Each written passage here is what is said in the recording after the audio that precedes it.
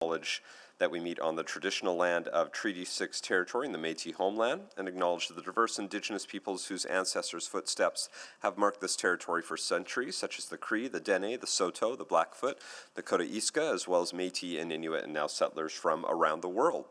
I'll start with a roll call. Councillor Principe. Good morning. Good morning, Councillor Morgan. Morning. Good morning, Councillor Jans. Good morning. Good morning, Councillor Rutherford. Morning. Good morning, Councillor Clark. Good morning. Good morning, Councillor Tang. Good morning. Good morning, Councillor Parmar. Good morning. Good morning, Councillor Paquette. Good morning. Good morning, Councillor Salvador. Will be here. Good morning. There she is. Yes, Councillor Stevenson. Good morning. Good morning, Councillor Elliott. Good morning, Mayor. Good morning, and Councillor Wright. Good morning. Good morning. Thank you, everyone. Okay, before we consider today's agenda, I will ask all members of council present if they have any pecuniary or conflicts of interest to declare regarding any of the items to be discussed. And a pecuniary interest exists when an item can monetarily affect a member of council, their employer, or a family member, and a conflict of interest exists when an item could affect a private interest of a member of council, their employer, or family member. Do any members of council have a pecuniary or conflict of interest to declare? Hearing no declared pecuniary or conflicts of interest, we'll move to the adoption of the agenda. Councillor Tang. Yes, I will move that. The May 5th, 2026 City Council public hearing agenda be adopted with the following change: replacement attachment for 4.4 bylaw 21266 to allow for medium and large scale mixed use development, Windsor Park attachment 2. Thank you. Do I have a seconder? Second. I think Councillor Elliott's got there first because it's a race. It's not actually a race. Please vote. I'm a yes. Yes. I'm a yes. I'm a yes. Thank you, Councillor Elliott. Oh, sorry, Councillor Clark. They sound very similar. And just waiting on one, Councillor Jan. Sorry if I missed it. Yes. Thank you. We have all the votes. Thank you. Please display the vote. That is carried 13-0. Next, council protocol recognition items. We have 3 today. I actually don't know which order I was meant to go in today, so we'll go, I'm just going to go maybe from my right to the left, because I think we have one from Councillor Morgan, then Councillor Parmar, then Councillor, let's go in that order. Councillor Morgan? Thank you. So let's take a moment to honor Safety and Health Week taking place from May 4th to 9th. We recognize this week each year to emphasize the importance of injury and illness prevention in workplaces of all kinds, including here at the City of Edmonton. We can only reach our full potential as a city if the workers who fuel our economy are provided with environments where they can contribute their best. All Edmontonians deserve mentally and physically safe workspaces to provide for themselves and their families. And no one should ever lose a loved one because of a workplace tragedy or have their life altered due to a workplace incident. This Health and Safety Week, let us focus on improving safety and health for all workers. Thank you very much. Next, I'll go to Councillor Parmar. Thank you, Mr. Mayor. I'd like to acknowledge that today, May 5th, is Red Dress Day. The first ever Red Dress Day was held in 2010 to honor the missing and murdered Indigenous women, girls, and Two-Spirit people in Canada. It was inspired by the Métis artist Jamie Black, who hung numerous red dresses, creating an impactful visual representation of the violence facing Indigenous women, girls, and 2S LGBTQIA+ community members. Since then, the red dress has become a powerful national symbol, serving as a call to action to change the systemic issues that allow these tragedies to occur. Indigenous women and girls are nearly 3 times more likely to experience physical or sexual violence than non-Indigenous women. And while Indigenous women comprise only 4% of the female population, they make up 24% of female homicide victims. The RCMP reported 1,181 missing or murdered Indigenous women and girls in Canada between 1980 and 2012. However, Indigenous communities estimate this figure to be over 4,000 people. In 2022, the City of Edmonton formed the Missing and Murdered Indigenous Relatives Municipal Action Plan with help from the community. The plan was a direct response to the 231 calls for justice from the National Inquiry on Missing and Murdered Indigenous Women and Girls. Edmonton's Missing and Murdered Indigenous Relatives Plan focuses on how the city can support actions to build awareness, address underlying causes, and ignite Indigenous resurgence. It has guided our decisions and efforts within our City Council and administration to support community-led actions towards healing, justice, and safety for Indigenous people and communities. And it will continue to guide our work to build a safe and inclusive Edmonton for everyone. I encourage all Edmontonians to learn about this ongoing crisis, participate in local Red Dress Day events, and take actions to support local Indigenous communities.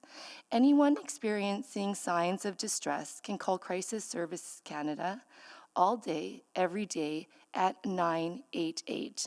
Thank you. Thank you, Councillor Palmer. And Councillor Elliott, please go ahead. Thank you, Mayor. I'd like to recognize that today marks the anniversary of the liberation of the Netherlands from Nazi occupation.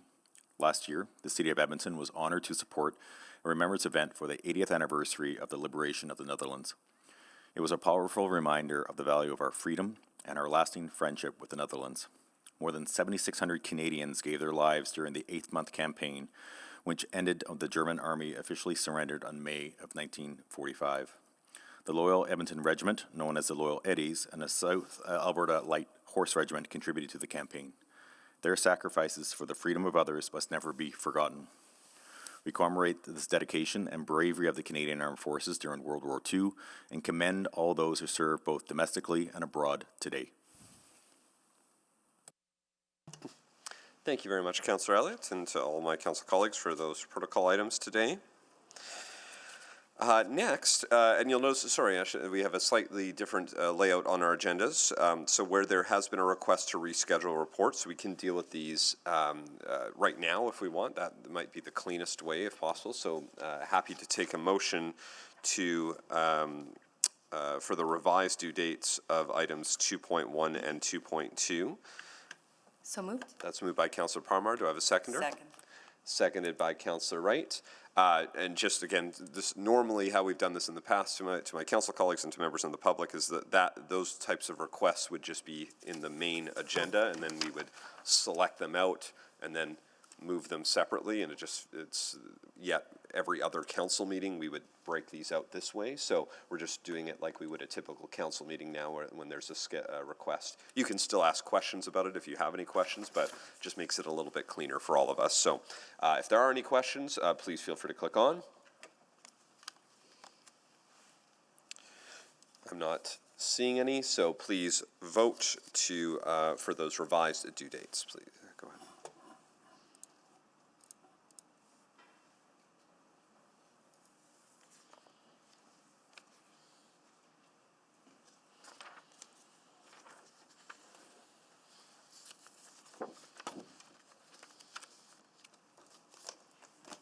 We have all the votes. Thank you. Please display the vote.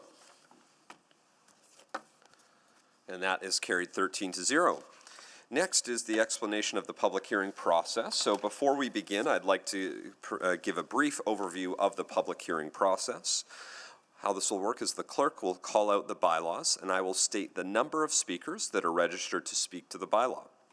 Council will then select the bylaws they wish to discuss and vote on any bylaws that have not been selected for discussion. For each item selected by Council, administration will first provide a presentation. Next, I will call the names of each registered speaker and invite them to make their presentations.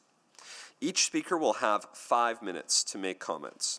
The clerk will run the official timer, which will be displayed in the virtual meeting and on screen here in Chambers. The timer lights, also on the podiums here at the front, will be green for the first 4 minutes, turn yellow when there is 1 minute remaining, and flash red when the 5 minutes are up, at which point I will respectfully cut you off if you're continuing to speak at that point. When there are multiple speakers registered for an item, speakers will be placed in panels.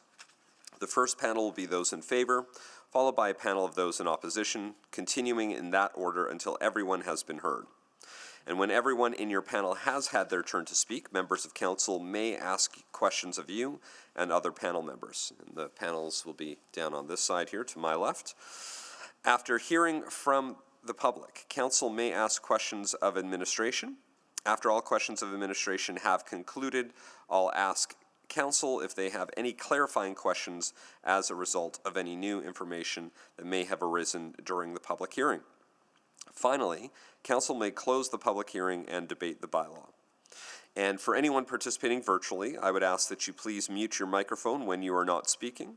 And for those in person, city staff will guide you to the seats over here when it is time for your panel.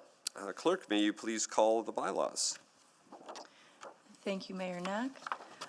Items 4.1 and 4.2 will be dealt with together. Is there anyone to speak to item 4.1, Charter Bylaw 21425, to amend the Northwest District Plan, or item 4.2, Bylaw 21426, to allow for medium-scale housing, MacArthur Industrial? Yes, I have one speaker in favor and no speakers registered in opposition. And just to confirm with our speaker in favor, is that to make a presentation or if selected? Only if selected, thank you. Great, we'll move to the next.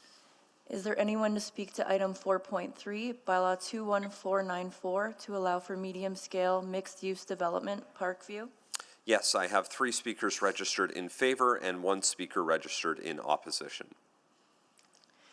Is there anyone to speak to item 4.4, Bylaw 21266, to allow for medium and large-scale mixed-use development, Windsor Park? Yes, I have 9 speakers registered in favor, and I have 13 speakers registered in opposition. Thank you. Is there anyone to speak to item 4.5, Bylaw 21493, to close a portion of road right-of-way along Heritage Valley Trail Southwest, Chappelle? Thank you. I have 2 speakers registered in favor, both to answer questions only, and no speakers registered in opposition. Items 4.6 and 4.7 will be dealt with together. Is there anyone to speak to Charter Bylaw 21489 to amend the White Mud District Plan, or Bylaw 21490 to allow for a large-scale park to accommodate a school, Henderson Estates? Thank you. I currently have 4 speakers registered in favor and none in opposition. Just to check with our speakers registered in favor, one of them is currently registered to answer questions only. I have Jennifer Wardall, James Bradshaw, and Mark Labont, and I just want to check for those 3 speakers, are you all registered to make a presentation or only if selected? I see only if selected from the City of Edmonton representatives. James, are you here right now? You are? Where are you, James? You wish to make a presentation regardless of whether or not this is selected, correct? Yep, okay, great. I just wanted to get confirmation. Thank you. So as mentioned, no one registered in opposition. Next is, sorry, go ahead. Is there anyone to speak to item 4.8, Bylaw 21459, to allow for light industrial, small commercial businesses, and small-scale commercial centers, Lewis Farms business employment?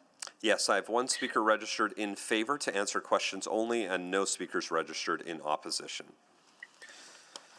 Wonderful. So that's the number of speakers. Now is the opportunity to select items for debate. So please click on the board to members of council if you wish to select any of the items for debate.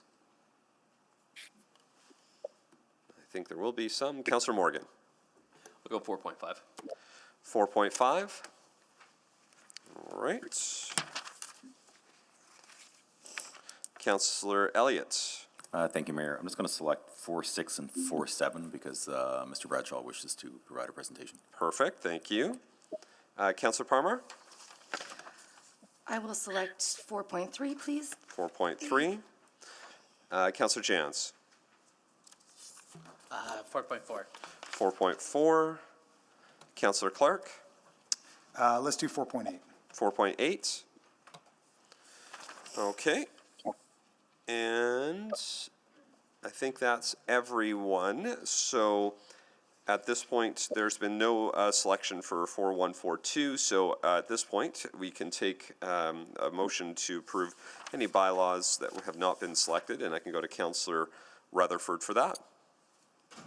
Yeah, thank you. And they're my items and the ward I represent, so that's great. And I'm excited about it. So I will move closure of the public hearing on items 4.1 and 4.2. Thank you. Do I have a seconder? Second. Seconded by Councillor Wright. Please vote for closure of the public hearing on those items.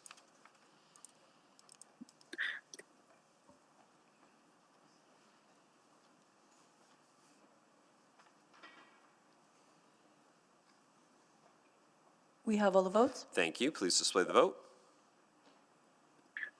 That is carried 13-0. Councillor Rutherford? Yes, I will move first reading on items 4.1 and 4.2. Second. And seconded by Councillor Wright. Please vote on first reading.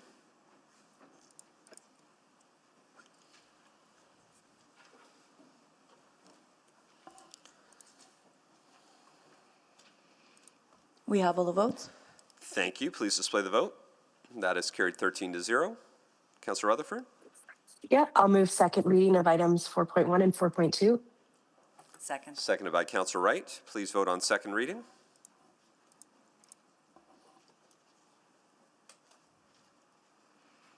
We have all the votes. Thank you. Please display the vote. That is carried 13-0. Councillor Rutherford? Yes, I'll move consideration of third reading on items 4.1 and 4.2. Second. Seconded by Councillor Wright. Please vote on consideration of third reading for those items.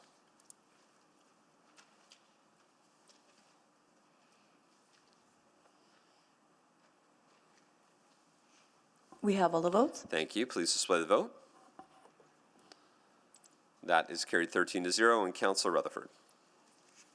Yes, I will move third and final reading on Charter Bylaw 21425 and Bylaw 21426. Second. Seconded by Councillor Wright. Please vote on third and final reading of those two bylaws.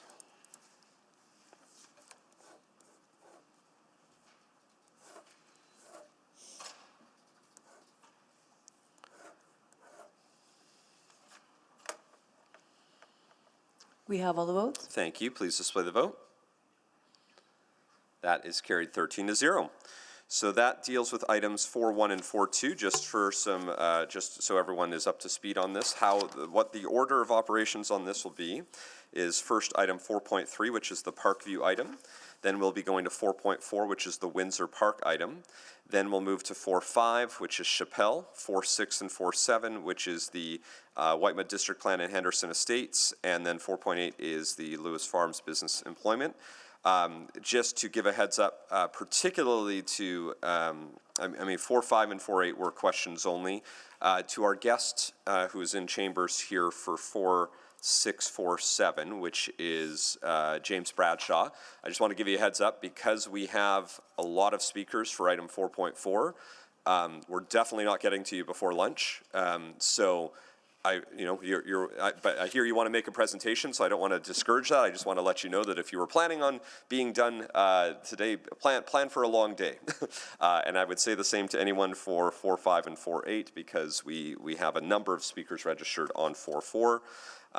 So I just want to set expectations on that for everyone else and council. So we have that in mind. So, okay, great.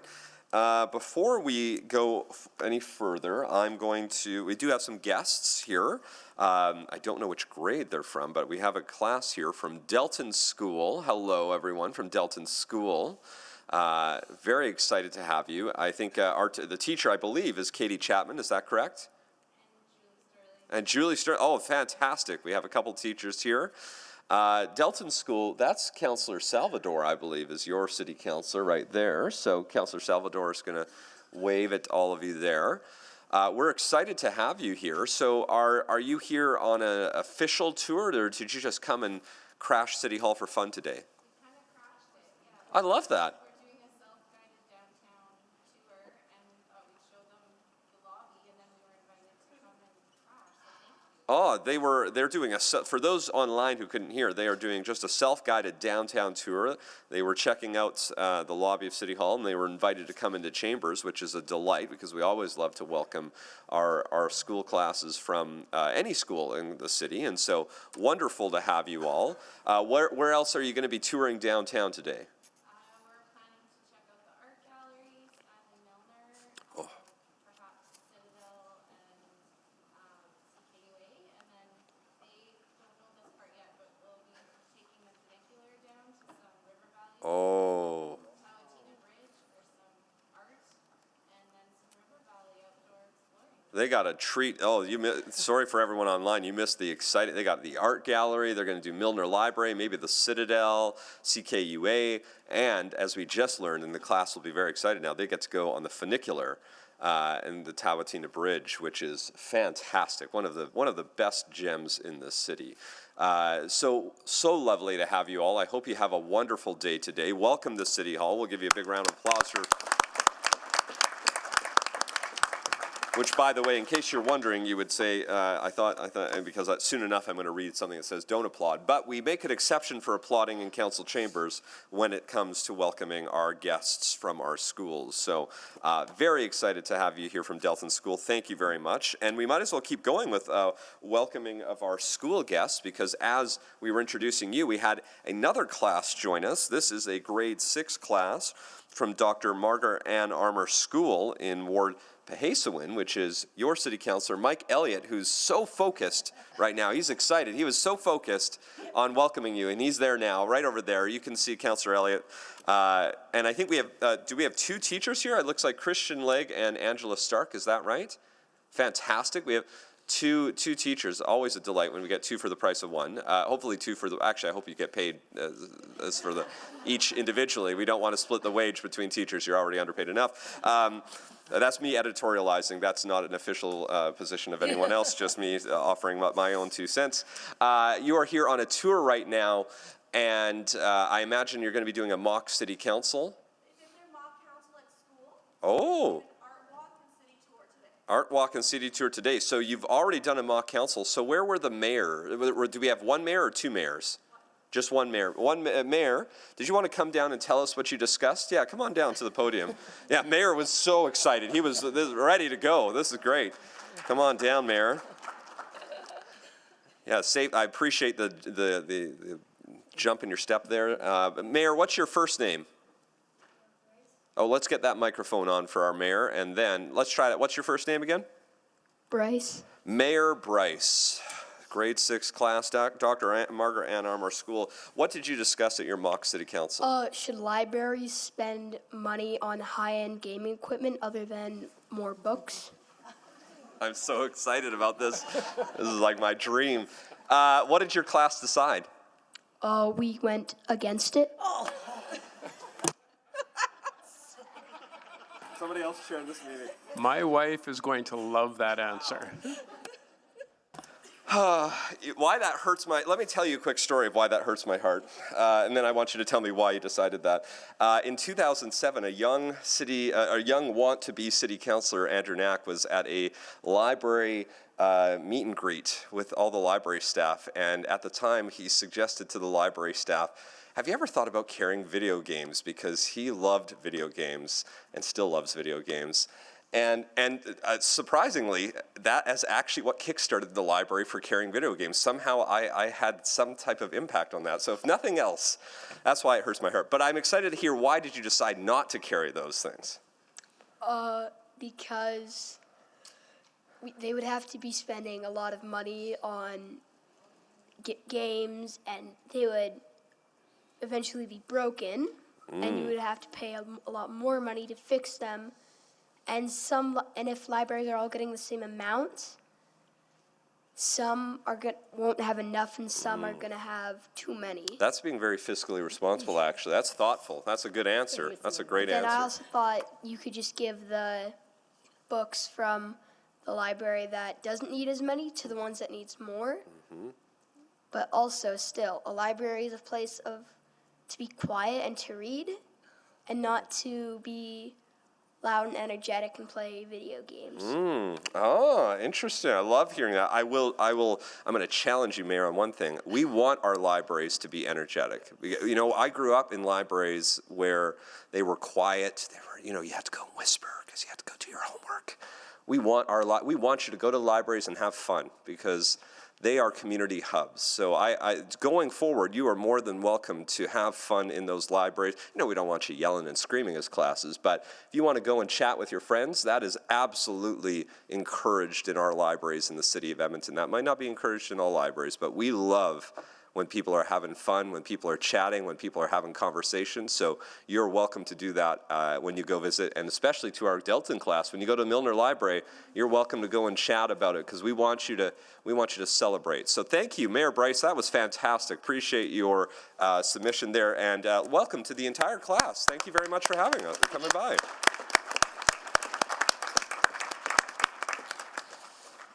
That was very personal for me. All right. He's like shook. Yeah, I know. It's the day is ruined now. I've got to just. No. The day is just getting started. We are so excited always when our classes join us. And now we are going to move on to our public hearing agenda, and we are going to start with item 4.3, which is the Parkview item. So we'll start with a presentation from City Administration. Please go ahead. Good morning. This application proposes to rezone a site in the Parkview neighborhood from the small-scale residential, or RS zone, to the mixed-use zone, MU, with a height modifier of 18 meters, a floor area ratio of 3.5, and the commercial frontage modifier. Next slide, please. This consolidated corner site is located at the intersection of 142nd Street and 91st Avenue.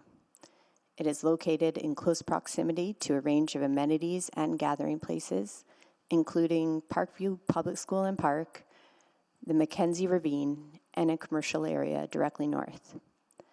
The site is well connected to active travel options with a district connector bike route and bus service running along 142nd Street, as well as a bus stop immediately in front of the site. Next slide, please. Administration reached out to the public using a mailed notice to 114 recipients at a radius of 130 meters, information on the city's website, site signage, and 2 rounds of online engagement via Engaged Edmonton. We received feedback from 318 residents, with 298 in opposition and 10 in support. Those in opposition were concerned about impacts to the single-family and low-density character of Parkview, on-street parking congestion, traffic congestion and traffic safety issues for school students and pedestrians, utility capacity in the area, privacy and shadowing impacts, and impacts on surrounding property values. Those in support cited the site's corner location and closeness to amenities in commercial area, the positive impact on local businesses, and contribution to additional housing options in the area. Next slide, please. When first submitted, the application proposed a mixed-use zone with a height modifier of 23 meters and a floor area ratio of 3.8. Based on feedback received through engagement, the proposal was revised to reduce the scale. Key changes included reductions in height from 23 to 18 meters and FAR from 3.8 to 3.5. Next slide, please. Compared to the current RS zone, the MU zone allows an additional 8.5 meters in height, the introduction of commercial uses on the ground floor, reduced front and flanking setbacks, and increased setback to abutting properties. The model shown illustrates the maximum build-out under the proposed zone, including step-backs above 4 stories to reduce massing and support transition to adjacent properties. Next slide, please. The Jasper Place District Plan designates the site as part of the 142nd Street secondary corridor. This prominent street links to the Stony Plain primary corridor and is envisioned as a vibrant urban area for living, working, and movement, with anticipated redevelopment to include residential, mixed use, and commercial uses. District policy supports mid-rise developments up to 8 stories within secondary corridors and along arterial roadways like 142nd Street. The proposed MU zone, which permits an approximately 5-story mixed-use development, aligns with this policy direction. Next slide, please. Administration supports this application. It proposes a scale of development which is appropriate within a secondary corridor. It provides additional housing units while ensuring an appropriate transition in scale. And it enables people to easily complete their daily needs within close proximity to local businesses, open space, schools, and active travel options. Thank you. Thank you very much. Next, we'll move to our speakers. We'll start with our speakers in favor. We have all 3 in person. Dinesh Deshpande, please come down to number 1. Then Griffin Hutchin, number 2, and Marcelo Figueira, number 3.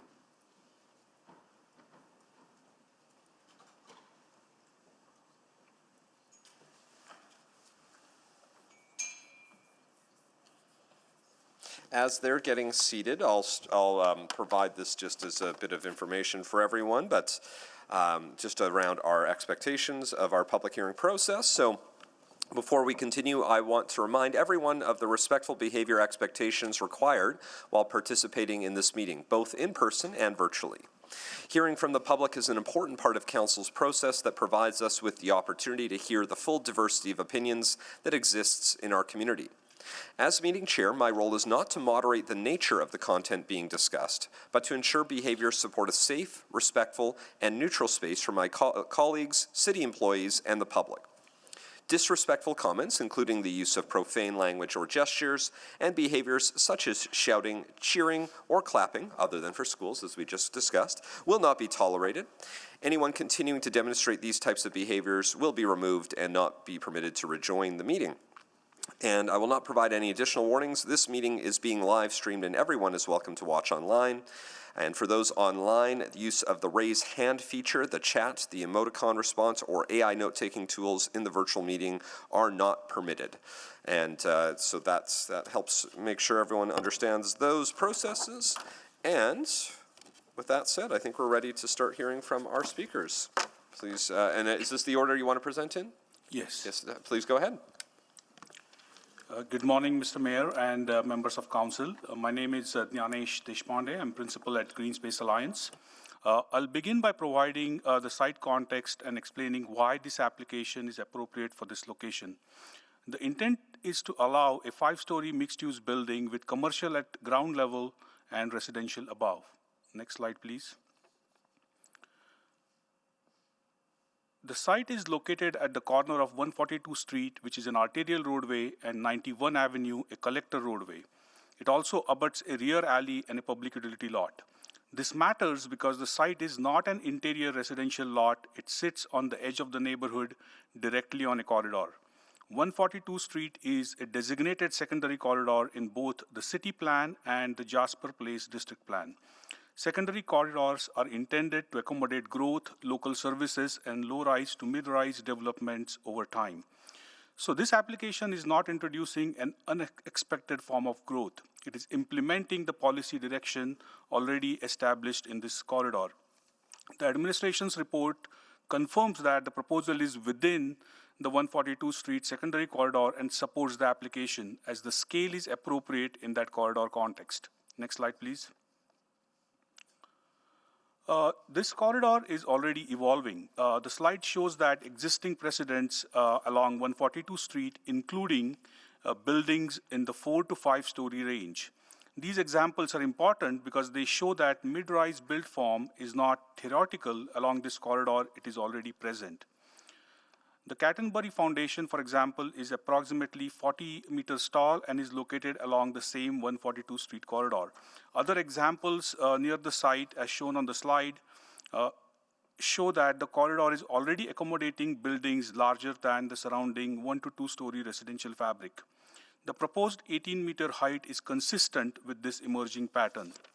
Next slide, please. So the revised application is for a mixed-use MU zone, 18 meters in height, FAR of 3.5, with ground floor commercial and approximately 36 residential units. The ground floor commercial component is important because it supports the corridor's role as a local destination and helps to provide shops, services, and amenities within walking distance of nearby residents. The zone also includes setbacks and step-back requirements that manage transition. These requirements are not optional. They're part of the zoning framework and regulate how the building relates to neighboring properties. Administration's report identifies these transition tools, including step backs above 16 meters and increased setbacks to surrounding properties. Next slide, please. Vehicular access is proposed from the rear alley. This approach avoids new vehicular accesses from both 142 Street and 91 Avenue. It helps reduce conflict points along public streets and supports a safer pedestrian environment. The alley interface also provides space for vehicular access, parking access, servicing, and waste management.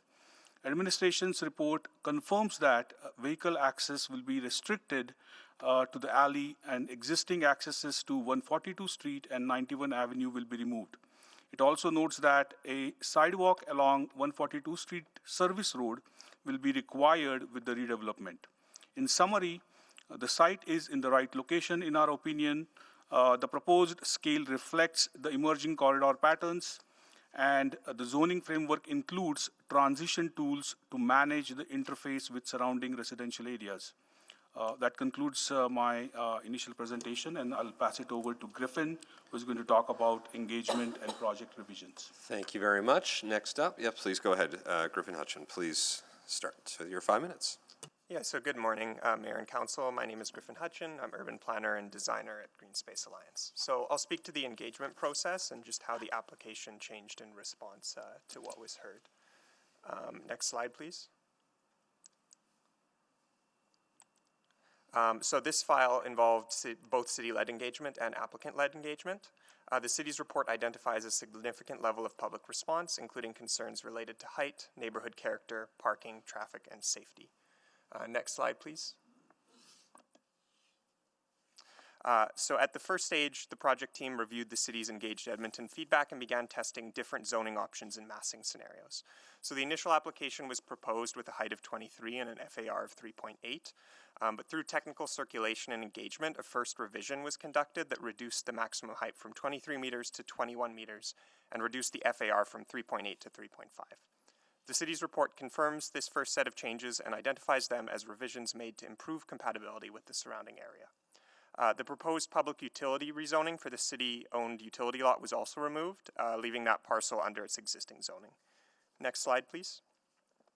The second major engagement step was the applicant-led open house held on December 12, 2025 at the Parkview Community Hall. The open house used a drop-in format with information stations. Residents could review the materials at their own pace and speak directly with the planning team. The open house boards covered the corridor policy, the original application, community feedback, revised height and FAR, setbacks, massing, parking, access, and next steps. Approximately 70 to 80 people attended, and the project team received survey responses, comment sheets, and evaluation forms. The applicant-led What We Heard report identifies concerns about the height, scale, parking, traffic, alley access, safety, privacy, shadowing, and neighborhood character. Next slide, please. This slide is meant to clarify the outcome of engagement without overstating it. So the feedback was clear. Many residents remained opposed to the application. The most common concerns were height, parking, traffic, safety, and compatibility. However, the engagement also helped identify what changes could be made within the policy framework. Following the open house and further discussion, the application was revised again from 21 meters to 18 meters. This final revision responds directly to the reoccurring concern about height while maintaining the mixed-use intent of the corridor. The Community League chose not to take a formal position on the rezoning. This means there is no official Community League endorsement, but also no official Community League opposition. Our internal correspondence confirms that the League decided not to adopt an official position. So the record before Council includes substantial resident feedback, a neutral Community League position, 2 rounds of city-led engagement, and an applicant-led open house that informed further revisions. Administration has reviewed the final application and recommends support.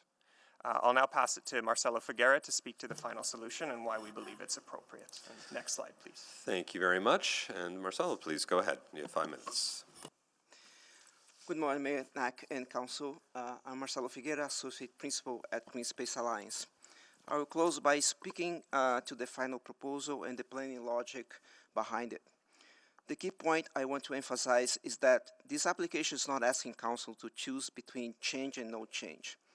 Our understanding is that this decision has already been made through the city plan and the district policy plan.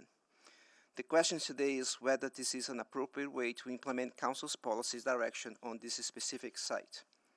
That distinction matters because the district policy supports both low-rise and mid-rise development in secondary corridors. 4 stories is supported, but also 5 to 8 stories are supported where the corridor and roadway conditions apply. This proposal is 5 stories, placing it at the lowest end of the mid-rise range Council policy expressly supports. In our view, this 5-story mixed-use proposal implements the corridor policy appropriately while maintaining its interface with nearby residential properties. Next slide, please. This slide shows how the application evolved with Council's policy direction in mind. We are proposing the MU zone because the site is within a Council-identified corridor where mixed-use growth is anticipated. This application began as a taller 6-story proposal. After technical circulation and Phase 1 community feedback, the proposal was reduced in both height and FAR. Then after further engagement and consideration, the final proposal is now 5 stories form, with approximately reducing 3,500 square feet of buildable area from the original application. These were not cosmetic adjustments. They materially recalibrate the proposal, but the recalibration did not reduce the project to the point where it no longer performs as a corridor mixed-use building. In other words, the proposal changed in response to feedback, but it did not abandon the policy purpose of this corridor. Next slide, please.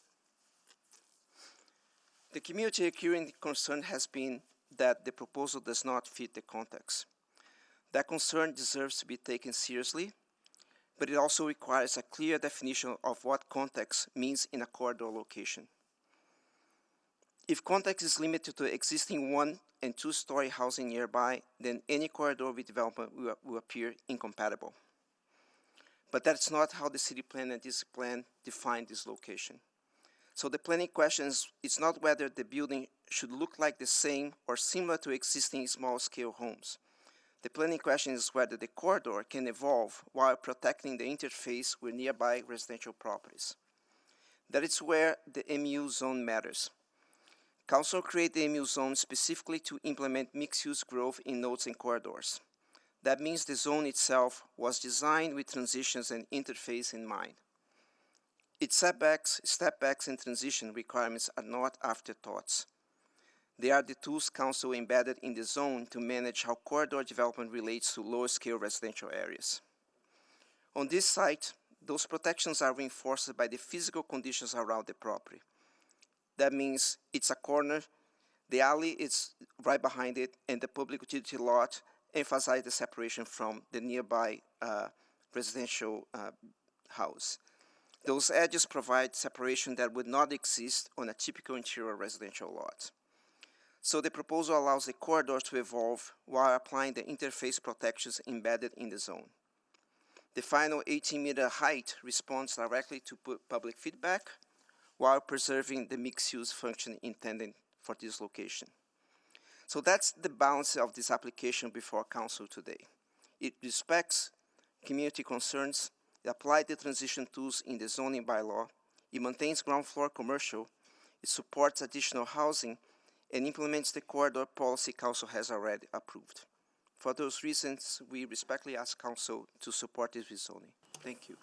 Thank you very much. Those are our speakers in favor. Now we'll move to questions of our speakers in favor. I'll go to Councillor Parmar first. Please go ahead. Thank you very much, Mr. Mayor, and thank you for coming here today.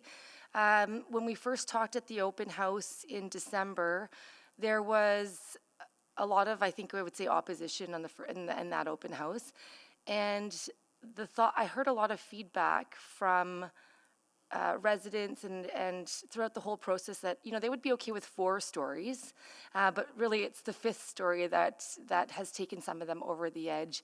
Can you just tell me about your process to go from 23 to 18? Is 4 stories just not, and even when you actually showed the 3 examples, 2 out of 3 of them, are 4 stories. So can you just, is it not viable to go to 4 stories, or what is that 5th story? Is it the commercial that makes it the 5th story? If you can just maybe shed some light on that. Thank you for the question. Yeah, you're right. The commercial shifts the building up, right? That's one of the main purpose to have 5 stories instead of 4. So you can have a full residential building and still provide that servicing that the policy in the district plan talks in those in corridor. It's also it's a really also a policy interpretation, because 4 stories is supported, but specifically 6 stories or mid-rise, so being along the edge of collective roads and arterial roads, and that's the case for 91st and 142nd Street. Okay, and thanks for that. Can you also share with me, the site beside it is a commercial site as well, you've shown in your slides. And just recently, the grocery store has gone under there. That's a vacant commercial spot. The RBC is also vacant. The restaurant also is now vacant, although potentially a new tenant is going there. Did you do any studies on commercial viability in that spot? Well, the developer also runs a realtor business, and he has his own data in terms of the uptake of commercial space in many parts of the city. That goes into cycles, right? So right now, they might be on the downward cycle coming out of the pandemic and having more opportunities elsewhere. But this is a long-term development, so we're not looking at the next 2 or 3 years. It's looking like 10 years, 15 years or more. And can you talk a little bit about parking? Because parking was, we think we were talking, you know, that's a main concern from these residents, although not a land, but just understanding how the site is utilized. Are you still at the 0.8 parking stalls per unit?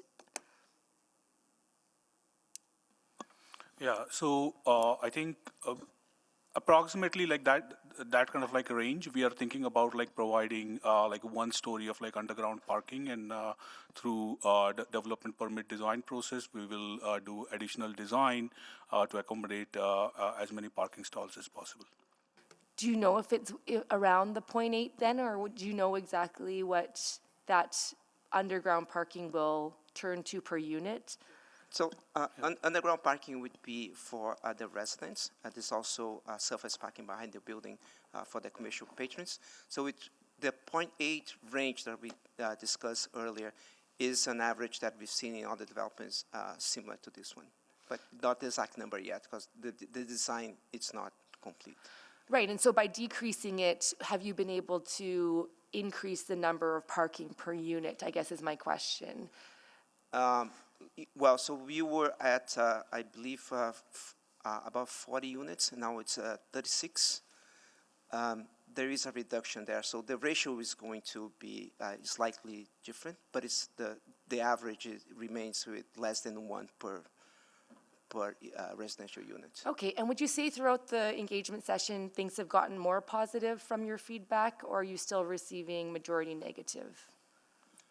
Well, we actually received direct emails from people that were in support.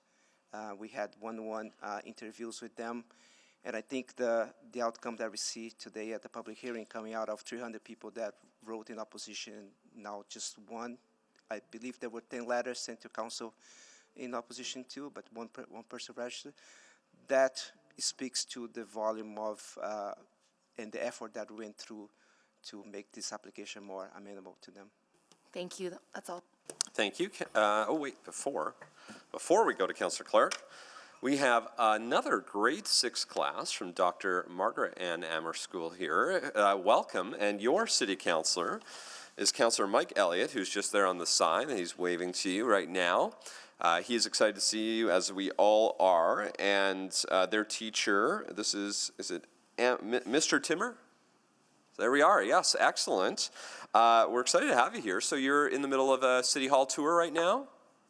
Fantastic. Did you do your, one of your other classes came, they had done a mock City Council before coming here. Did you do yours here, or did you do your mock City Council before? Where's the mayor? Mayor? Did you want to come down to the podium over? You can actually probably make it down either one here. Maybe try this one here. We'll see if it might be too short for you, but we'll see. Oh, you're about to do one. Fantastic. Come on down to the mic, Mayor. We want to hear what you're going to discuss. What's your first name, Mayor? Soren. Say that one more time. Soren. Soren? Nice to meet you, Mayor Soren. Thank you so much for being here. And what are you about to be discussing with your class? The mayor. How I would like to be mayor and how I will change our class. Yeah, and come a little closer to that mic just so we can hear you there. And sorry, are you going to be debating a specific topic then? No, we have nothing planned yet. Nothing planned yet. Okay, all right, but you're going to figure out a plan here. And so you've already been decided to be mayor, and so what's your strategy for being mayor and running the meeting? How are you going to run that meeting? Have you figured that out yet? Not really, but I have a good idea of Okay. What's one of your ideas? What are you going to try to do to make sure it's a smooth meeting for everyone? Well, I'm gonna try to make sure that no one's voice gets not heard. I'm gonna try to make sure that everyone has a say. That is an excellent idea. That is probably one of the most important things you can do as chair of meetings. So thank you very much, Mayor. That is great to hear. Looking forward to hearing what topic you decide to debate. And then whenever you make that decision, please let your councillor know. Councillor Elliott will be happy to hear what you've discussed. But thank you for being here, and thanks to the entire class for being here. Welcome, everyone.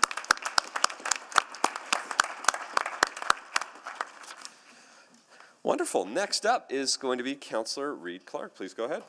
Great, thank you, Mayor.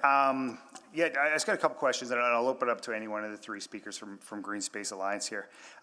Just kind of want your comments on, when we look at this site specifically, because you referenced the one down the street that's in my ward in Crestwood and kind of the similarities there. But I guess what I see is there's an alley to the west, right? But there's no alley to the south, where the Crestwood one actually has the side street and it has the alley for a similar kind of development there. So I kind of want your take on that and why this is, in your opinion, kind of a similar situation.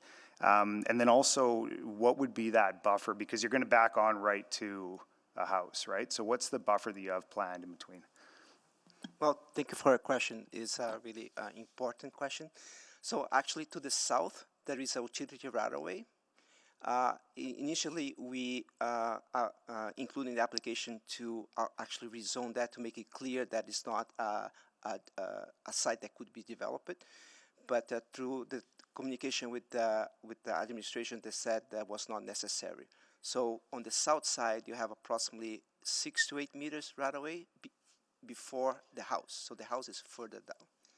So, and then by retaining this zone as residential, we have to provide a 3-meter setback anyways. So it becomes over 9 meters separation from that house to the south. Okay, I'm just making those notes. Okay, so it's slightly different. It's not exactly like the one that we've seen in Crestwood that's been up there for a few years. I just want to touch on Councilor Palmer's point on the MU zone, because I get this is on nodes and corridor, and I think that's a good compromise to develop, and I think that makes sense. I think with the MU zone, and just what I've been hearing from a lot of developers, even last night, when we were talking about Stony Plain Road development, which is going to be a great opportunity for anybody who wants to be involved with, is that MU actually can really hurt the viability of the residential project, because it is a challenge to try to find really people to put in there. So I know you touched on it a bit and you think this is a long-term play, but I just want kind of rationale why that MU makes sense in your opinion. Yeah, so I'm a big fan of the MU zone, actually. It's one of the best ideas of the new zoning bylaw because it allows you to calibrate the height in the FAR on a site-specific basis, very close to what a direct control would do, but instead of going all through the process like very detailed direct control. So it's a what I would say the hybrid very exciting zone to apply to nodes and corridors. The other aspect of the zone is that it has a comprehensive list of uses, residential, commercial, community services, and that provides flexibility to create that kind of a commercial corner, so to speak, because as we were discussing, this is a long-term plan for commercial on this site. So having more options to tenants creates better opportunity for the developer to actually lease that space. And just a question, did you ever look at the bank building that's adjacent for the street in the park? Did you ever look at that as being a potential site for this same development, or no? No. No, okay. And then kind of just to anyone on the panel here, like I appreciate the engagement you guys did yourself in the community. I think that's really important. You know, even though there isn't a lot of people who were able to take the time off today to speak, there's still, you know, obviously a few hundred in the community that have opposition on this. So I just kind of want to know, what are your next steps on engagement to try to get the community to come along on this project? Well, I think, and I appreciate that there were more than 200 people in opposition. I think the feedback that we heard, even from people that didn't want to speak in front of the other residents, but they came to us to say, well, this is great that you reduce the height, reduce the FAR, this is moving to the right direction. So I think the next step, as any other infill project, is to really engage the nearby residents in terms of the construction management of the site, the final design. And last year, I think Mayor Knack is going to remember this very well, because we had an application, was Jasper Place. We actually, after the rezoning was approved, we had several meetings with the Community League to show the design, the development permit drawings, and the final decision on which direction the developer was going on. So this is not like a different process for us. This is something that we've done if the community requests. Thank you.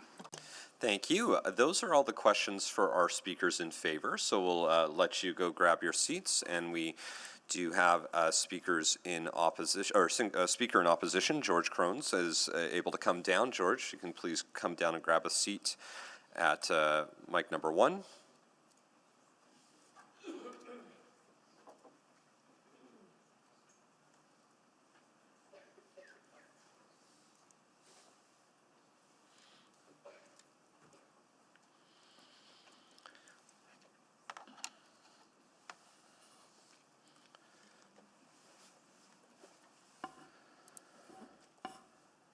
And as our speaker's getting settled, I believe they have a presentation that will be brought up on the screen as well.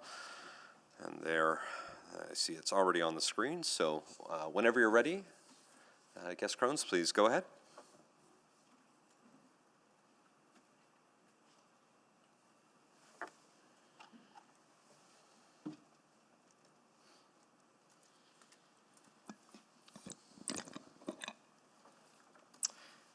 Hello, everyone. Thank you for your time and the opportunity to speak today, and also serving Edmonton. Really appreciate your efforts. I am George C., and I am here today to declare my opposition to the rezoning request under Bylaw 21494.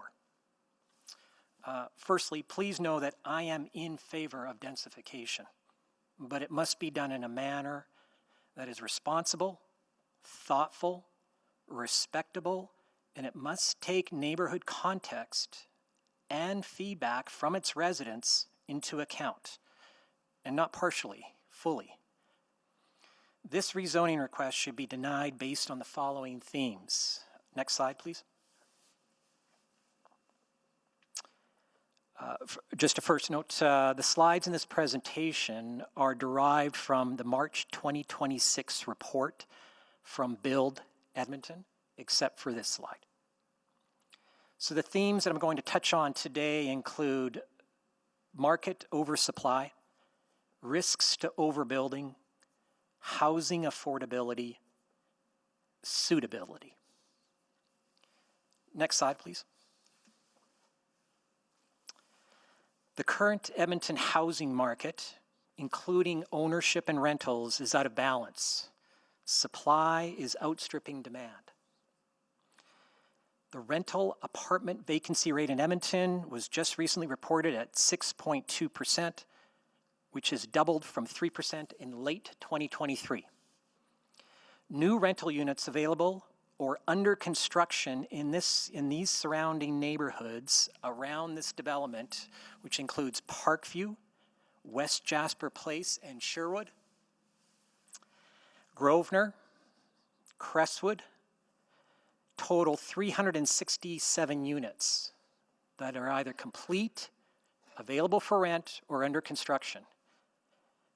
I tried to include Glenora in the number, in that metric. However, I wasn't able to get a firm number, but just from my personal venture around the neighborhood, there are several more that will bring that number to well over 400 units. Approving this rezoning will just add to the supply, which apparently is not being absorbed fast enough as indicated by the spiking vacancy rate. Next slide, please. Risks to overbuilding. Population growth is in decline. Net migration into Alberta has been declining every quarter since Q1 2024, when this bylaw came into effect. Annual net migration into Edmonton peaked in 2024 and is now actually lower than it was in 2023. A decline in population growth could lead to new units not being absorbed by the market. Housing market correction could happen, leading to price declines, which would directly impact property tax revenues by the City of Edmonton, with lower assessed values on those properties. There's potential for financial strain and bankruptcy in the developer world. Potential for a decline in employment opportunities in the development, design, and construction segments if this continued oversupply persists. Infrastructure overload. We're already seeing some issues across the city where multiplexes are requiring some infrastructure upgrades in some neighborhoods. Continued loss of green space, tree canopy, and urban forests, that continues, especially with the fact that we don't have a tree bylaw on private property. Hopefully that'll come along later this year. Unoccupied properties could become derelict properties, which could lead to safety concerns. And we already have a number of derelict properties in the city throughout, and adding to that stock is not going to be helpful.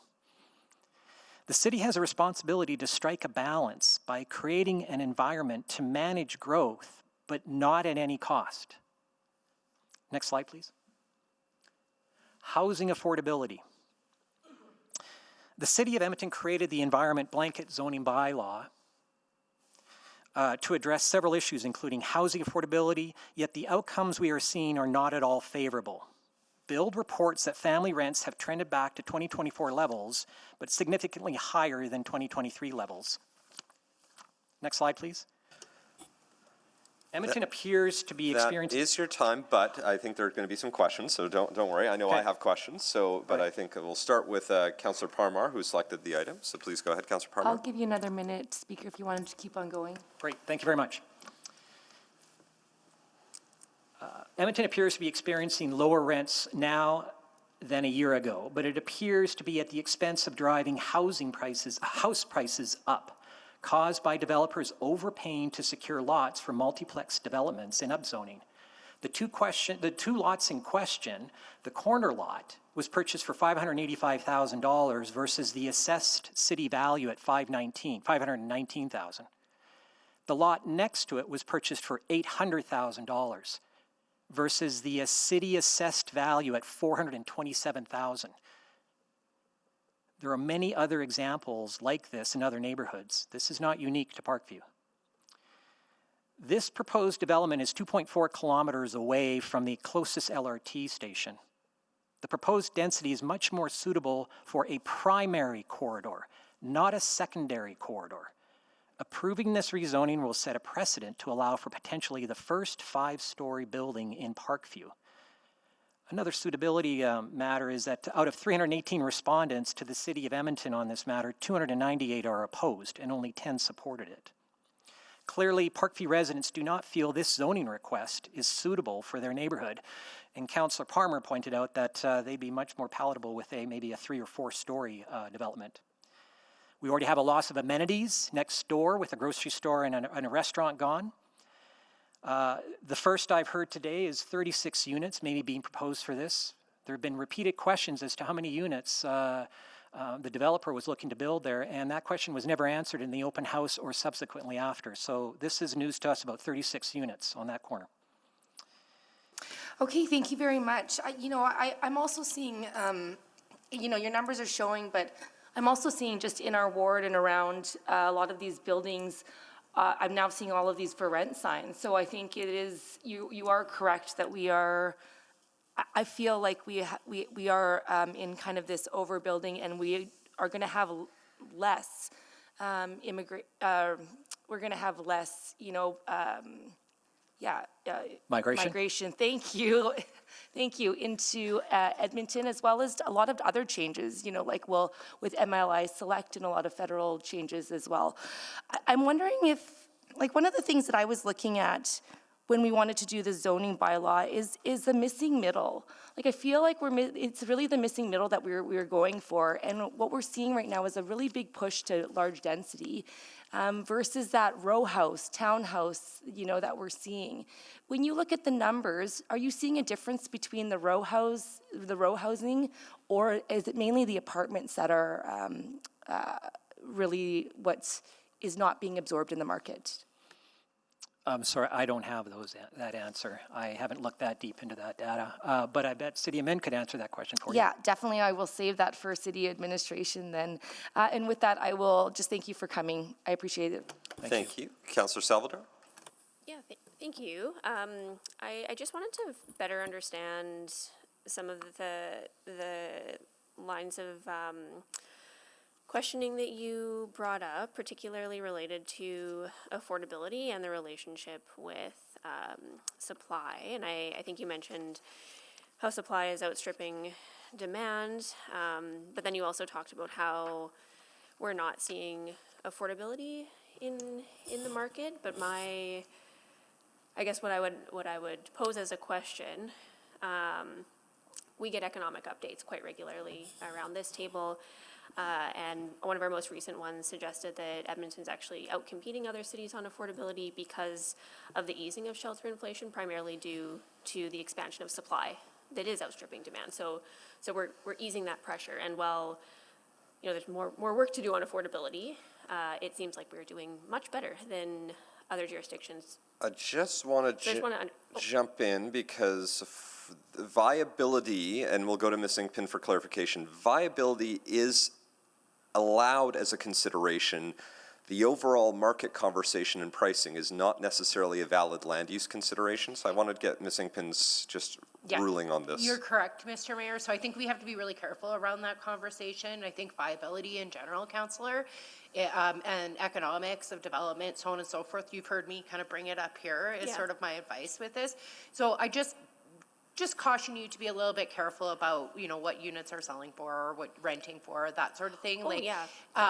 And to sort of stay around the viability overall, because I think that is definitely relevant. Thank you. Yeah, thanks, Ms. Singpin. And we'll give you your time. I just wanted to make sure we had that caution, because again, we're not even talking about whether a project is rented or owned. It might be assumed that it could be rented based off, I've heard presentations, but that is not a valid land use consideration. So broader viability, yes. Rental versus own, because they could choose to make this a condo development, which might be different. So I'm going to just go back to you. Sorry, I just want to make sure we're all sort of operating. That is the legal requirements that we must follow as part of a land use public hearing. I appreciate it, Mr. Mayor. Thank you, Ms. Singpin. Go ahead, Councillor Salvador. Absolutely. Thank you. So just wanted to pose that question back to you, since you raised the affordability question and the relationship between supply and demand. So the city plan talks about affordability and attainability in the city. I'm not sure if you're referring to affordability with respect to rental units or housing stock or single family homes. Affordability in the market broadly. So I'm not an expert when it comes to that. And that's a lot of segments all in one group.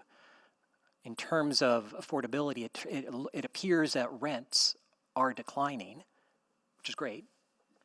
However, housing prices for single-family homes are being driven up by developers overpaying for lots. That takes starter homes out of stock in mature neighborhoods, all within the Henday ring.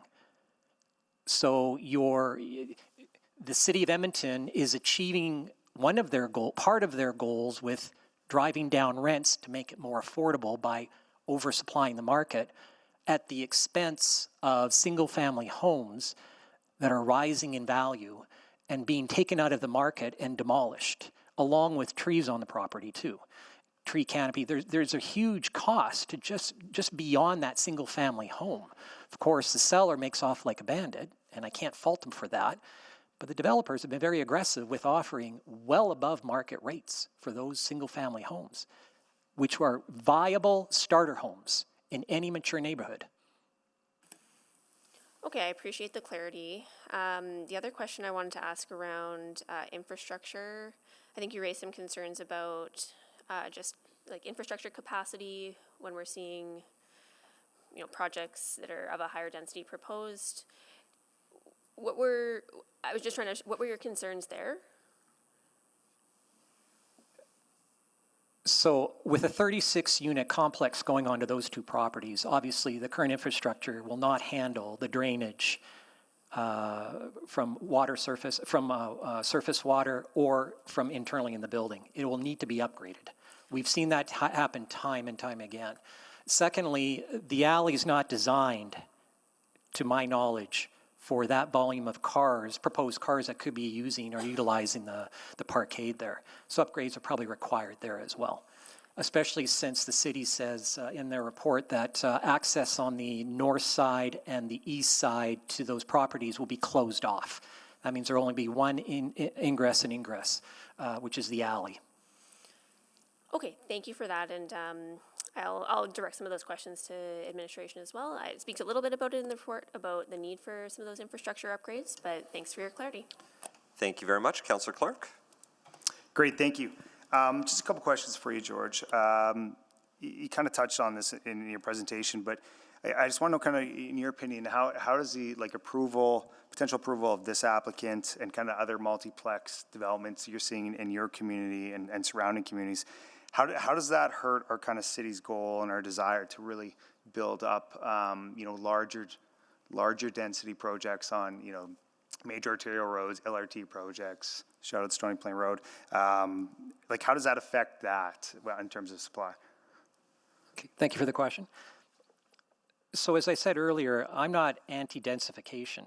I believe in it, but it's got to be done in a managed way, in a responsible way, and in a gentle way. Adding 36 units to that corner is not gentle at all. That is not a proper transition from single-family homes, which are still that will still remain beside and to the west of that property, of those properties. The feeling in the neighborhood, if I'm reading the comments correctly, is that there is an appetite for density, but not 36 units. Let's go back to the regular RS type density there, which will still bring on a number of units. And let's not forget, we have an oversupply of units that are not being absorbed right now. Our growth in population is not keeping up with that. It is not absorbing it. We're getting signs from the market right now, telltale signs, Build is confirming this, that we're building faster than the population is growing. City's responsibility is to temper that through policy and through approvals or denials of rezoning requests. That's one way to do it. We can still achieve our goal of, if I'm not mistaken, back in the February public hearing, I believe Mr. Pollack had mentioned that if there was a reduction from 8 to 6 units on a mid-block property, that we would still be able to achieve our densification goals through the city, as stated in the city plan of meeting 2 million people in this city. I'd also kind of like your context. I asked the applicant this about how this site, in your opinion, differs from the one in Crestwood, which is somewhat similar, right?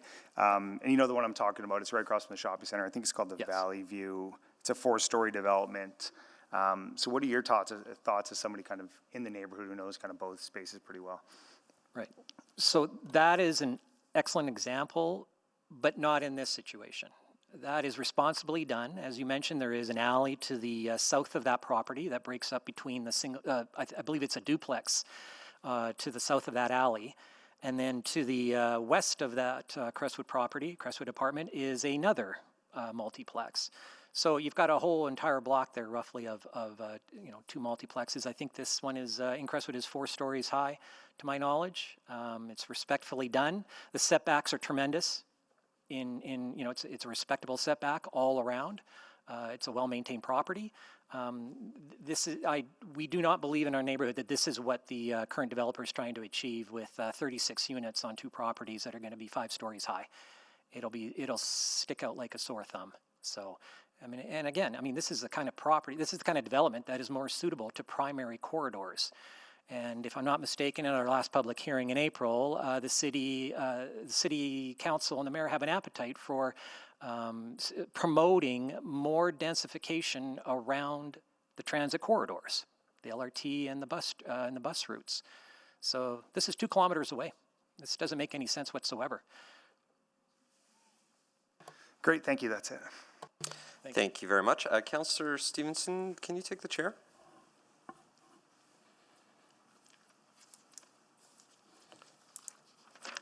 I have the chair. Thank you.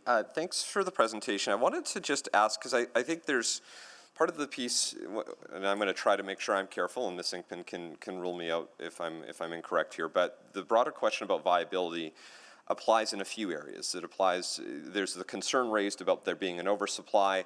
I think then on the other side of the spectrum, we would have the point that's raised that 1 in 4 renters currently are in core housing need. So there is still, I think, a suggestion that there's a lot of people that rent that are struggling to afford a rental home. And so isn't it good that we have a supply, therefore those who are in core housing need have a better chance of actually getting something within their price range? Yes, I agree. However, why aren't these properties being soaked up right now? Well, I think that's the question, is that there's still a vacancy rate. It's at 6.3, I think you showed in the presentation. Correct. And we're seeing prices at least level in a lot of cases. We just saw that story from CBC about a week and a half ago that showed it is a renter's market now. So there's greater opportunity for folks, which feels like a goal we should be striving for, because we ultimately want to see that 1 in 4 start to drop. And so the best way to do that is to have a supply that allows more renters to have more choice, which forces people who own rental properties to have a price point that is attractive to folks. Understood, but what is the magic number for the amount of supply? Well, I think ideally, the way I look at it is not 1 in 4 people struggling with housing affordability, right? But you don't know if they'll ever make that choice to move into a property like that. You are only estimating and guessing that will happen. We've had enough time elapse where a number of these properties have been sitting on the market, not being rented out. So they're not being absorbed. The market is telling us something already. We need to pay attention. And what if these are condos? What if these are condos? Yeah. Because I think the question that while we've been talking broadly about affordability, our main decision point today is this built form appropriate on this site? Regardless of whether it's a rental product or a condo product, we have to determine, is this the right built form? And I heard the answer to question Councillor Clark's, which is if you use the Valley View as an example, which I think is about 2 lots and I think about 40 units, so it's using up about a similar land area with about a similar number of units, I believe. That condo is about 30 to 40, if I remember correctly. Does that sound about right? Well, I believe the GSA representative said 36 units. I'm talking about the Valley View. So like we're trying Valley View. when I'm thinking about the Valley View, I think it's about at least 30 units, give or take. I don't know. Okay. City men will know. Yeah, and so I guess when I'm thinking about that separation, you talked about on the south side, we have a utility lot, which has essentially a similar buffer to the alley that's facing the Valley View. So I guess I'm trying to look at those as sort of a comparables, and you have a similar setback requirement from the property to the south. It's on the north edge of the block, similar to the Valley View. So in terms of things like sun shadow, you wouldn't have that same type of impact. You've got commercial on the other side of the street. So I think that's the bigger question. Whether it's rental or owned, I'm trying to figure out is a building on a corner with very similar features to the Valley View an appropriate spot for density? And I'm hearing you suggest no, and I'm trying to figure out why those two are different when they have similar setbacks, similar unit counts, similar size of lots. Yeah, ownership may attract a different demographic than rentals. I'm not sure. Well, again, I stated earlier, I'm not an expert in real estate. Yeah.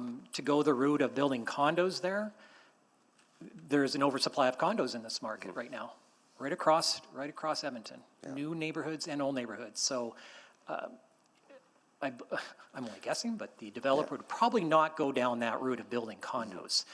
Especially if they're only going to be about 800 square feet. Exactly. Which was a metric given to me by the GSA representative. 860 odd square feet on average would be each unit size. My guess is a condo buyer is not looking for a property of that small. Yeah, so I think the question I'm trying to figure out, though, regardless of what type of ownership is, why would that built form, which has very similar features to the Valley View, not be appropriate on the same arterial road, on the same sort of placement, smaller than the 6-story building that's in Jasper Park to the west that's actually one block interior? Why is this not the site where we would want to have higher forms of density? Because the neighborhood's opposed to it. They feel it's not gentle. It's not a gentle transition at all, going from single-family dwellings to a 36-unit complex with potentially, let's say, half of those units. Thank you very much. Sorry, that's the mayor's time. I'll return the chair. Okay, thank you very much. I think those are all the questions that I see for our speaker in opposition. So now we'll move to questions of our administration. And Councillor Parmar selected this, so please go ahead. Yeah, thank you very much, Mr. Mayor. I'm wondering if you can show kind of the density that we have in Parkview right now, because I am trying to figure out what are we missing there? It seems like we were going from single-family home, and just wanting to understand, townhouses, other forms of density. Because in the way that I look at it is we upzoned all of Edmonton, for this RS zone to be, this one could do 14 units, go from 2 units to 14 units in its existing zone. But we're pushing a boundary to go even more so. Yeah. If I could just ask city clerks to pull up slide 14. This shows federal census data from 2021. And where Parkview is concerned, the diversity of unit types, it is 90% single detached homes. 90%. 90%, okay. And Sorry, then it's coming. Okay, and then row housing, do we have that number at all? Would we have that number? Yep, row housing, it's barely showing there. So it's quite nominal in recent years. So this is 2021 data. We do have building permit data as well that shows we have added row housing, I think around 20 units. Okay, and do you have the number? Like sometimes when we do these, we have the number of what the resident looks like. Has it been increasing, the same, decreasing? Do you have that information? Right, yeah, sorry. Could I have the slide 14, please? It's very helpful. So neighborhood population of Parkview in 1971 was 5,735 people. As of 2021, it was 3,375. So you could see the trend between Parkview and the rest of the city of Edmonton. While the population is growing, Parkview has been decreasing. Okay, thank you. And can we talk about a little bit of the pedestrian safety? Because I have heard a lot of feedback around that, especially that light to get out of the neighborhood. And people are very concerned about not being able to get on to 149th, or 142nd, sorry. Any concerns around that? Like how are you looking at that? Councillor, Safe Mobility team did a street labs program. They went out and did some surveys, looked at 91 Avenue specifically, and have installed some measures back in 2024. They got evaluated in 2025 and are being made permanent. The only issue that, not the only, but the significant issue that came up during that assessment was speeding. And they were able to include some measures that basically curtailed that, and the latest data that we got in 2025 did represent a reduction in speeding. That intersection does have a pedestrian activated signal, so if a pedestrian is there, you push the button, you get the priority, and you cross. Okay, thank you very much. Thank you. Councillor Salvador? Thank you. I just wanted to better understand the process that has unfolded around some of the adjustments that have been made along the way for this particular application. So it sounds like there were two reductions in height. I guess recognizing we've gone from 23 down to 18 now, what does the city plan direction say just around expected intensity on a site like this? Would that 23 have also been, I guess, within the realm of supportable? Yes, for secondary corridors, mid-rise is supportable. So mid-rise is up to 8 stories, which is 28 meters. Okay, so up to 8. And then I just wanted to follow up on the question that was raised by the speaker around infrastructure and any upgrades. So my understanding is that some of those upgrades are going to be included as a requirement as part of this project if it were to be approved. And maybe just speak to that part before I continue. Yes, so in our review, it wasn't flagged anything significant around water, and when it comes to stormwater drainage, that's a low-impact development is required on site. Any infrastructure upgrades that might be revealed, say at later stages, or future development permit stages, are all the responsibility of the developer. Okay, and the addition of a sidewalk, I believe, was mentioned as well. That's correct. And what about the alley? Alley upgrades will be further assessed because they are very much tied to the scale of development and the utilization of alley. Currently, the alley is a standard 6-meter right-of-way with 4-meter paved, so it's subject to further review. Okay, and so as if there were to be a need for alley upgrades or any changes, that would also be on the developer? Correct. Okay. Okay, thank you. And you already shared the population change. If I saw that correctly, it was a loss of just over 2,000 people? That's correct. Okay, okay, thank you. Thank you. Councillor Elliott?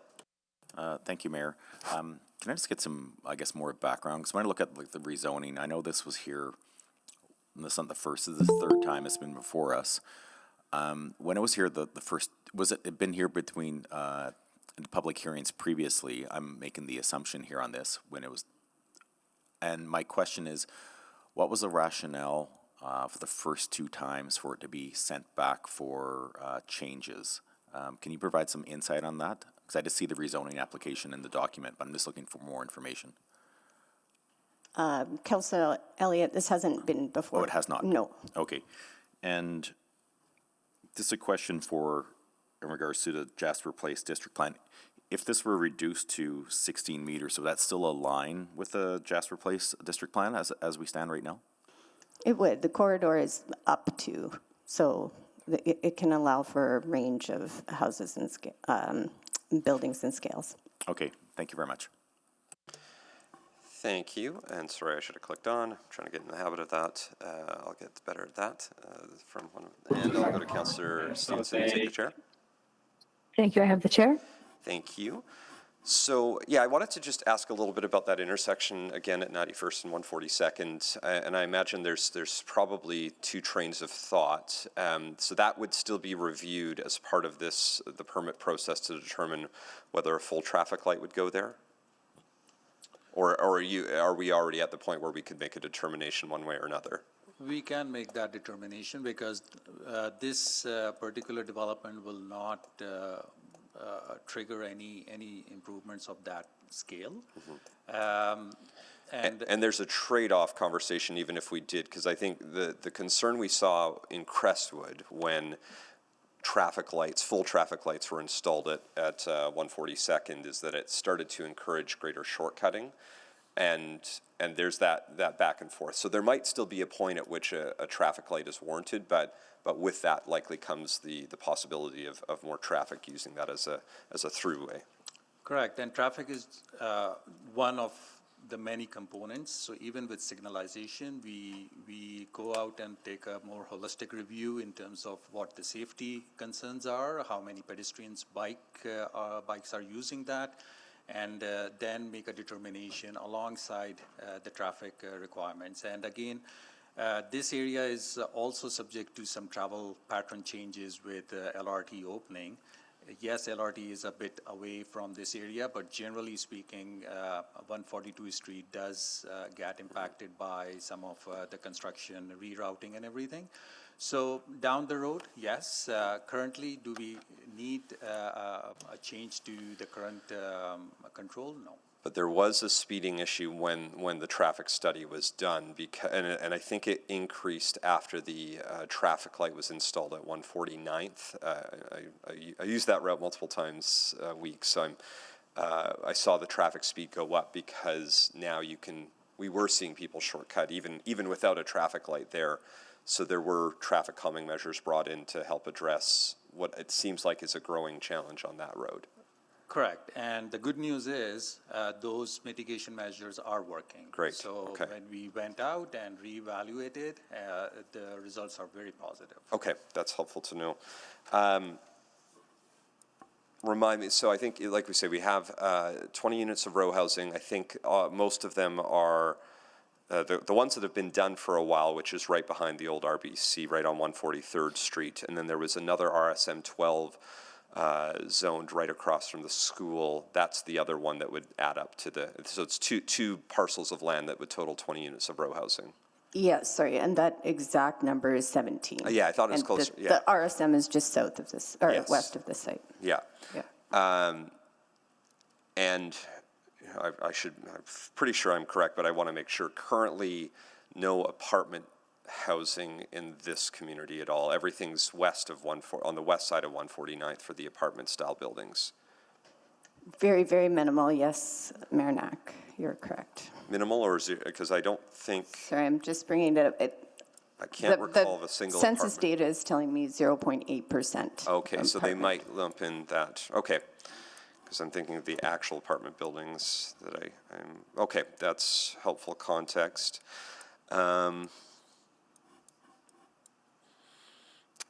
Yeah, I think I'll ask about. Oh, sorry, just on the utility lot. So that is a separate titled lot from what I could see on the City of Edmonton Maps website, correct? It is, and it's a utility lot. It has overhead power lines. That's right. A registered So there will utility never right-of-way. be able to be development on that site. So the person that's immediately south of that utility lot will forever and always have that as a buffer. Exactly. Yeah, so, and 6 meters, that's, because I am trying to think to the comparison to the Valley View. The Valley View has an alley, and most alleys are in that range, Mr. 6 to 8 meters for an average alley? What's the alley width? Alley widths are 6 meters. 6 meters. So this utility lot would actually serve as the same buffer as the buffer that currently exists because of the alley and the Valley View. They also have some additional setbacks for rear parking at the Valley View, which this one might not have that exact same setup, but there's the step back piece. Exactly. Okay. And plus the interior setback is 3 meters. So you would, by default, there's a 9 meter, which is not always the case in a lot of these. 3 meters is our normal expectation between this zone and a single family. Exactly. Okay, I'm out of time. I'll take the chair back. The chair is yours. Thank you, Councillor Clark. Yeah, just a couple quick questions. Just to clarify, with these plans, the side street would be going away. Is that correct? Am I interpreting that, or is that still going to exist to the east? The service road? Service road. Service road remains. Service road remains? Okay. Yeah. Okay. I wasn't sure on that if it was kind of going into it or not, because that would cause some issues. No, a sidewalk would be added in front of the site because right now it terminates as it heads the corner and comes south. Okay. Yeah. Okay, good. And just kind of on Mayor Knack's line questioning, just because I'll keep bringing up the Crestwood example, the Valley View one. How would you compare this site to that site? Like, was it the same lot size? Do we know? Do we have that information? We can look it up, Councillor Clark, but really, I appreciate the comparison, and if that's helpful for councillors and the mayor. We look at this in a site-by-site basis, right? So our analysis is based on this site and the surrounding context. If I could just ask clerks to maybe bring up slide 9, because this is a bird's eye view that might help give a little bit more context in terms of the building envelope and how it's going to sit on the site. So what's important for us when we're looking at the site is interior setbacks, the range of setbacks to the rear and to the flanking and the front, but also the surrounding context. So it almost does operate as a fully surrounded buffer, right? It is a corner site, but then that utility lot to the south allows for 4 sides that are a buffer, including a service road, right? And then we start to look at adjacent land uses. So directly across 91st Avenue, we have that commercial area and commercial zoning. That's a commercial neighborhood zone. The maximum height there is 12 meters. You have more intensity of uses that are permitted there, so on as you move further north in the neighborhood. So access to transit and active modes. So we know there's a district connector bike route, open space, and the school is right there. The school is at a level 1 capacity, which means that it has room to expand and take in the catchment. So, and going back to the diversity of units that are available in the neighborhood, really primarily a single detached neighborhood. So adding apartments can add a housing choice for Edmontonians and complies with the policy for secondary corridors.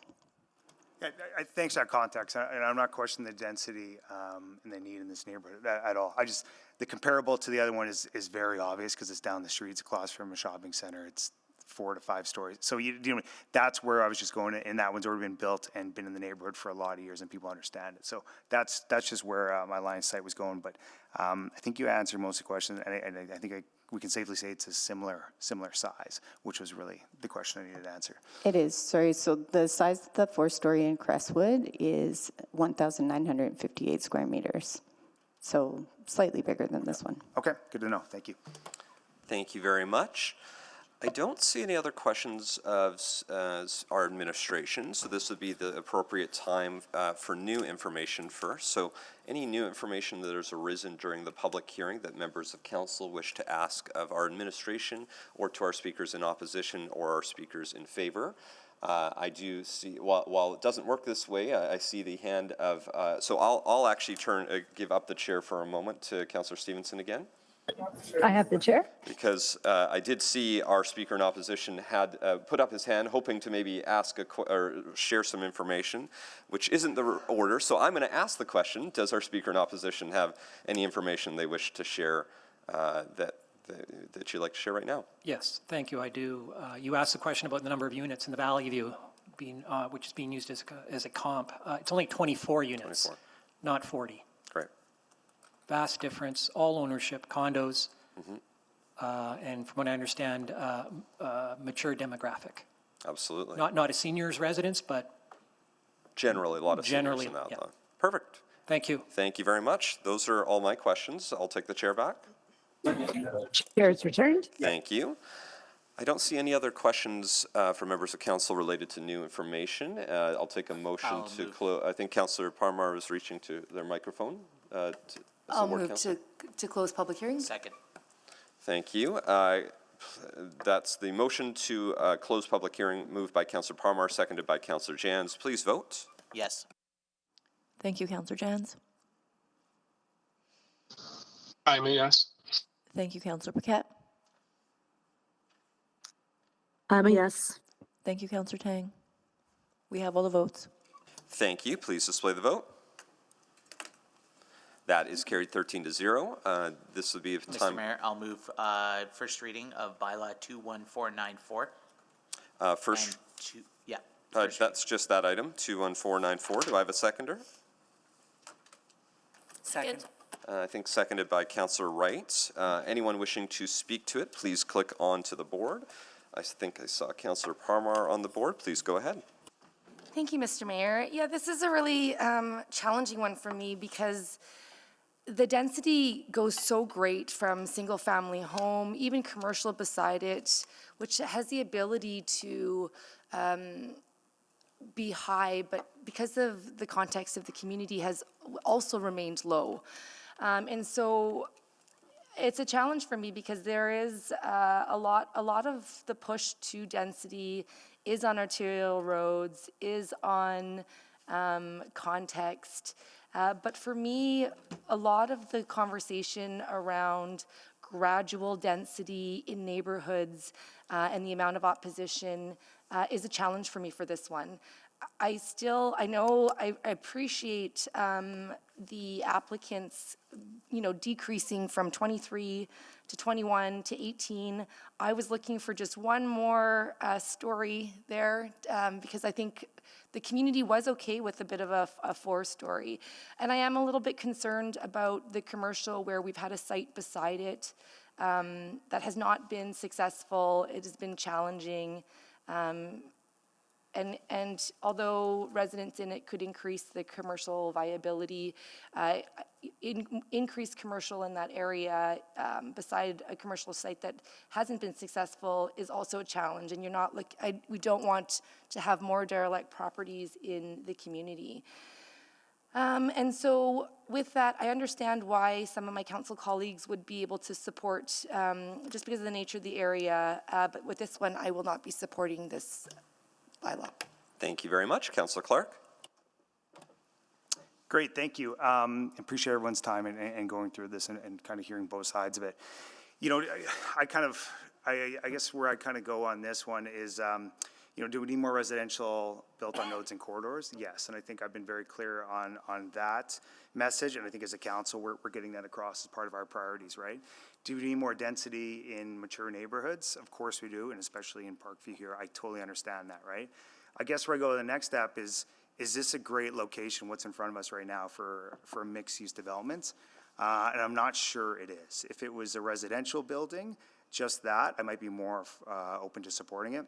But I think everything that I've been hearing from developers, even last night when I was a group of them, is that really the commercial opportunity that's going to be potentially at the bottom of this building isn't really that viable now and might not be that viable for a long time, especially when we see 3 vacancies in the strip mall across the street. And even as we've seen a lot of these developments come up on larger nodes and corridors in LRT where they're come back to us and saying, hey, even the commercial retail opportunities we want to have in the bottom there are not really that viable. So I think it's hard for me to think that this is a viable option in this location. I also think the comparables to the Crestwood example at the Valley View, I think is really important because that is an example, in my opinion, of density really done well. It has been there for a lot of years. It doesn't matter whether it's rent or an owner, in my opinion. But that one is generally accepted in the community as a really good example. And I think this site is although similar, and I appreciate those points, I think is different in a lot of ways. It doesn't have the access on the west side as a road, which I think is important. It has less units as we just kind of found out. And it doesn't have obviously the MU zoning and for the commercial on it. So I think that's a very comparable and difference for me, and I think that's what makes this one hard for me. Thank you for the time. Thank you very much. Councillor Elliott. Thank you, Mayor. As a councillor, I'm fine navigating the pressures between also the statutory responsibilities, the city plan for density, and also navigating, I'll call it my representative duty of representing the residents. Because when I see numerous, I believe I saw the number about 290, I think, were opposed, balancing between what's beneficial for the city and then listening to the residents is always the conundrum I think we all face around the table. And when I hear that it appears that residents is like going and saying we want a hard no on this height, but would be, feels like they'd be okay with a lower height and still providing residential opportunities. I think that would be more favorable from my perspective. And so that's why, given what I hear, I have to listen to the residents. I believe in this one, and I'm going to say no to this build. Thank you very much. Councillor Salvador. Yeah, thanks so much. Really appreciate the conversation today, and just wanted to take a moment to hop on and speak to this one. Can absolutely understand the tensions here, but for me, when I look at city plan alignment, I do see strong alignment. This is the scale and type of density that we'd expect to see in a secondary corridor as the city continues to evolve and as our neighborhoods continue to evolve. Not only is it a secondary corridor, but corner site, accessible by transit, by active modes, and in close proximity to a number of really wonderful neighborhood amenities. I'm also thinking about context and appropriate transition. There are setbacks and stepbacks that are embedded in this zoning that would support an appropriate transition. I'm also understanding that a number of reductions and adjustments have already been made to this particular application in response to some of the concerns that were raised in community. And I'm also thinking about some of the answers we received from administration today about what would be supportable in a location like this in terms of height and scale. And we actually heard that up to 8 stories in a location like this would be suitable. So this does seem like a scaled down version of that. Appreciated the answers around infrastructure capacity, understanding that any additional upgrades that would need to be made would have to be covered by the developer. And finally, just on housing choice, it was really, really interesting to hear that around 90% of homes in this area are single-family homes. And while a number of row housing units have been added over recent years, I think this is an opportunity to provide even greater housing choice and housing options in a fantastic part of our city. And not only does that provide a diversity of housing options, but by adding additional housing supply, that does help with our overall affordability goals. So with all of that in mind, I will be supporting this and would encourage my colleagues to do the same. Thank you. Thank you. Councillor Paquette. Yeah, thank you very much. A very interesting conversation. But it's very rare to find a wrong perspective. But what we're dealing with here is which perspective tends to serve the general city and the general residents of the city of Edmonton the best. And this is aligned with the city plan. It is a corner lot on a secondary corridor. Directly across the street is commercial. So this, from a purely land use point of view, makes sense. Now, we should also be cognizant of the fact that this is a city with a growing population. And as that population spike starts to slow, probably so too will the development start to slow. The market tends to correct itself. Very few developers are going to sink money into developments that are not going to be viable. And that's not even our concern. How people choose to risk their money is up to them. But the market tends to correct. And at the same time, following the city plan and the overall development plans in the zoning bylaw in Edmonton has led to us being a leader in affordability. Now, that is market affordability. That has nothing to do with individual unit affordability in any specific location. And so I actually appreciate every perspective. I don't think any of the perspectives were actually wrong. I just have to weigh the balance of what brings the most benefit overall. And that is why I will support this. Thank you. Thank you very much. Councillor Wright. Hi, thank you. I'm supporting this application as well. I think it is an ideal location, being right on a transit route there on 142. I also think it's wonderful that that with the the declining population in the community, that we can help to increase the vibrancy of the area. Having schools that have room for students is something that in my ward we don't see, not on a lottery system. For attendance, I think that's just great to be able to have students in schools in their community. And I think there was a concern about the commercial space across the street. I think that this space that would be available in this mixed-use building is different than what's across the street. And maybe smaller, newer units is something that might attract, small-scale grocery stores, daycares, coffee shops. So again, adding to the vibrancy of the community. So all in all, great application, and I will be supporting. Thank you very much. Councillor Stevenson, can you take the chair? Yes, I have the chair. Thanks very much. So, yeah, a few thoughts on this. I think, as some have touched on, I think broadly speaking, the policy that we've had as a city, not just in the last 10 years, but frankly for decades, has been arterial roads are where we would put density like this in the communities. And I think it's good to use the Crestwood comparison, but I'm going to actually use comparisons of West Jasper Place and Jasper Park, having lived in that community in Jasper Park for the last 22 years. That's a community that's had apartment buildings on the arterial road since the 1970s.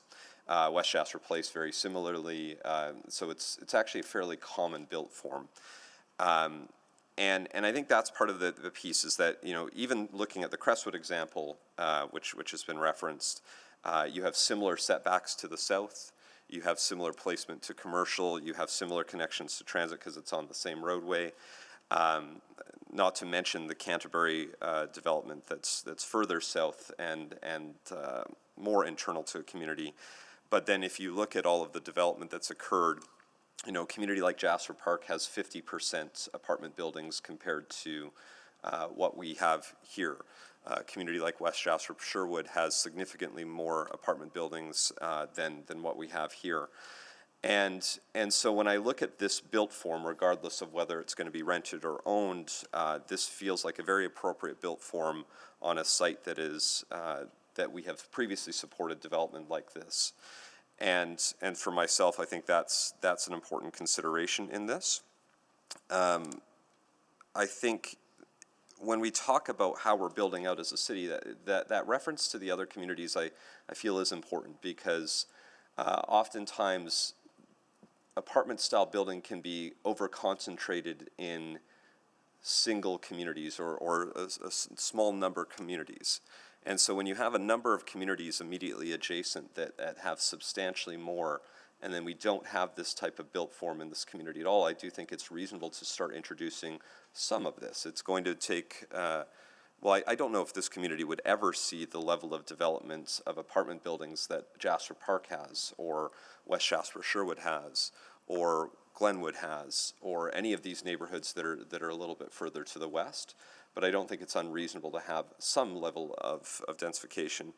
On the school piece, I will just note a little piece that, the school is full because a lot of folks are driven in right now. So it is a well-utilized school, but it's not solely from the local population like we see in a lot of the newer suburban communities. So that would be great to be able to see more folks locally coming in, but I also don't want to suggest that school is empty at this point. There are many mature schools in the communities in and surrounding Parkview, Crestwood, Jasper Park, Glenwood, Meadowlark that are full, but often full from folks that are coming from communities outside the Henday because these are the schools currently with spaces. So just wanted to flag that. That is a reason, I think, to support more density in the mature neighborhoods to provide more local options for people to be close to home. So I think for me, at the end of the day, it comes back to this, which is that this is the style of housing that councils for the last 50 plus years have supported density here. This has very reasonable setbacks to the neighboring homes. This has a good proven example in homes even on this street, just a few blocks to the north, where this works. And And so I guess I would come back to a point I've often asked when we've talked about sort of density on these busier roads. If not here, then where? If we're not building this type of housing here, then I don't know where else it's suitable in the entire city of Edmonton. So that's the question I would ask, is that do we want a diversity of housing options in every community? If so, we should support this because this style of building does not exist. This is lower than a 6-story building 7 blocks to the west in the community of Jasper Park, which is actually a block internal to the community. So if not here, then where do we build density as a city? That would be my question I would pose to my members, my colleagues here, and it's why I'll be supporting this application. Thank you. I'll take back the chair. The chair is returned. Thank you very much, and Councillor Jans to close. Yeah, just very quickly, a couple of clarifications maybe. I think it's important to clarify that as councillors, we look at the question of, is this the appropriate land use for this site? For example, when it comes to forecasting viability of a project, we aren't the umpire there. It's actually the banks. It's actually the applicants. It's actually them. I can think of an example in my ward where there's a site that's been zoned to do something big for probably 25 years. But my understanding is the client just can't get the financing together, or the bank doesn't think it's a viable site. It may be zoned for something big, but the lenders and the people with the money don't believe it will command the necessary return for them to feel secure to lend their money. So I think it goes into, sometimes we hear, well, why can't you force somebody to build on, say, Stony Plain Road or on 109th Street? And sometimes the answer is actually, even if we said density should go here, the lenders and the banks may not agree. And even if we did force a building to be built, tenants may not want to rent there.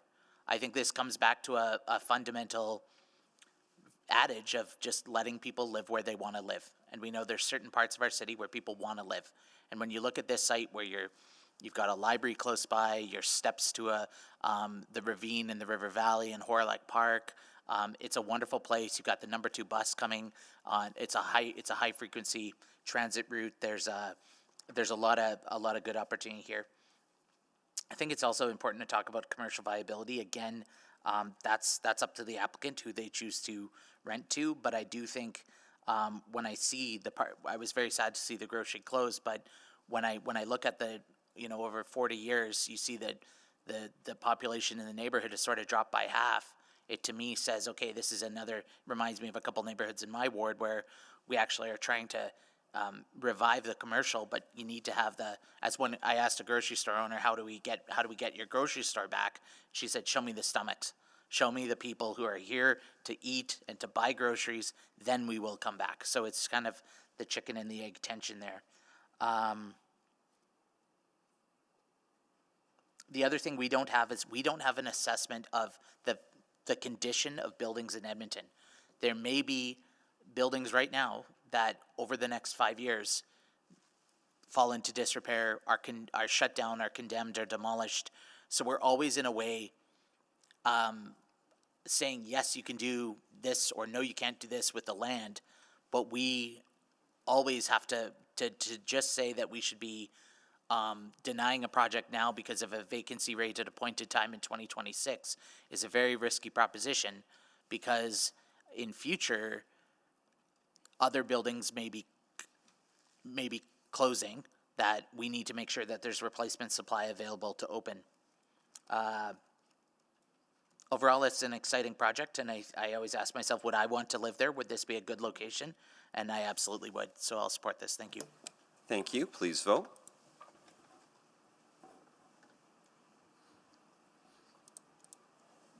Yes. Thank you, Councillor Paquette. We have all the votes. Thank you. Please display the vote. And that is carried 9-4. Councillor Jans. I'll move second reading. Second. Seconded by Councillor Wright. Please vote on second reading. Yes. Thank you, Councillor Paquette. We have all the votes. Thank you. Please display the vote. That is carried 9-4. Councillor Jans? I'll move consideration of third reading. Second. Seconded by Councillor Wright. Please vote on consideration of third reading on that bylaw. Yes. Thank you, Counselor. We have all the votes. Thank you. Please display the vote. That is carried 13-0. Councillor Jans? I'll move third and final reading of bylaw 21494. Second. Seconded by Councillor Wright. Please vote. Yes. Thank you, Counselor Paquette. We have all the votes. Thank you. Please display the vote. That is carried 9-4. So the next item of business is going to be item 4.4, which is the Windsor Park item, and that will take some time as we have a number of speakers on this item. So again, for items 4, 5, 4, 6, 4, 7, which are, so let me just go through them again. 4, 5, which is the Chappelle item. 4, 6, and 4, 7 are cross-reference, which is the Henderson Estate, the park item on the Henderson Estates to accommodate a school. And 4, 8, Lewis Farms Business Employment. Those are, if you're here for those items, you can definitely head out for lunch early if you want. You're welcome to join us and stay as long as you like, but we have at least an hour or two, I would say, at the very minimum, looking at the number of speakers. It could take significantly longer than that as well. So if you're here for 4, 5, 4, 6, 4, 7, or 4, 8, please feel free to head on out if you don't want to stay. We won't take it personally if you want to get a longer lunch. I just also don't want you to feel like you have to hang out here the entire time. So with that said, we will move to the Windsor Park item, and we'll start with the presentation. Good morning. This application proposes to rezone 3 sites in the Windsor Park neighborhood from the neighborhood commercial zone and small-scale residential zone to the mixed-use zone and neighborhood mixed-use zone. The MU zone proposes a commercial frontage modifier, a maximum height of 88 meters, which is roughly 25 stories, and a floor area ratio of 11. Next slide, please. The sites are located in close proximity to numerous amenities and are well connected to multimodal transportation options, open space, and the university campus, all of which can be reached within 10 minutes walking. Next slide, please. The mixed-use zone at the proposed height of 88 meters will allow for a significantly larger building with an expanded list of uses when compared to the existing CN zoning. The MU zone promotes building design that responds to the public realm by regulating a podium tower style configuration. This style can enhance the pedestrian experience and mitigate impacts of increased intensity that come along with taller buildings. For example, the podium creates a street wall that at a scale that is inviting to pedestrians, while the tower itself is set back, becoming less noticeable at ground level. Longer shadows are mitigated by regulations that reflect best practices for tall building design, which include a slim floor plate and limitations on floor area ratio. The model on the right shows one potential design configuration of the MU zone. The MUN zone will allow for low-rise development with additional commercial opportunities and a large interior setback of 3 meters when compared to the current RS zone. Next slide, please. For engagement, we send out notices to 390 residents living within a 150-meter radius of the site and heard back from 210 residents, with 167 in opposition, 23 in support, and 20 with questions about the proposal. Common comments included that the proposed height was too tall, that a future building will cast shadows and block sunlight for neighbors, and that it will change the neighborhood character and add to traffic congestion in the area. The residents who are in support believe the site is ideal for larger development as it is close to the university and it can help meet housing demand while adding commercial amenities in the neighborhood. Next slide, please. In the Scona District Plan, the sites are located within and directly abutting the University Garneau major node, where more intense forms of development are expected. Specifically, the site proposed for MU zoning is within the major node and is supported by policy in the following ways. It is located along an arterial roadway. The larger site size allows appropriate transitions through setbacks and stepbacks from existing low-rise to the west and proposed low-rise to the north. It is a corner site surrounded by roadways on 4 sides, which act as a buffer and help to reduce the impact on adjacent properties. It fits the context of adjacent development, which is larger scale, including Windsor House to the west at 11 stories and Lister Hall to the south at 12 stories. The site proposed for the MUN zone is within the urban mix. Here, the policy allows for consideration of additional scale when supportive contextual factors are present. These are as follows. The consolidated site is an appropriate size to accommodate low-rise development. It is uniquely situated on the block with roadway buffers east, west, and south. It abuts the University Garneau major node boundary. It has direct access to active travel modes, including bus and bike routes.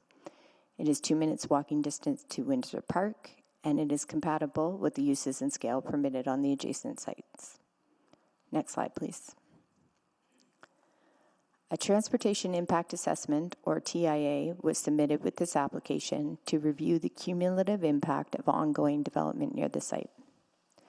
As Edmonton's major nodes densify, the increased mobility demands are expected to be served by transit and roadway networks that are well integrated with active modes infrastructure. The proposed development is well served with mobility choices. The 89th Avenue and 116th Street bike lanes, a bus stop on 87th Avenue, and roughly 600 meters walking distance to Health Sciences Jubilee LRT station. The TIA recommends several infrastructure improvements, including alley upgrades, signage, reconstruction of the sidewalk and bus pad, as shown on the slide. Next slide, please. Administration recommends that City Council approve this bylaw. It is compatible with the surrounding land uses. It proposes a tall high-rise within a major node where this type of development is expected, and it enables more Edmontonians to live close to where they work within the employment center of the University of Alberta. Thank you. Thank you very much. First, we'll go to our speakers in favor, and we have 9 speakers in favor. We won't get to all of them, but I'm still going to call them down just so everyone knows their spot. John Collier is first, and I think John is virtual. I thought I saw. Correct, John? Can you hear me? Yes, I am virtual. Hopefully you can hear me. We can. I'll come back to you in just a few moments. I'm just going to call the rest of our guests, but you'll be starting us off in just a few moments. Ian O'Donnell is next up, then Griffin Hutchin, then Dinesh Despande, Hussein Awada, Marcela Figuera, then Mark Huberman to answer questions only. Mark, are you here? I am here. Good afternoon, Mayor. Thank you very much. Good morning. Yeah, Andrew Bembridge, are you here? I don't see you on the virtual. Eric Camarachi is virtual. I think I see you here. Yep, I'm here. Okay, great. Realistically, we'll probably only get to the first 4 based off the current amount of time, but because we need to maximize our time, we will go through the first 4, and I appreciate that might cut off the presentation from the folks from Green Space partway through, but we want to make sure we maximize our time, so we're going to do our best to get through as many to respect everyone who's taken the time to be here today, including those in opposition, and we have a number of folks that they have registered as well. So first, I'll start with John Collier. Please go ahead. I'm John Collier, and while I'm a resident of Windsor Park, it's important for me to point out that I am not directly affected by these rezonings. Though I have often spoken before you these last 30-plus years, I am here today speaking for myself alone. I'm in favor of the rezonings. They are appropriate for the properties in questions. The rezonings will add density and amenities with minimal impact due to their location in or next to nodes and on the edge of the community.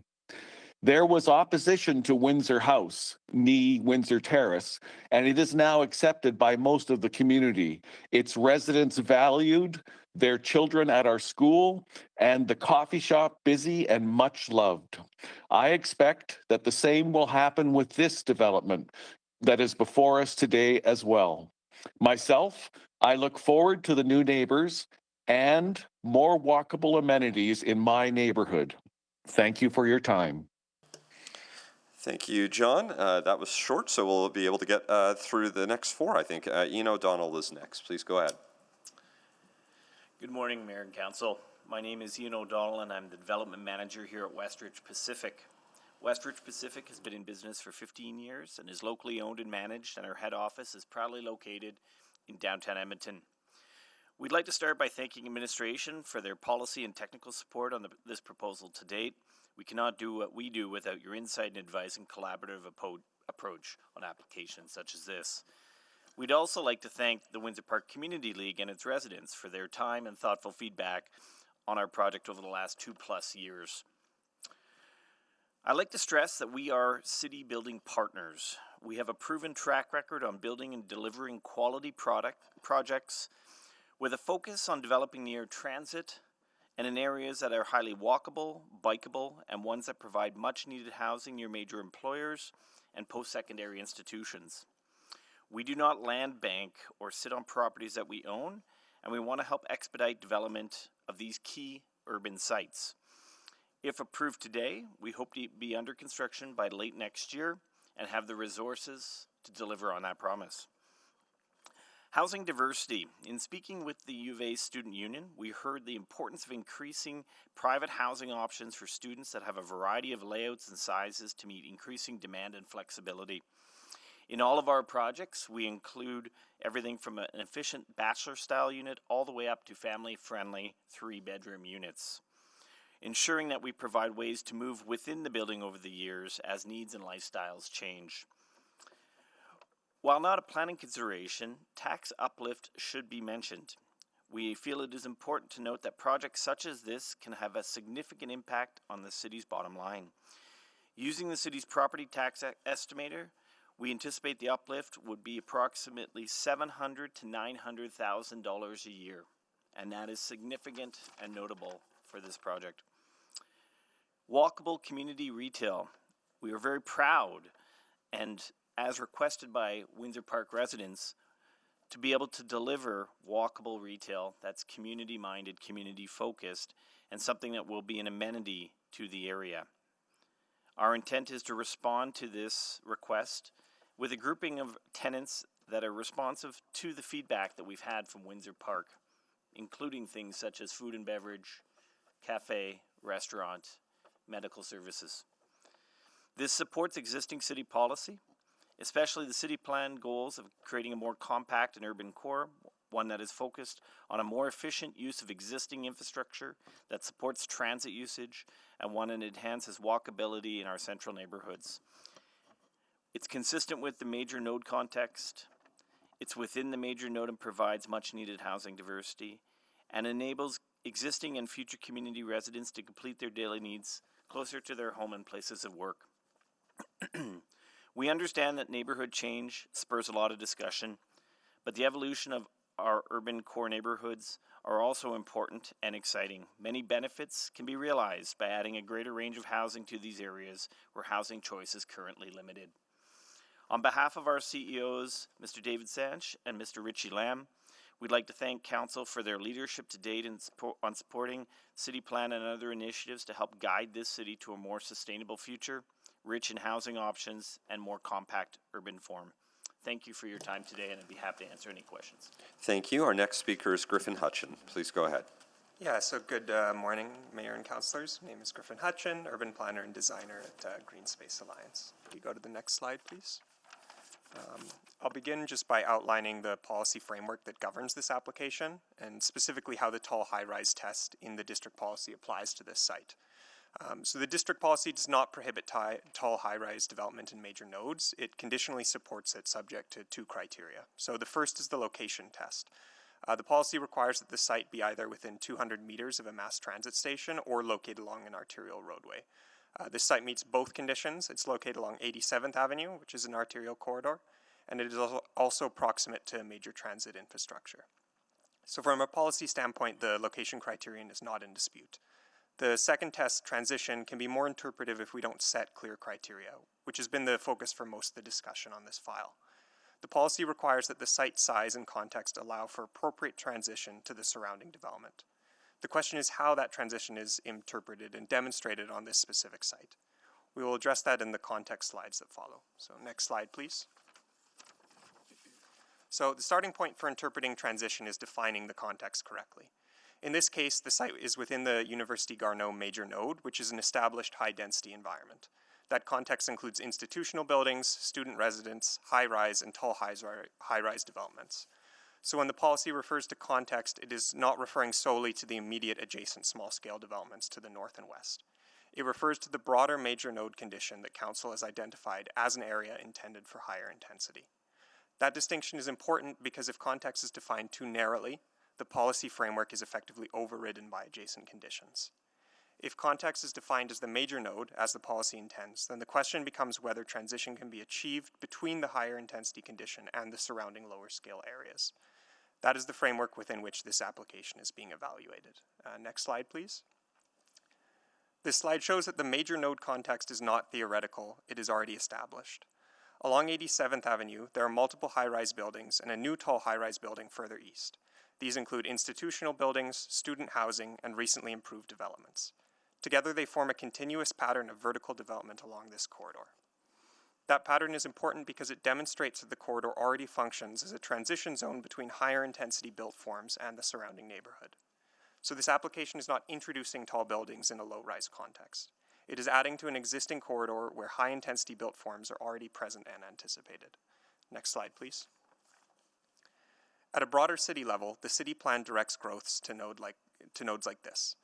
Major nodes are specifically intended to accommodate high density and mixed-use development.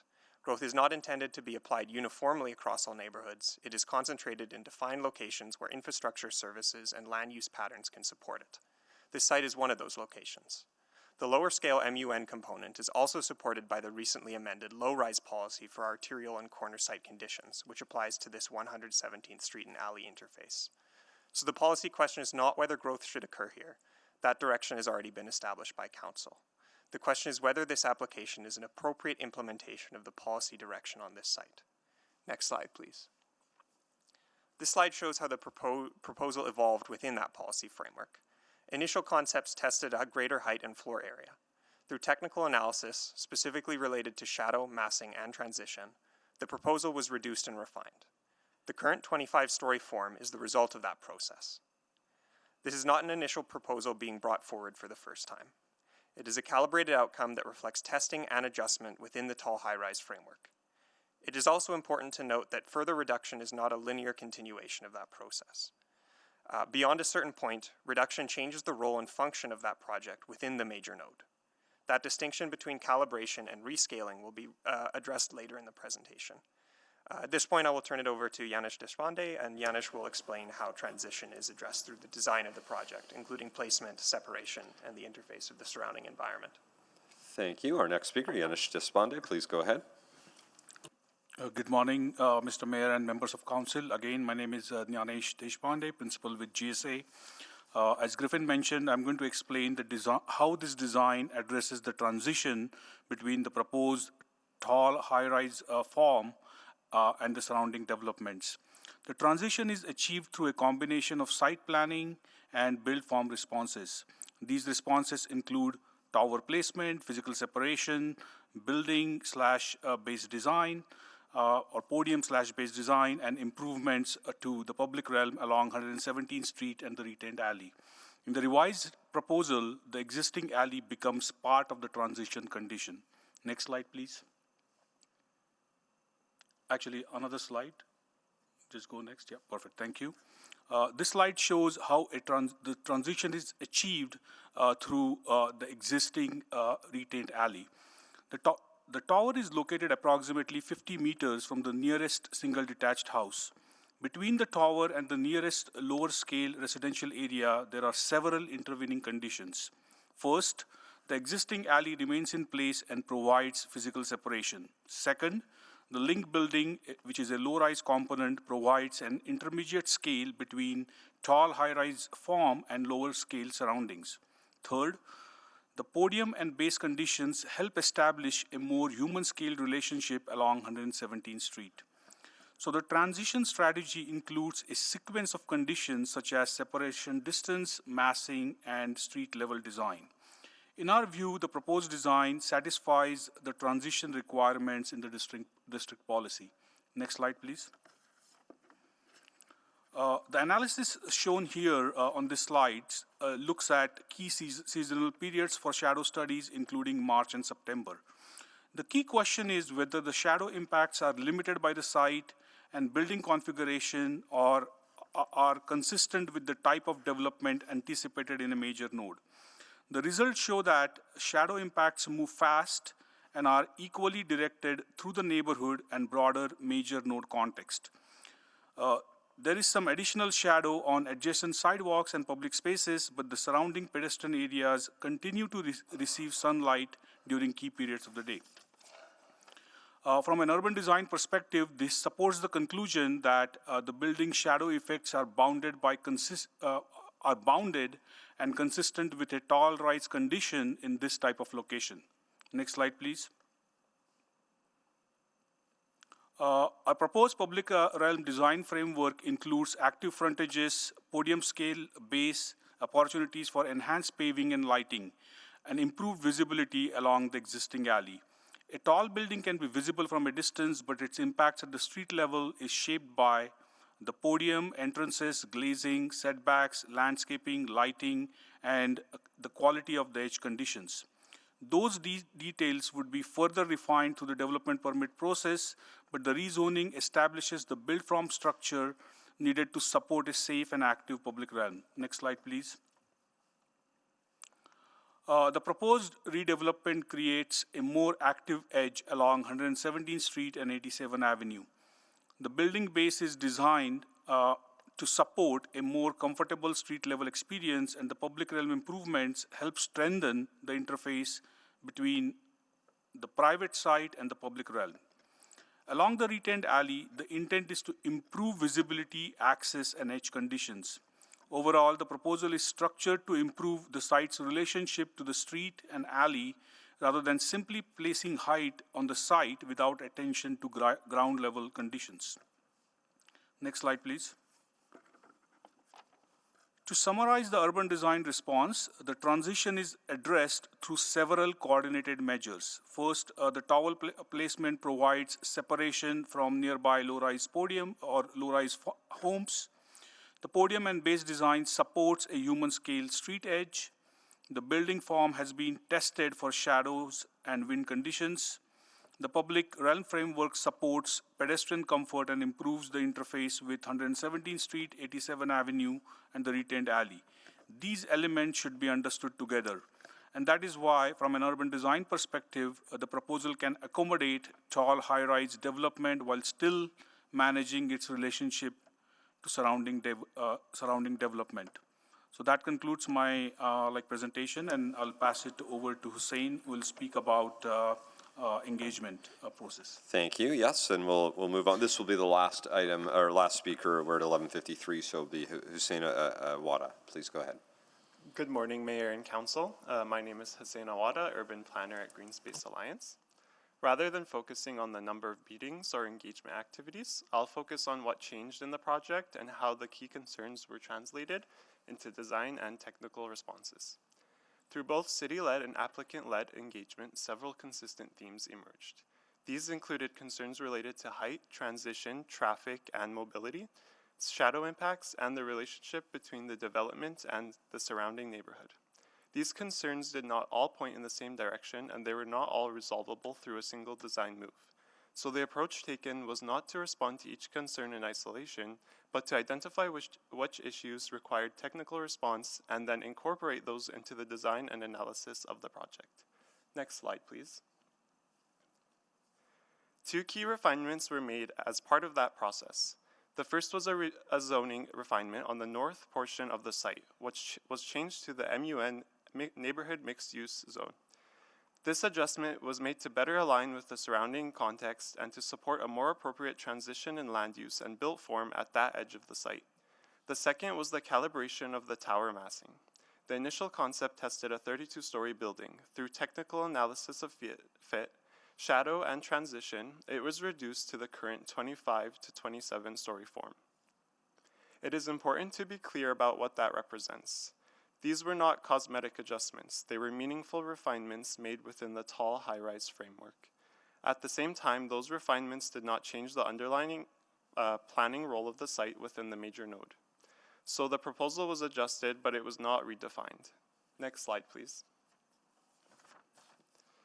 The concerns raised through engagement were translated into specific areas of technical and design response. On mobility and pedestrian safety, the proposal includes sidewalk reconstruction along 87 Avenue, improvements to the bus stop interface, signage at the alley intersection, and additional on-site alley widening to improve vehicle maneuverability. On the neighborhood interface, the proposal introduces active ground floor frontages, a podium scale base, and a design framework that supports a more comfortable pedestrian environment. Detailed materials and architectural treatments would be refined at the development permit stage. On shadow effects, the building placement and massing were tested through formal shadow studies at key seasonal periods, with results showing impacts consistent with a major node context. So the response to these concerns is not based on general assurances. It is reflected in the physical configuration of the site, the build form of the building, and the technical work that supports the application. Next slide, please. The application has continued to evolve through technical testing and implementation review, but the planning rationale remains the same. Public input on this application reflected a range of views. Some residents supported additional housing, improved walkability, proximity to transit, and the introduction of mixed-use development in this location. Others raised concerns about height, transition, traffic, shadow, and neighborhood interface. Those differences are not unusual in a project of this scale, particularly in a location where change is anticipated but still evolving. Our role in this process is not to weigh those views against each other. It is to ensure that the material planning issues raised are understood and addressed. That is what the previous slides have aimed to demonstrate. I will now pass it to Marcelo Figueira to close and summarize the application. Next slide, please. Thank you. Yeah, Marcelo, unless you've got a 3-minute presentation, I'm guessing you're at least 4, right? Yeah, we're not gonna attempt it. I'd rather make sure everyone has the chance. So, okay, so what we're gonna do is we're gonna take a recess right away. So just to go over everything, we still have Marcelo. Mark Huberman is to answer questions only. Andrew Bembridge is registered to speak but has not yet arrived. Eric Camaracci would be our final speaker in favor. So we still have probably 15-ish minutes if all 3 speakers are there. Then we would move into questions of our speakers in favor. So I know all of our applicants and the proponent are here, but Mr. Collier in particular will come back for questions at about 1:50, 1:45. So if you're able to come back at the 1:30 break, you're more than welcome to, as members of council may have questions. Then we'll move into the 13 speakers currently registered in opposition, after which we'll ask questions of administration, go through that process just like the last one. Again, that's probably a good hour to 2 hours at least, so I just want to be very clear about expectations. So therefore, again, for folks for the Chappelle item, the Henderson Estates item, and the Lewis Farms Business Employment Area, those will be much later in the agenda, so just flagging that for everyone's attention. I don't have a hard time because it all depends on each speaker, and we want to give everyone their opportunity to speak in full. So we're on recess until 1:30. We'll see you all then. Thanks, everyone.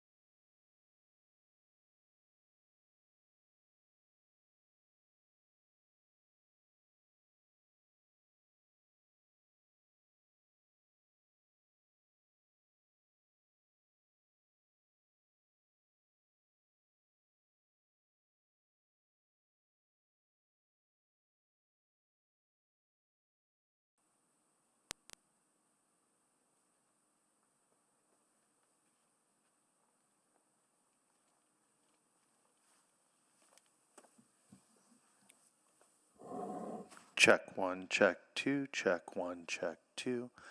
Test, test.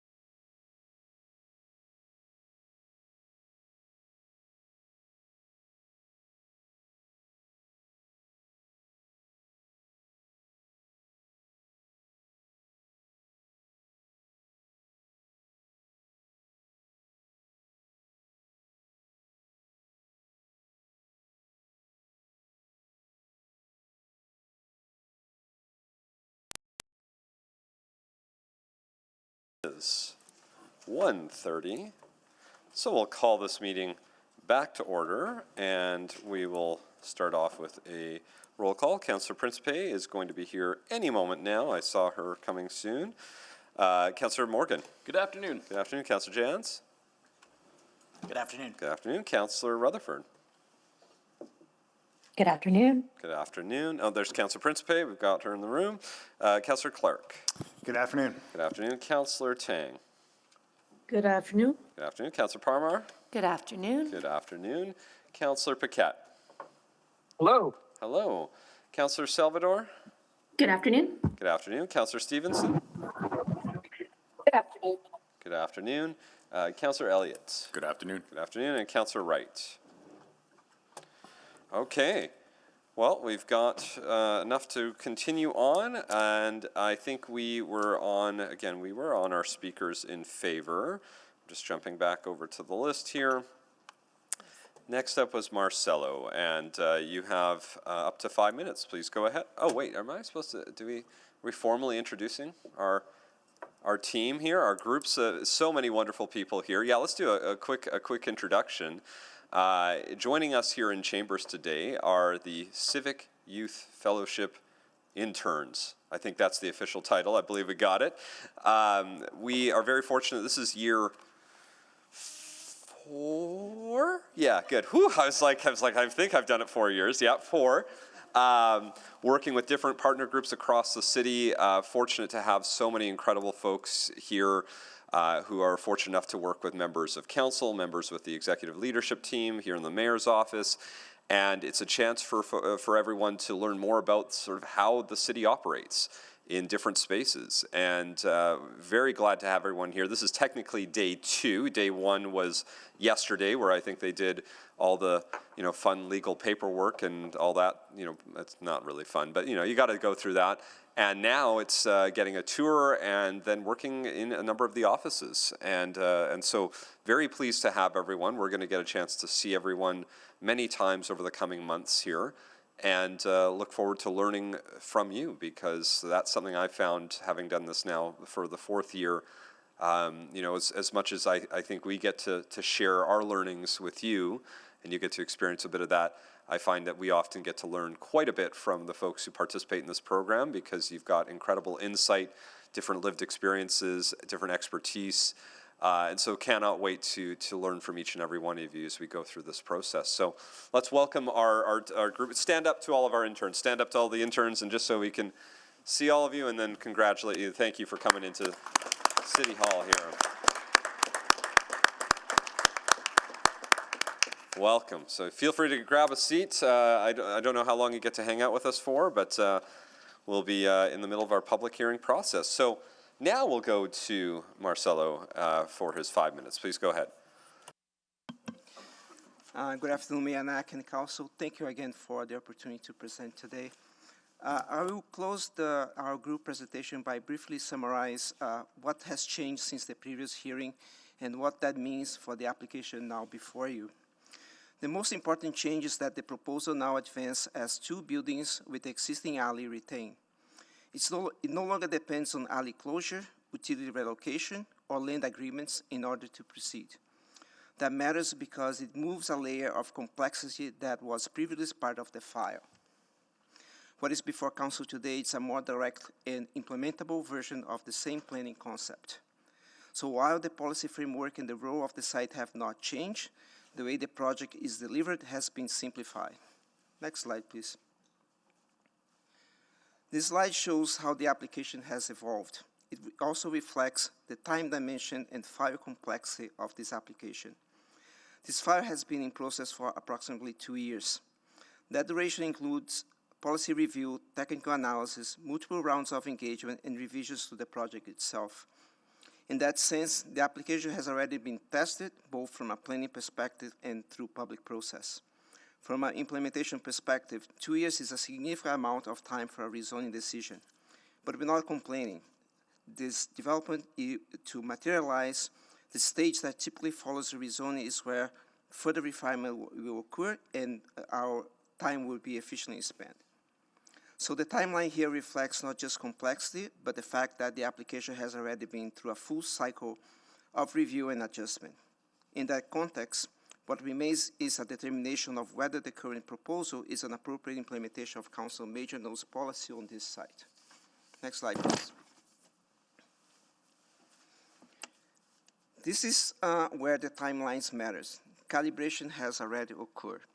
During the past 2 years, the project has gone through policy review, technical analysis, public engagement, and design refinement. The proposal was reduced from the initial 32-story concept. The massing and the site configuration were refined. Transition was addressed through design, separation, and revision of a 2-story building approach.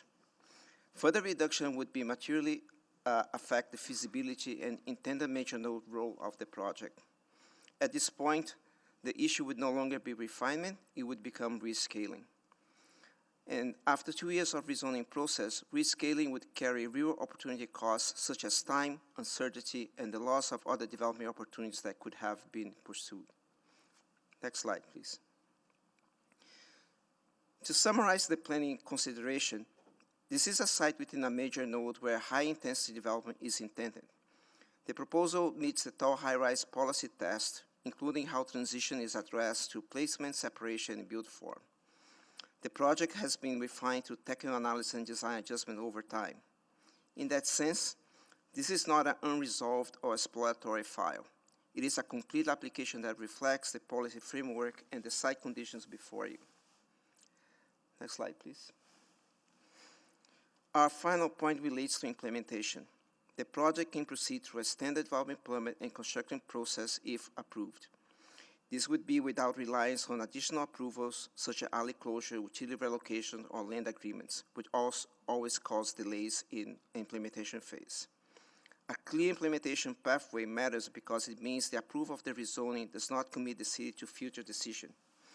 It establishes a defined land use framework so that what is before council today, it's for a planning decision, with future steps remaining with the established development permit process. I hope we have your support for this application, and we're happy to answer any questions. Thank you. And sorry, I forgot to my colleagues. I think over lunch I had got confirmation that a couple of the items that were originally selected can actually be brought forward just to be voted on. So I've understood that the Chappelle item is something that we can move forward with if there were no questions. I hear the ward councillor doesn't have any questions anymore, so unless any other member of council has questions. If not, then Councillor Morgan, did you want to move to bring that forward? We can just get that out of the way and clear I'll move that forward. Thank you. Seconded by Councillor Palmer. Please vote to bring that forward.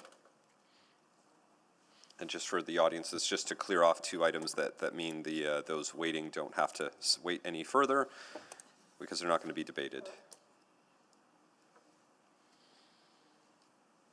Yes, Madam Clerk. Thank you, Councillor Paquette.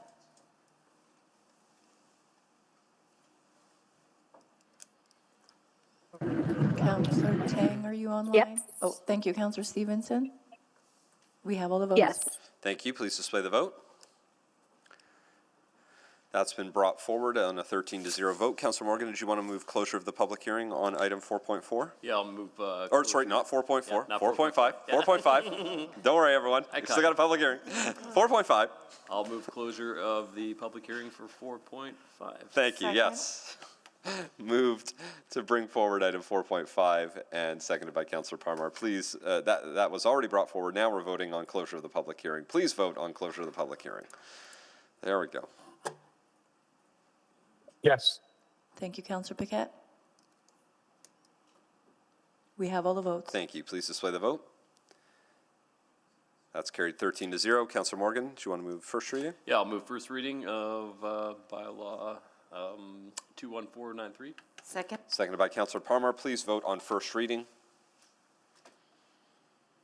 Yes. Thank you.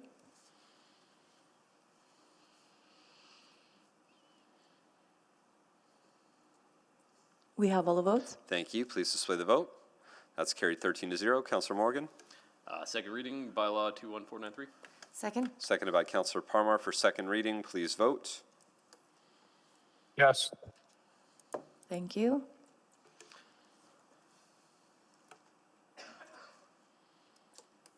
We have all the votes. Thank you. Please display the vote.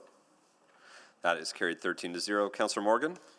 Move the consideration for bylaw 21493. Second?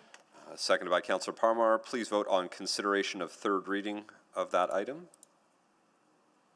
Yes. Thank you, Councillor Paquette.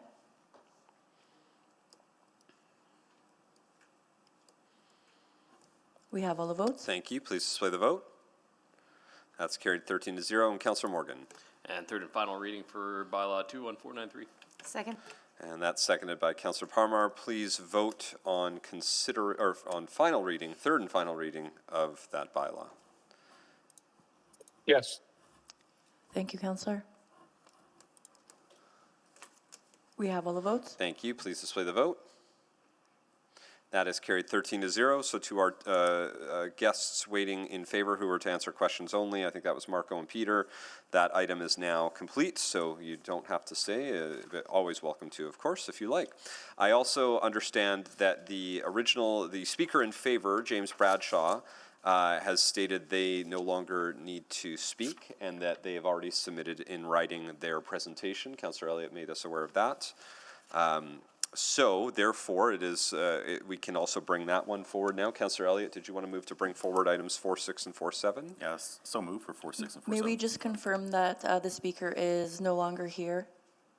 Yes, I think our speaker, James Bradshaw, is not in the room anymore, right? I can't see the top two rows where everyone's sitting because it's this weird glare. So, okay, great. Yeah, and I know Councillor Elliott made contact and circulated the written submission. So we've had a motion to bring that forward and seconded by Councillor Parmar. Please vote to bring forward items 4.6 and 4.7 so we can vote on those.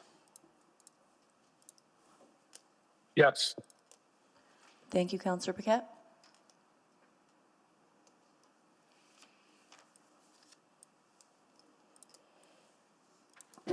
Yes. Thank you, Councillor Stevenson. We have all the votes. Thank you. Please display the vote. That is carried 13-0. Councillor Elliott, if you want to move closure. I'd like to move closure on items 4.6 and 4.7. Second? And seconded by Councillor Parmar. Please vote on closure of the public hearing on items 4.6 and 4.7. Yes. Thank you, Councillor. We have all the votes. Thank you. Please display the vote. That is carried 13-0. Councillor Elliott. Move for first reading of 4.6, 4.7. Second? Seconded by Councillor Parmar. Please vote on first reading of those items. Yes. Thank you, Councillor Paquette. We have all the votes. Thank you. Please display the vote. That is carried 13-0. Councillor Elliott. Second reading. Second? Thank you. Seconded by Councillor Parmar. Please vote on second reading. Yes. Thank you, Councillor.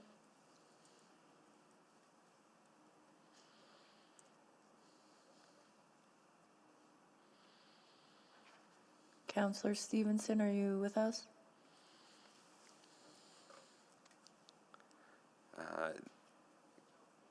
Councillor Stevenson did unmute, but we didn't hear you if you said yes. We have all the votes. Oh, now we have it. Great. Please display the vote. That's carried 13-0. Councillor Elliott. For consideration.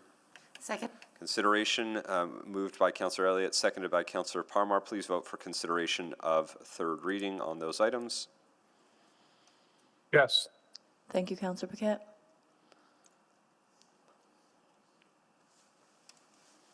We have all the votes. Thank you. Please display the vote. That is carried 13-0. And Councillor Elliott. And third reading for bylaw 21489 and bylaw 21490. Second? Seconded by Councillor Parmar. That's for third and final reading of charter bylaw. Sorry, I don't know if we have to say the word charter. I'm just actually being safe. Charter bylaw 21489 and bylaw 21490. Seconded by Councillor Parmar. Please vote on third and final reading of those. Yes. Thank you. We have all the votes. Thank you. Please display the vote. That is carried 13-0. So just to catch everyone up where we're at, so for those that were here from 4-6 and 4-7, which were two folks from the City of Edmonton who were on the applicant side, to James Bradshaw and Mark Labonte, we have now cleared that item as well. That means we will be headed back up to the Windsor Park item to finish our speakers in favor and then questions.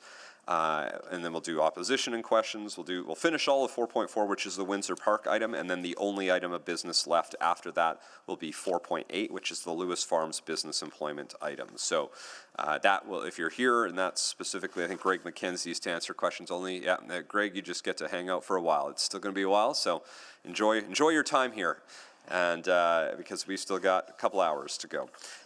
So we're going to continue on with our speakers in favor. Again, Mark Huberman was to answer questions only. Andrew Benbridge, I have not seen join the meetings, and I'll do another check. Not seeing Andrew yet, then we'll have, right away we'll move to Eric Camarachi, who is here, and then finally we've had an addition of Bradley Thiessen, who will have an opportunity to speak. So we'll keep going. I'll also put Councillor Elliott, just give him a notice that what will happen around 2:15 is I have to depart to the legislature. I'll join virtually for the meeting. Since Councillor Stevenson is going to be unavailable and Councillor Tang, who's also acting mayor, is going to be in the meeting but unavailable to chair, you're the next in line for chairing in the room, so you'll be chairing probably around 2:15. So just as a heads up, I'll be in the meeting virtually for most of it, except for about a half hour when I'm meeting with Minister Dreeshen. So for now, though, we'll continue on with our work, and we'll go to Eric Camarachi, who is online. I see. Please go ahead. All right. Good afternoon, Mayor and Councilors. My name is Eric Camarachi, and I'm speaking today in support of this rezoning and development. I don't have a ton to say, so I'll just keep it short. Opponents to density always say that density should go where it makes sense. Well, this site is across the street from the university. It's which is a major employer. It's close to transit, and it's in a major node. There are already 2 complete mid-rises across 117 as well, so it fits right in. In other words, this is density where it makes sense. Every neighborhood should have different housing options for everyone. Thanks. Thank you very much. Finally, while we have the registration from Bradley Thiessen, I do not yet see them on the board. I'm just double checking. Bradley, if you can hear me, please unmute, but I don't see you on the list. Okay, so I'll just do one final check-in. Andrew Benbridge and Bradley Thiessen. Okay, great. Everyone else has spoken, so now we'll move to questions of our panelists in favor, and I'll go to Councillor Jans as the person that's selected, and the ward councillor, please go ahead. I don't have any questions. All right. Before we move on, I heard someone who's asking to join. Let's see if that happens to be one of our speakers. It is. Bradley Thiessen has just joined, so let's go to Bradley, who has 5 minutes. I know you just joined, but we're down to, you're the last person on this item in favor, so please go ahead. You have up to 5 minutes. Sure. Thank you. So good afternoon, Council. My name is Brad. I'm a dad of 2 young kids, and I live in a central neighborhood near the U of A, and I'm here to support this rezoning. So when I was a student at the U of A, I couldn't afford to live nearby my first few years.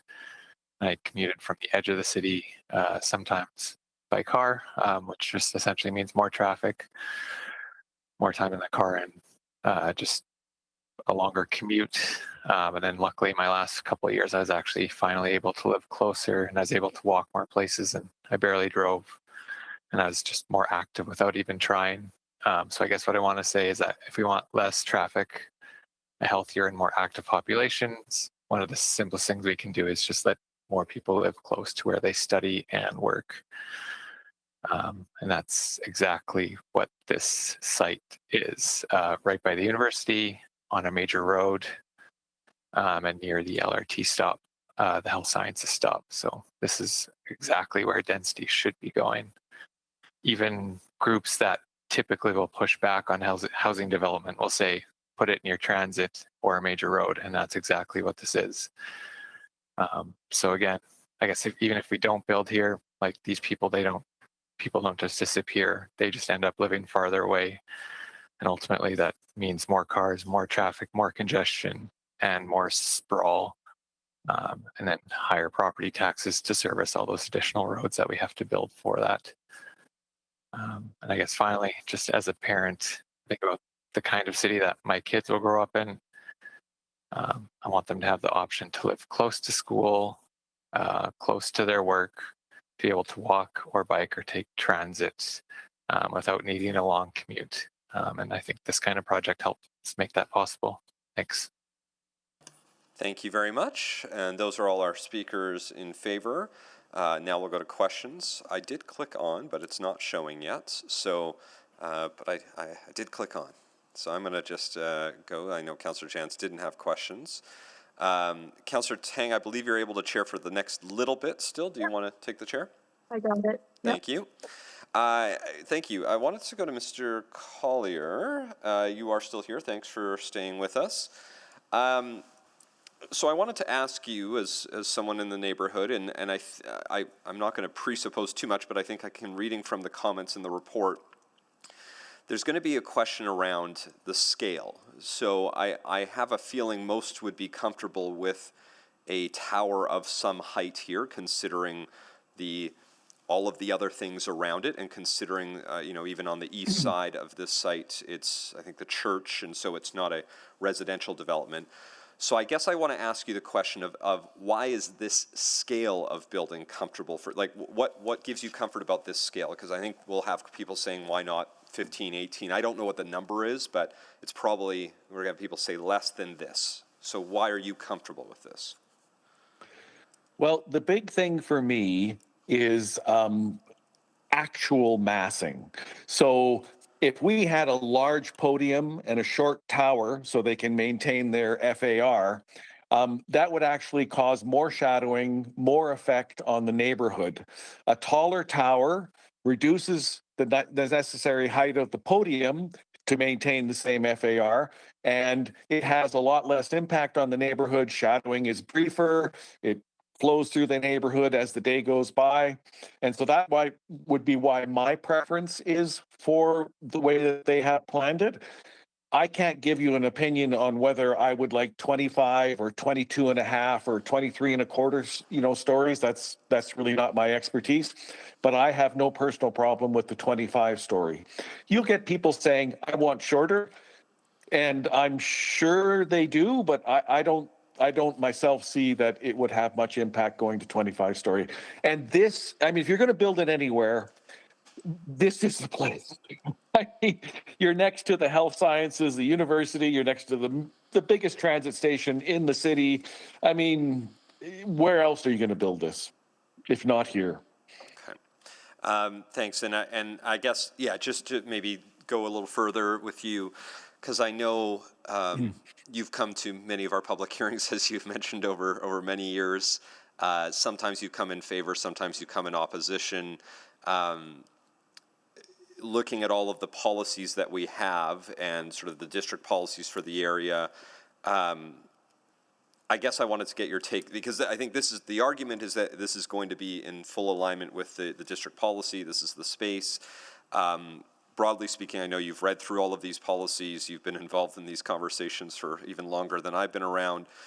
Are you generally comfortable with sort of the policy that allows for this, and where it also then doesn't allow for this, or is that too unfair of a question to go beyond this single application?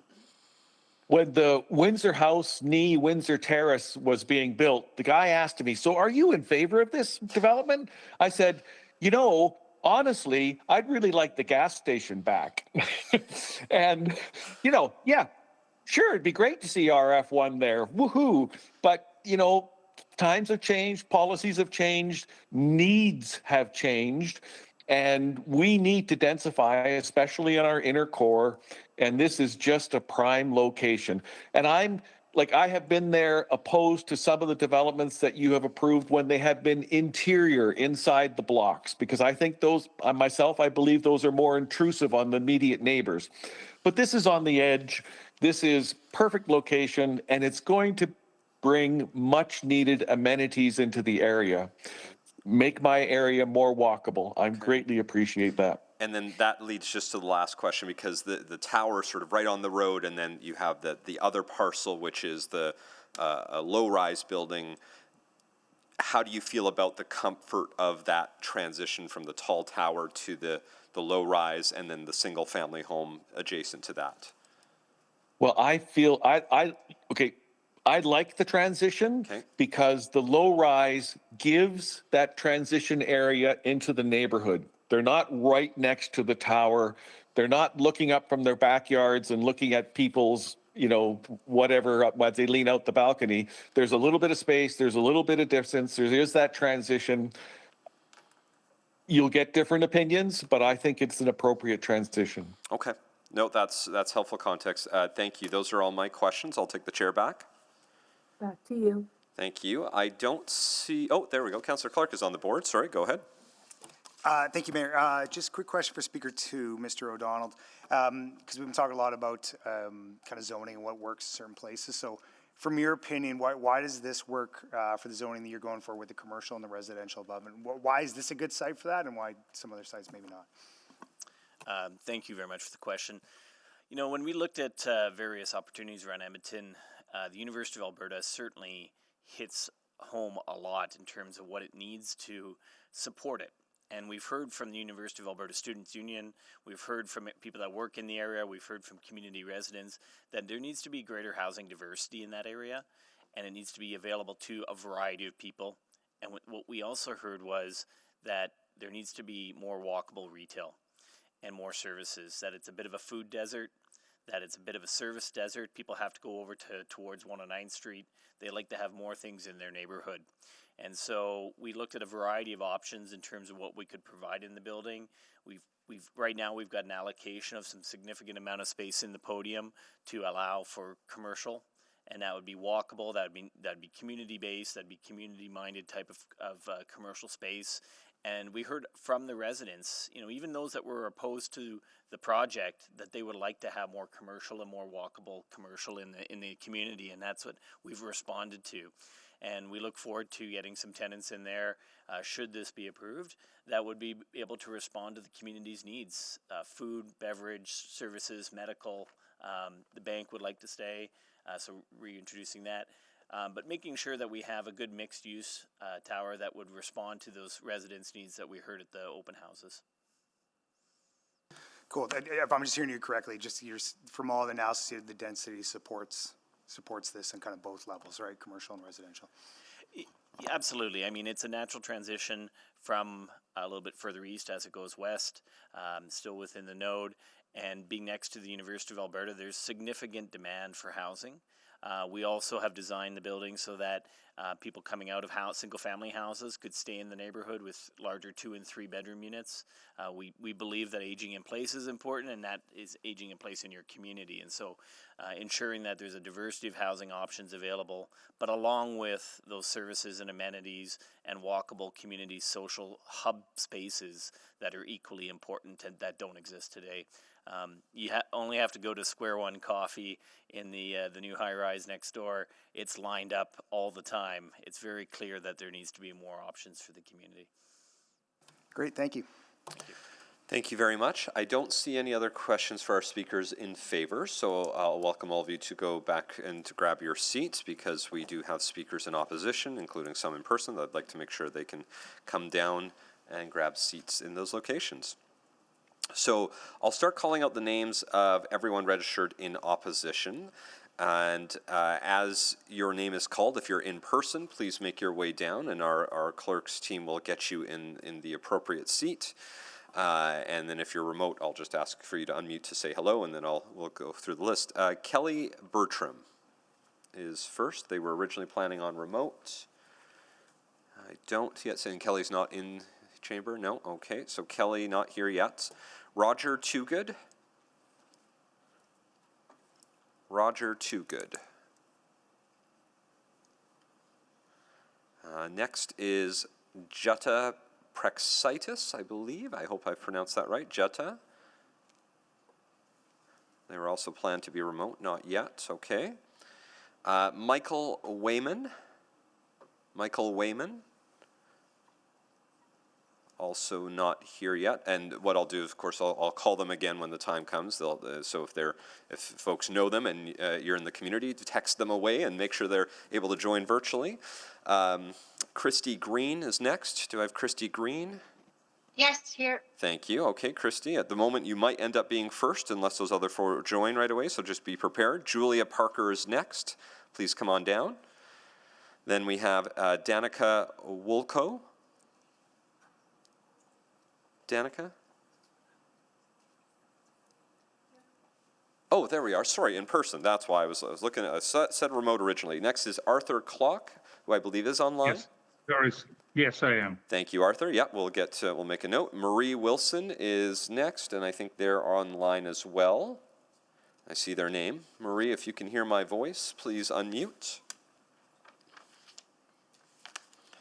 That's okay. They're on. They're here. We'll get them when their time comes. We've got a few before. Next is David Lynch in person. Please come on down.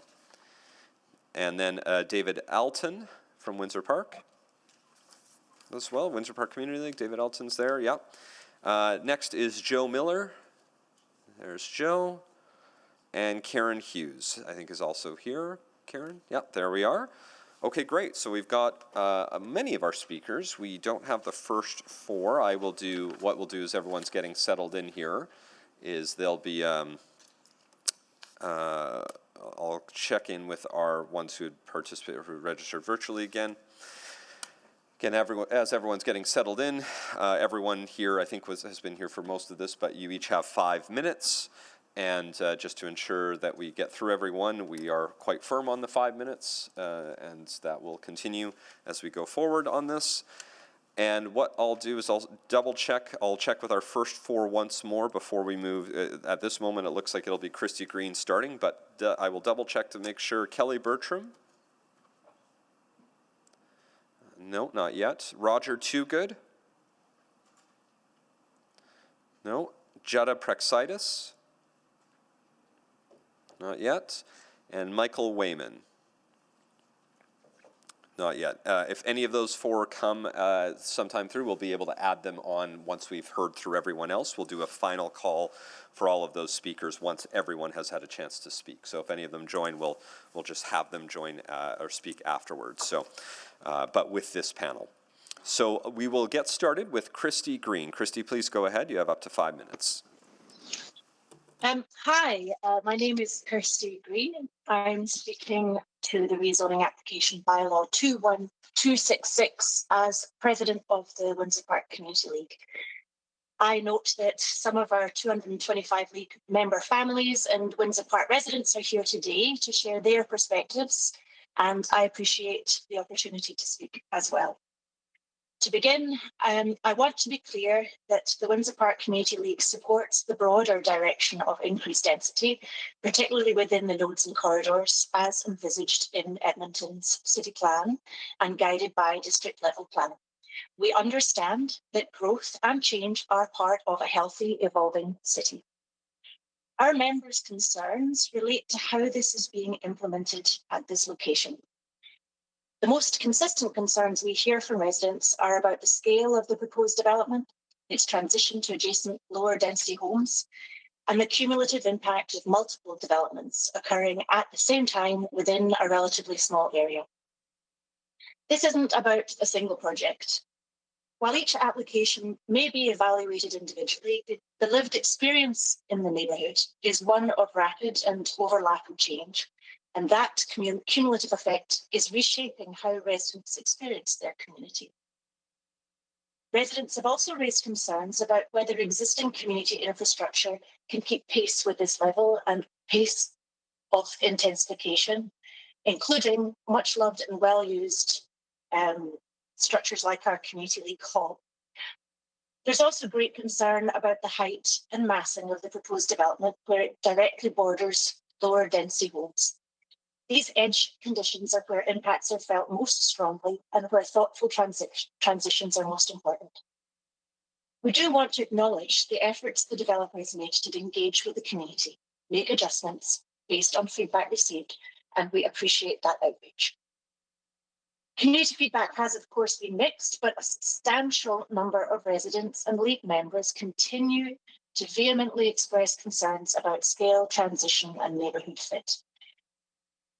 We also recognise the importance of providing more housing options within established neighbourhoods, including opportunities for people to downsize and remain in their community. However, these options still need to be integrated in a way that respects scale and provides appropriate transitions to surrounding homes. I'd also note that this position reflects a recommendation from our Community Leagues Development Committee, a group of volunteer residents who review planning applications in detail, consider policy alignment, local context, and incorporate community feedback before making recommendations to our board. For these reasons, the Windsor Park Community League does not support the rezoning application in its current form. That said, we remain committed to working collaboratively with the city and applicants as Windsor Park continues to evolve. We welcome new residents and support thoughtful, well-planned growth.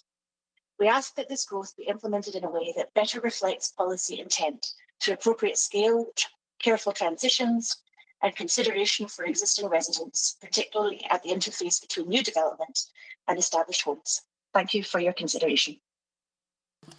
Thank you very much. Our next speaker is going to be Julia Parker, who is in person here. Please go ahead. Thank you. Good afternoon, everyone. My name is Julia Parker. I'm a longtime resident of Windsor Park, and I'm a member of the Development Committee of the Community League and the Windsor Park Citizens Coalition. The purpose of my comments is to highlight some themes. Pardon me? Yep, my mic's on. The purpose of my comments is to highlight some themes that emerged from the public feedback process. These themes will then be discussed in more detail by the presenters who follow me. The city gathered feedback by sending notices to residents within 120 meters of the project through an open house and through the engaged Edmonton site. So there are three mechanisms for inviting feedback. 210 comments were received and 80% opposed this project. Could we go to the slides, please? Yep. Freeze your time for a second. Yeah, go ahead. Sorry, next slide, please. There. No, the next, yeah, perfect. Thank you. First, I'd like to talk about the main themes that emerged from these comments with respect to densification in general. The first theme and first point, as we've just heard from Kirsty Green, is that people are not opposed to densification, but they want to see it occur in a way that respects the character and unique qualities of the neighborhood. Next slide, please. Second, there's been a tremendous amount of densification in Windsor Park in recent years. We want to see, tremendous amount of densification in Windsor Park in recent years. Lot splitting, row houses, multiplexes, garage suites, and several apartment buildings. So those comments give a background to our view and understanding of densification in this area. The second point I'd like to make relates to this particular project and the feedback on this project specifically. Next slide, please. The key concern is the height and scale of the project. Is a 27-story tower appropriate for this site and its surrounding context? 80% of the respondents said no. Next slide, please. The other issues that were identified as key issues through the public feedback process are outlined here. There's the excessive height, inappropriate scale and transition, traffic, parking, road safety, demands on infrastructure, the school, too rapid growth, and finally some concerns relating to the city, to the planning department and the developer. So those issues that I've now outlined will be picked up on by the speakers who follow me and developed in more detail. Finally, just in closing, if you go to the next slide, please, we do have a comment to make about the planning report and a suggestion as well. There's a one-page summary in the planning report of the comments received, the feedback received, and we noticed that it's divided, this page is divided visually into three parts. One part dealing with concerns, one part dealing with comments and support, and one part dealing with suggestions. And we felt that this way of presenting the responses was a bit misleading, simply because a quick look at the page suggests that they were equally weighted, whereas when you look at the actual tallies, you can see that that was not the case. So perhaps just a suggestion that we had was in the future there might be a better way of presenting this information so that at a quick glance one sees how the comments were weighted. Thank you very much. Those are my remarks. Thank you very much. Our next speaker is going to be Danica Wolko, who's also here in person. And I think this is probably a good transition point. I'll give the chair to Councillor Elliott, and I'll jump on virtually for the next while here. I have the chair. Thank you. And Danica, when you're ready, you have 5 minutes. Thank you.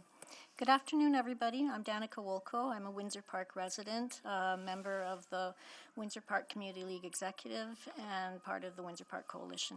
I'm speaking in opposition to the tower. I will cover densification, diversity of housing, school concerns, and recommendations. Next slide, please. Next slide, please.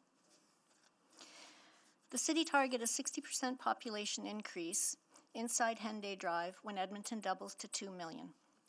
The Scona District Plan is 59% increase when Edmonton is at 1.25 million by approximately 2026, and a 245% increase when Edmonton is at 2 million by approximately 2050 to 2060. These were population targets. There are no densification targets for neighborhoods such as Windsor Park. Without a densification target, how do we know when the goal is reached? Next slide, please. Nope, back. What has been the effect of densification efforts in North Windsor Park? In 2015, we had zero housing diversity. In 2026, detached single-family housing is now the minority. Mid to high-rise rentals are now the majority. The Scona District Plan has a 59% increase by 2026. North Windsor Park is already at an increase of 182%. Next slide.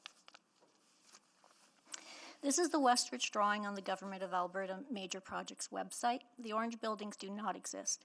They're on university property, and the university has no plans for development on those locations. Next slide, please.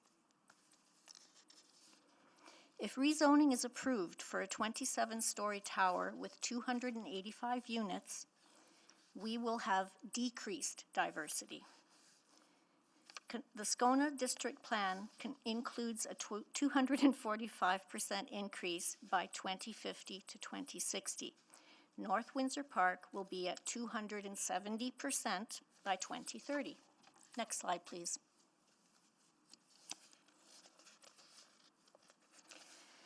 The planning report states this application provides housing diversity. It does not. It decreases housing diversity. Next slide, please. For the 2026 to 27 school year, Windsor Park School is full. Our daycare's lease was terminated to make room. Parents lose on-site daycare. Would the school have been at level 3 growth control if the daycare hadn't been asked to leave? Continuity and community connectedness will be lost. Traffic, already difficult and unsafe, will truly be dangerous. The EPSB said that portables and renovations would be difficult or impossible due to site limitations. There are 306 units in progress by Westridge, meaning at least 600 or more new residents are coming. The proposed tower will add 285 units, or at least another 570 new residents. Windsor Park School will not be able to cope. Next slide. The key concern is densification without a coordinated school capacity, traffic safety, construction management, and infrastructure plan. The school is not just another householder. They have a capacity and infrastructure considerations. The EPSB states, new construction projects take between 3 and 5 years to complete once funded for design. This doesn't account for evaluation time and getting that funding. There should be more meaningful consultation with the school. Please reject the rezoning application for the 27-story tower. Next slide. Overall growth and density recommendations. 1, deny the rezoning application for the tower, allow time for the already rapid densification to be absorbed and for cumulative impacts to be identified and addressed. 2, establish densification targets for Edmonton neighborhoods involving true consultation with communities. 3, provide detailed changes in numbers and types of dwellings in each mature neighborhood to support densification targets and as a required component of rezoning reports created by city planning. Thank you. Thank you, Danica. And we'll move on now to Arthur Glock. Are you still online, my friend? Yes, indeed. Okay, Arthur, you have 5 minutes. Thank you. Okay. Good afternoon, Mayor and City Councilor. Thank you for hearing me. I'm past president of the, next slide, please. Past president of Windsor Park Community League and resident for 35 years. It's a growing, very vibrant community with multiple sport and social programs. We just completed a spray park development that will open this spring that took us 14 years to fundraise. I do support, and we do support, responsible development, and I'm not planning to move anytime soon from this neighborhood. Next slide, please. So this is slides presented both by developer in a package of traffic assessment and by city. And you can see that, 3D model presented by the city includes those phantom orange buildings. They don't exist and are not planned by university to be built as far as we know. In isolation, this proposed project seems to fit in, but let's look closer at the present development density. Next slide. And this is actual current status of current and future developments of the two-block area, 116 and 118th Street and 87, 89th Avenues. If this new tower is approved, there will be approximately 744 new units or 1,100 to 1,500 new people living in this area. And the area is in the blue lines included, shown on a drawing. I don't believe this is responsible growth, and let's see the impact on traffic in the neighborhood. Next slide, please. So, major areas of traffic concern within the Windsor Park community, they mark in orange. So this is 87th Avenue and 116th Street intersection. Next slide, please. And north-south lane between 116 and 117th Street. An estimated 1,900 trips a day or car every 30 seconds if we take a window of 16 hours to move those cars around. Next slide. Another back lane. This is not directly this development, but it's included in very close area of those two blocks. So between 117 and 118th Street. Next one, please. This is 118th Street in front of Windsor Park School. Really busy right now. There is a construction going, another Westridge project, and creates very dangerous, traffic jams during the pickup time for school as well during 3 o'clock after school. Next slide, please. 119th Street at the back of the Windsor Park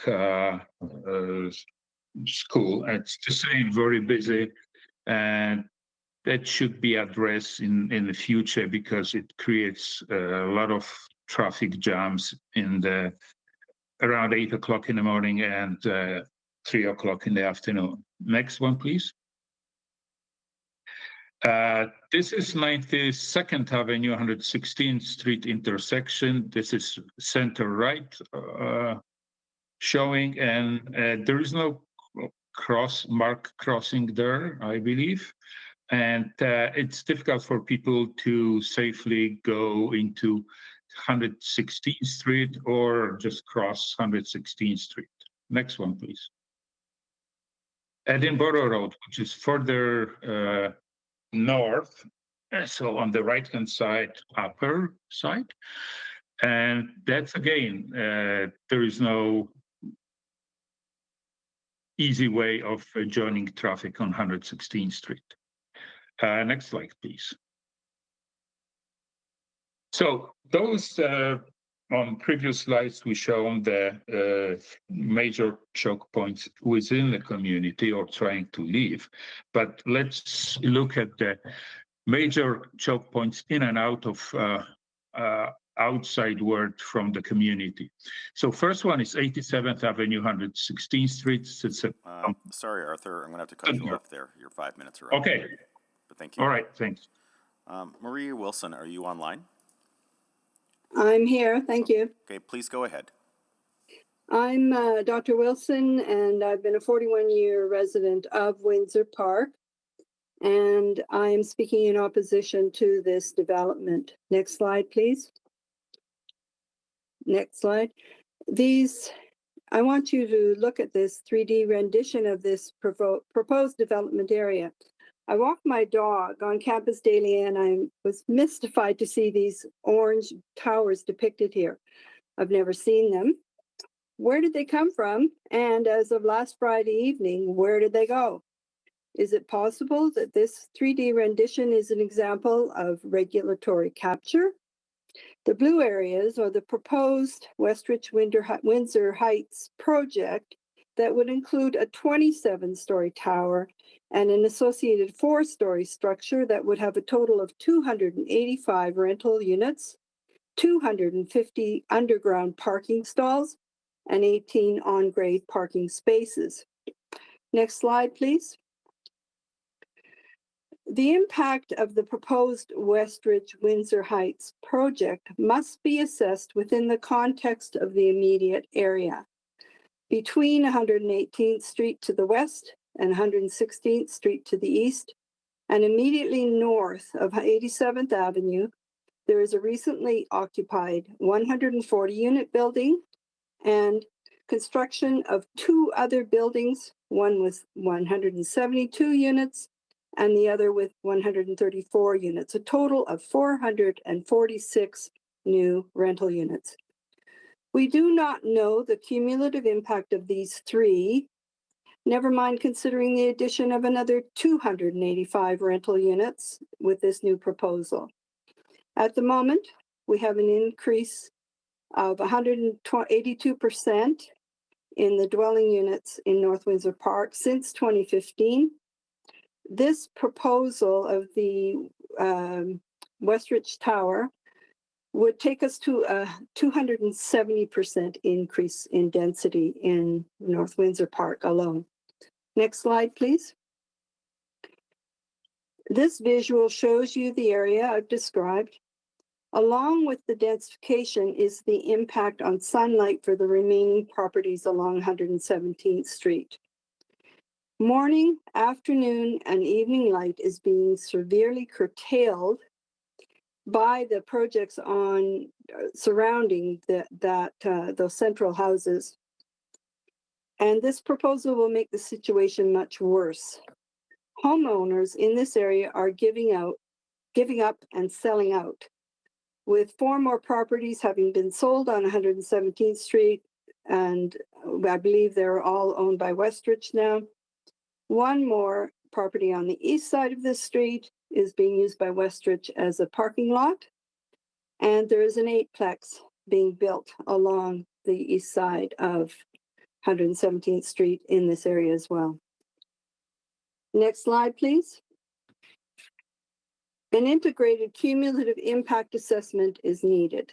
What is the total impact? The traffic safety near the elementary school, pedestrian safety along 87th Avenue, urban forest canopy impacts, shading, utilities. All of these need to be assessed. And we don't know what the impact will be of these approved and any proposed projects. It is necessary to wait until 2028 in order to assess the cumulative impact of the existing and in construction major projects, and then estimate the cumulative impact of any additional major projects in this highly dense area of the Windsor Park neighborhood. Assessment must be integrated across city policies and services such as Vision Zero, urban forest canopy, and the services for police, fire, and emergency waste management, etc. Next slide, please. For example, Vision Zero is a city policy attempting to eliminate traffic-related injuries and deaths. Arterial roads, like 87th Avenue, carry large volumes of cars, buses, and larger vehicles, and should not allow direct access to residential developments.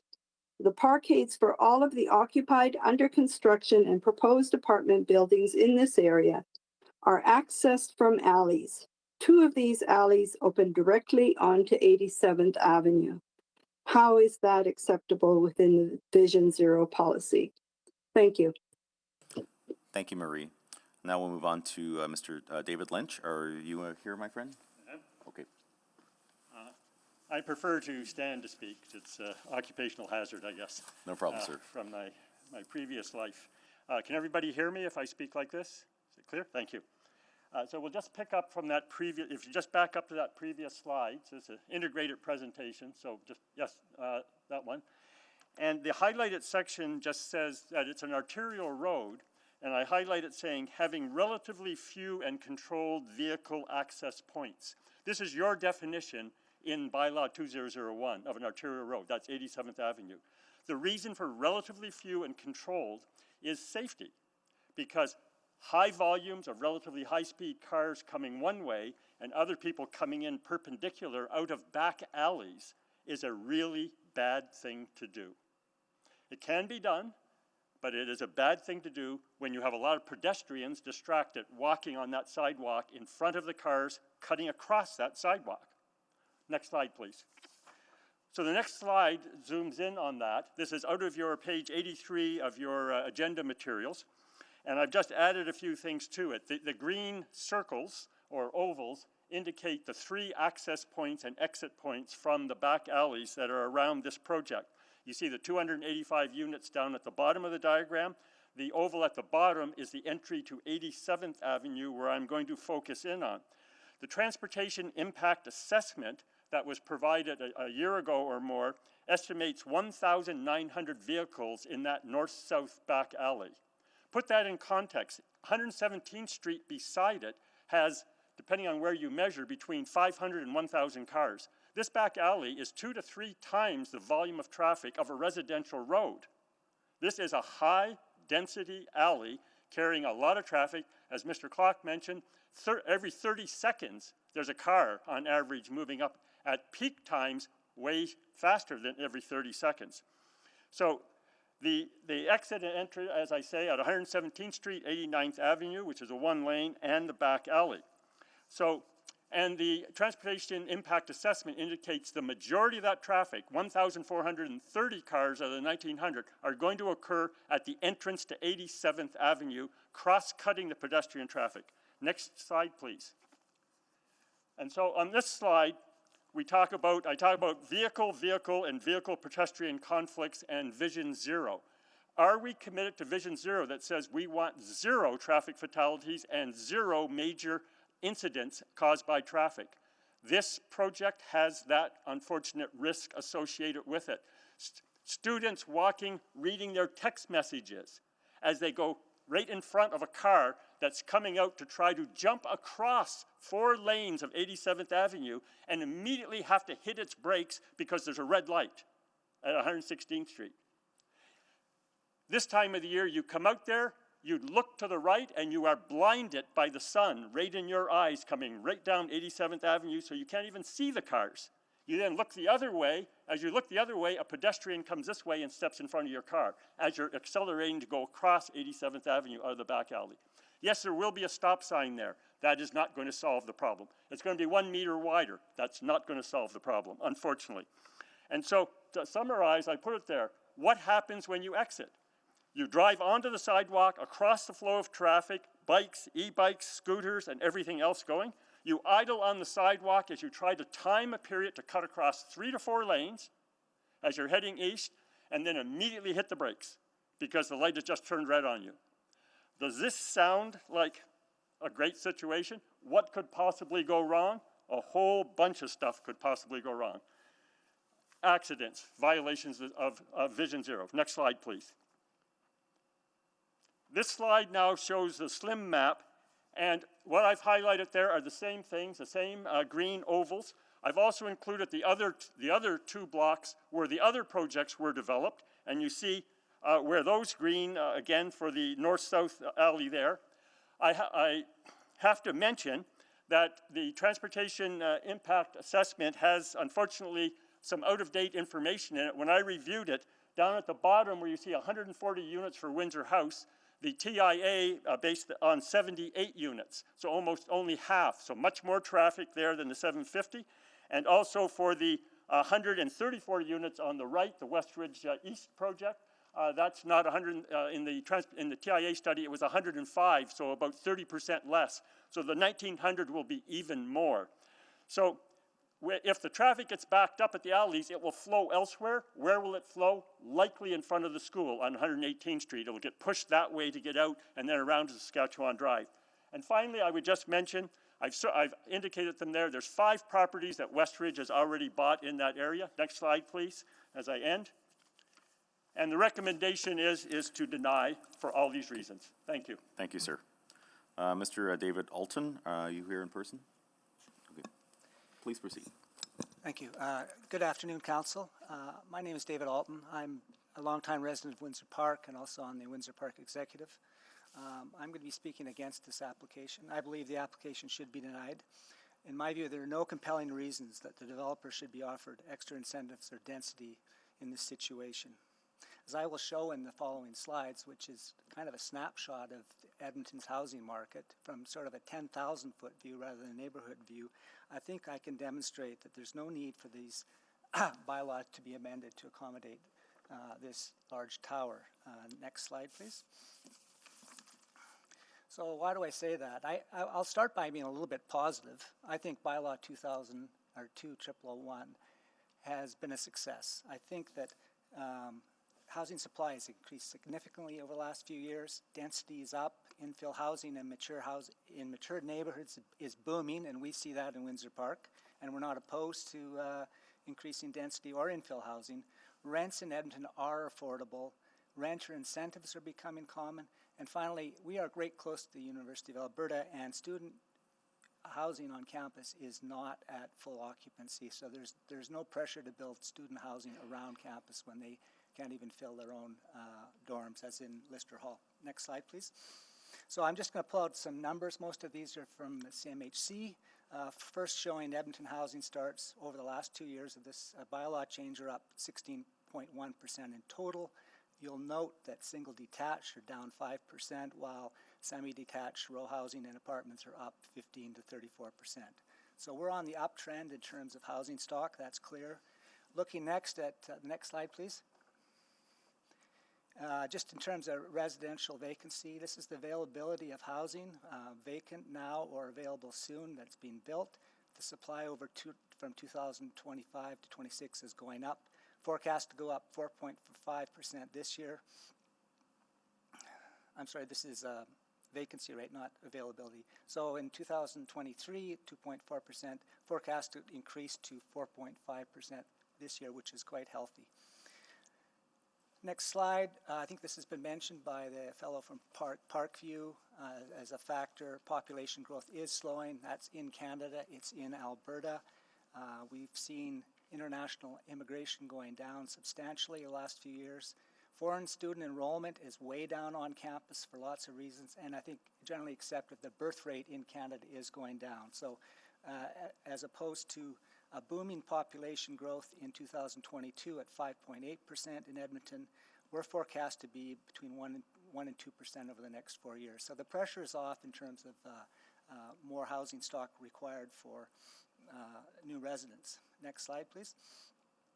So lastly, affordability. This is something that's key, is what can the median average person in Edmonton afford at the current rents, which are across the board in Edmonton rather. Typically, someone can afford a two-bedroom apartment on 16% of their gross family income, and looking at metrics in the sort of banking industry, up to 30% is considered to be sort of the threshold of what you should be spending on your housing costs. So we've got a pretty comfortable rental market in Edmonton. And I guess lastly, I think this has been talked about. Do we have a housing surplus? Is one emerging? Clearly the U of A student housing is not all being picked up. Westridge projects near campus and around the city are actually offering incentives now, such as free rent to new tenants. And back in 2024, the student union at the University of Alberta actually did a study that indicated that 73% of students found it easy or somewhat easy to find housing. So that pressure again is off. In conclusion, I'd like to make a couple points. First, our housing market's very healthy, and zoning changes have been successful in increasing housing supply. And finally, I think this is key, the extra incentives that are proposed in this project of 27 stories and the added density and revenue that's going to be provided if it's approved to the developers is simply not required or not desired at all. Thank you. Thank you, and we'll move on now to Joe Miller.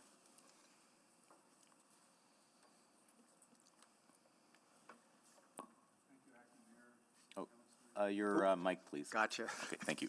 Thank you for that as well, Acting Mayor. My objective today is to explain why this proposed tall high-rise does not comply with the district policy. Next slide, please. The starting point is to recognize that the district policy rules for a tall high-rise site in a major node are the rules that apply. Next slide, please. The proposed height of the tall high-rise is by definition a tall high-rise being 21 floors or more. It's important to recognize then that the definition of this particular building is based upon the concept of height. Next slide. For a tall high-rise, two essential criteria are required under the district policy. Number one, it has to be along an arterial road, which it is. Number two, the site size and context allow for appropriate transition to surrounding development. Next slide. It's important to recognize that both of these criteria must be met for it to comply with the district policy. Next slide. The key to this analysis is the concept of appropriate transition. What does appropriate transition mean? Next slide. Appropriate transition is not defined in the district policy, the zoning bylaw, or the city plan. Where a term is not defined, the law requires that the words are giving their ordinary grammatical meaning. So you apply the ordinary grammatical meaning to the word appropriate transition. The same would apply to the words surrounding development. Next slide. What is the ordinary meaning of appropriate transition? The answer to the question of whether the site size and context allows for appropriate transition to the surrounding development, you must ask, what would the reasonable person think? Next slide, please. As noted earlier, the only difference between a high-rise and a tall high-rise is height. It's not floor area, it's not density, it's height. A building 20 floors or less is a high-rise, 21 or more is a tall high-rise. Next slide, please. In the district policy, a high-rise 9 to 20 floors does not require appropriate transition. A tall high-rise, however, does. Next slide. question becomes, why is it essential to consider appropriate transition for a building 21 floors or higher, but not one 20 floors or lower? Next slide. The answer must be that it is the height of the tall high-rise that triggers the appropriate transition analysis. Next slide.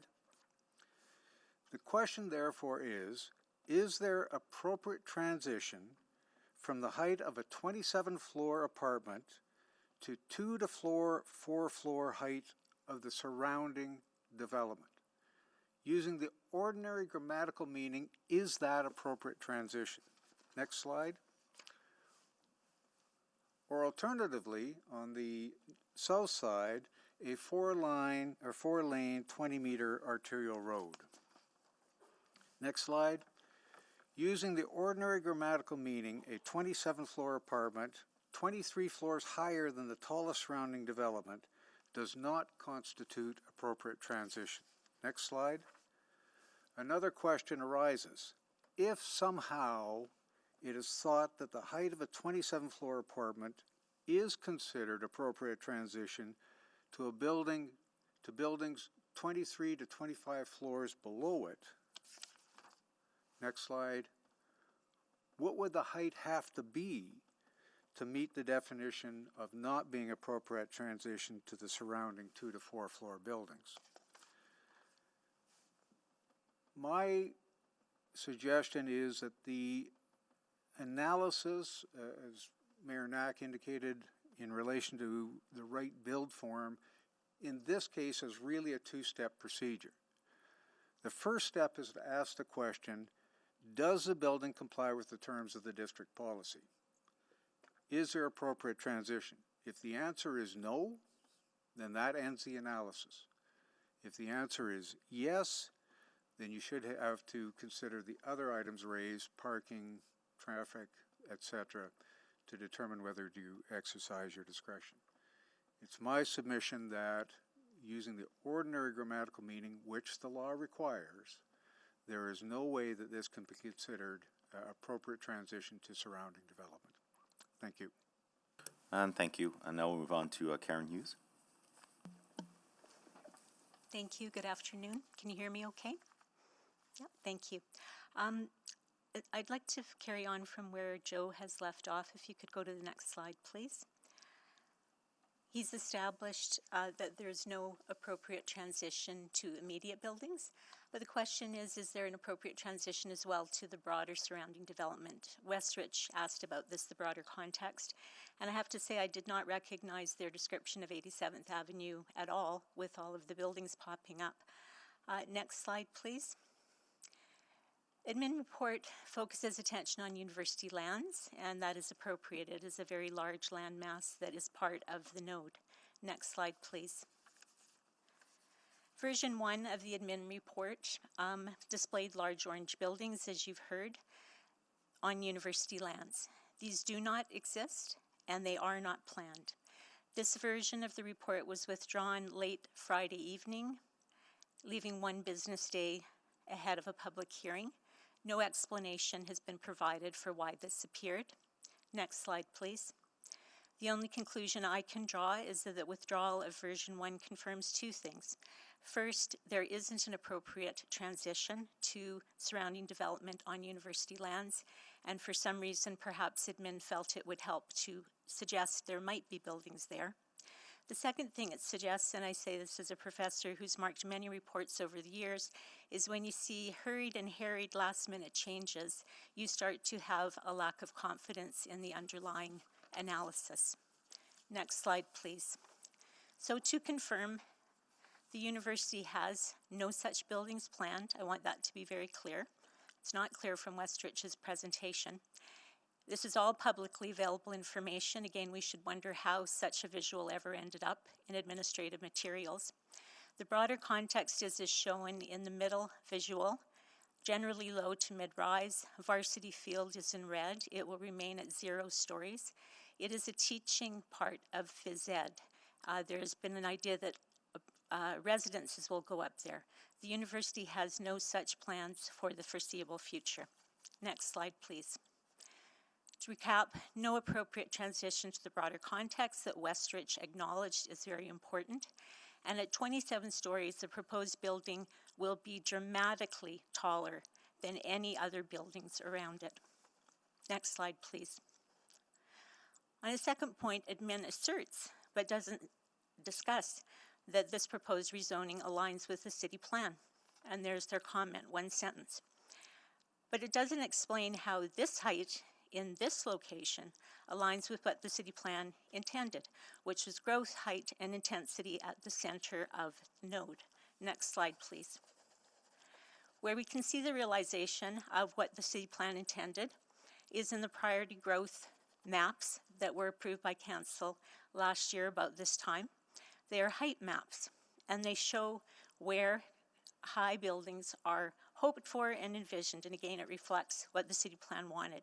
As you can see, height is concentrated on White Avenue, which is the primary corridor, and along 109th, which is secondary. And you can see Westridge Tower way across university lands, separated by blocks, 25 to 30-minute walk to Safeway and other shops. This is not creating a walkable community. Next slide, please. If you zoom in, you can see the highest heights in dark red. The highest heights are up to 75 meters, 21 stories. This is where the city plan envisioned creating growth to build the walkable, vibrant communities. And this is how the city plan can be successful, is to actually create them. The intent of the city plan was to have intentional development. And as I understand it, that's why we have the PGA maps, is to try to encourage developers to build where they should. Final point. Next slide. The city plan and its philosophy notes that height transitions to the edge. That is a core idea within the philosophy of the city plan. Within the PGA, the Westridge site is on an edge. Last slide, please. Our position, deny on the basis of a failure for appropriate transition, alignment with the city plan and the PGA that the city spent time on, serious concerns within the community that have not been addressed by Westridge at all, and finally, a clear lack of balance in the admin report and in these public hearing proceedings. We ask the application be reconsidered, not be reconsidered until cumulative impacts are assessed and a fair and balanced assessment can be given. Thank you. Thank you. Now we'll move on to questions for the speakers. Mr. Chair, I believe the mayor is signaling. Okay, thank you. Mayor, please go ahead. Sorry, I apologize, Councillor Elliott. Before we move on to questions, may you just do one final call for the speakers 1, 2, 4? Certainly, okay. Just checking online to see if Kelly Bertram, are you there? Roger Toogood? Juta, I'm going to mispronounce this, I apologize. Sorry, I'm not going to take a chance because I'll make it up. But Juta, are you online? Okay, Michael Wayman? I guess hearing nothing further, we will proceed with questions for the speakers. Mayor, apologies for that. Please proceed. No, thank you. Thank you, Councillor Elliott, and I appreciate it, Councillor Jans. I'm just about to run into that meeting, so thank you for that. Thank you to all the speakers. I wanted to maybe ask Mr. Miller, because I think you're raising the key question about the definition of appropriate transition and trying to figure out, you know, how we determine that, who determines that, the variables that go into that. And I guess I wanted to ask you, so, because I think the challenge is there's going to be different perspectives. For example, I have an email that was sent to council as part of this record from one of the homeowners that is not the immediate site north, but the second site north. So they own the home the second lot immediately to the north of this proposal. They have solar panels, and yet in their email, they state, I'll read their last paragraph here, which is the shopping center site is located in the University Garneau major node on an arterial road As such, it is an appropriate location for a tall high-rise development, and in our view, the four-story development beside the tower provides an appropriate transition to the small-scale developments on 117th Street. So I wanted to get your take because I think, certainly the folks that are closest to it will be the best judges of appropriate. And I wanted to get your thought on that because I don't think I've received any correspondence from the neighbor immediately adjacent. So this is the one closest. Your thoughts? So I think the challenge for City Council is applying the law to the definition of appropriate transition. So basically what you would have to do is take a disinterested person, so not someone living right next door, but someone walking down 87th Avenue and looking up at that 27th floor building and then looking at the surrounding area and asking that person, a disinterested person, is that appropriate transition? Is the transition from 27 floors to 4 floors appropriate transition using the type of language that you use in your everyday use? And I think the answer to that would be there is no way you consider a drop of 23 floors or 20, whatever it would be, from 27 to 24 an appropriate transition. So that, I think, is the test that you have to use. Okay. And for you, I guess what I would say is I would be curious as to why wouldn't you want to use the ones who are most directly impacted? Because I think that is often the variable we've used, I think, as a council over the years when we talk about rezoning applications. Because, for example, we had one speaker in favor who lives in the neighborhood but doesn't live nearby, and while they've been involved, if you're living 6 or 7 blocks away and not impacted by sun shadowing, things like that, then I feel like we'd want to put a bit more weight on those who are immediately adjacent and have the greatest level of impact. And so, and that's where I want to say, okay, how do you determine reasonable? And if somebody's right beside it saying they're feeling it's reasonable, why wouldn't I put weight on that, in your opinion, from that legal standpoint? Well, because legally the requirement is you use the ordinary grammatical term. And it doesn't mean that the person living next door or person living a mile away should be able to trump what the ordinary grammatical term of appropriate transition is.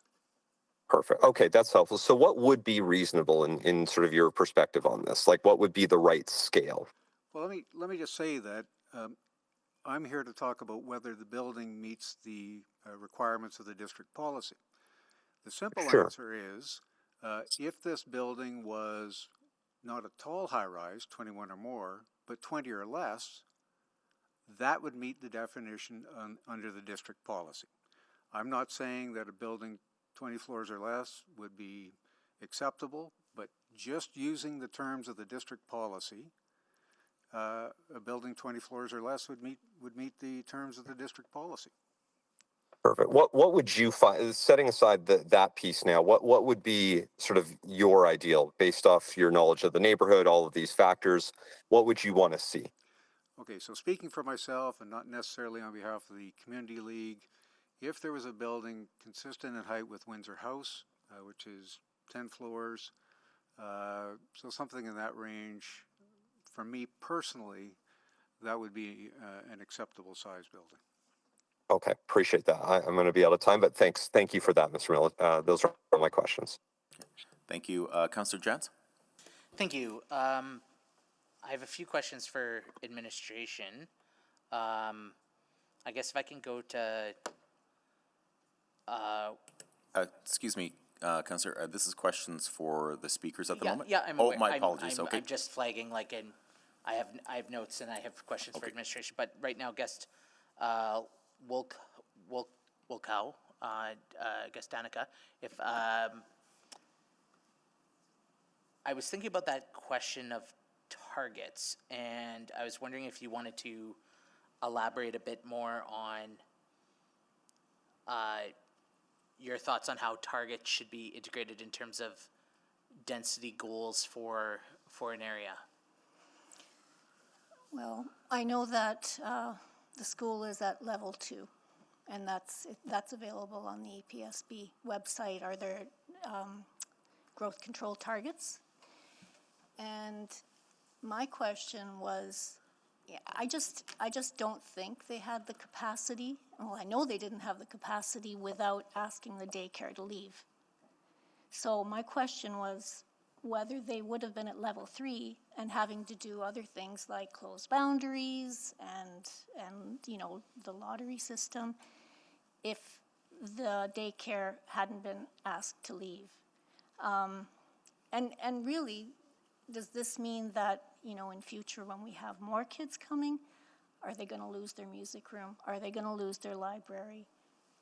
You know, those are planning issues. And I was surprised to hear that they're treated like ordinary householders. They weren't consulted. I think they need to be consulted because they have, as I said, infrastructure issues, capacity issues. That's a tiny school. It's not on a big piece of land. So I think they need to be consulted in order to determine what is appropriate. Yeah, so, and for guest clock, I had down some of the notes about the traffic issues highlighted, and I have some questions for administration about that too. I note the piece about 1,900 vehicles a day, and I know that was also Dean, Member Lynch brought that up, or guest Lynch brought that up as well too.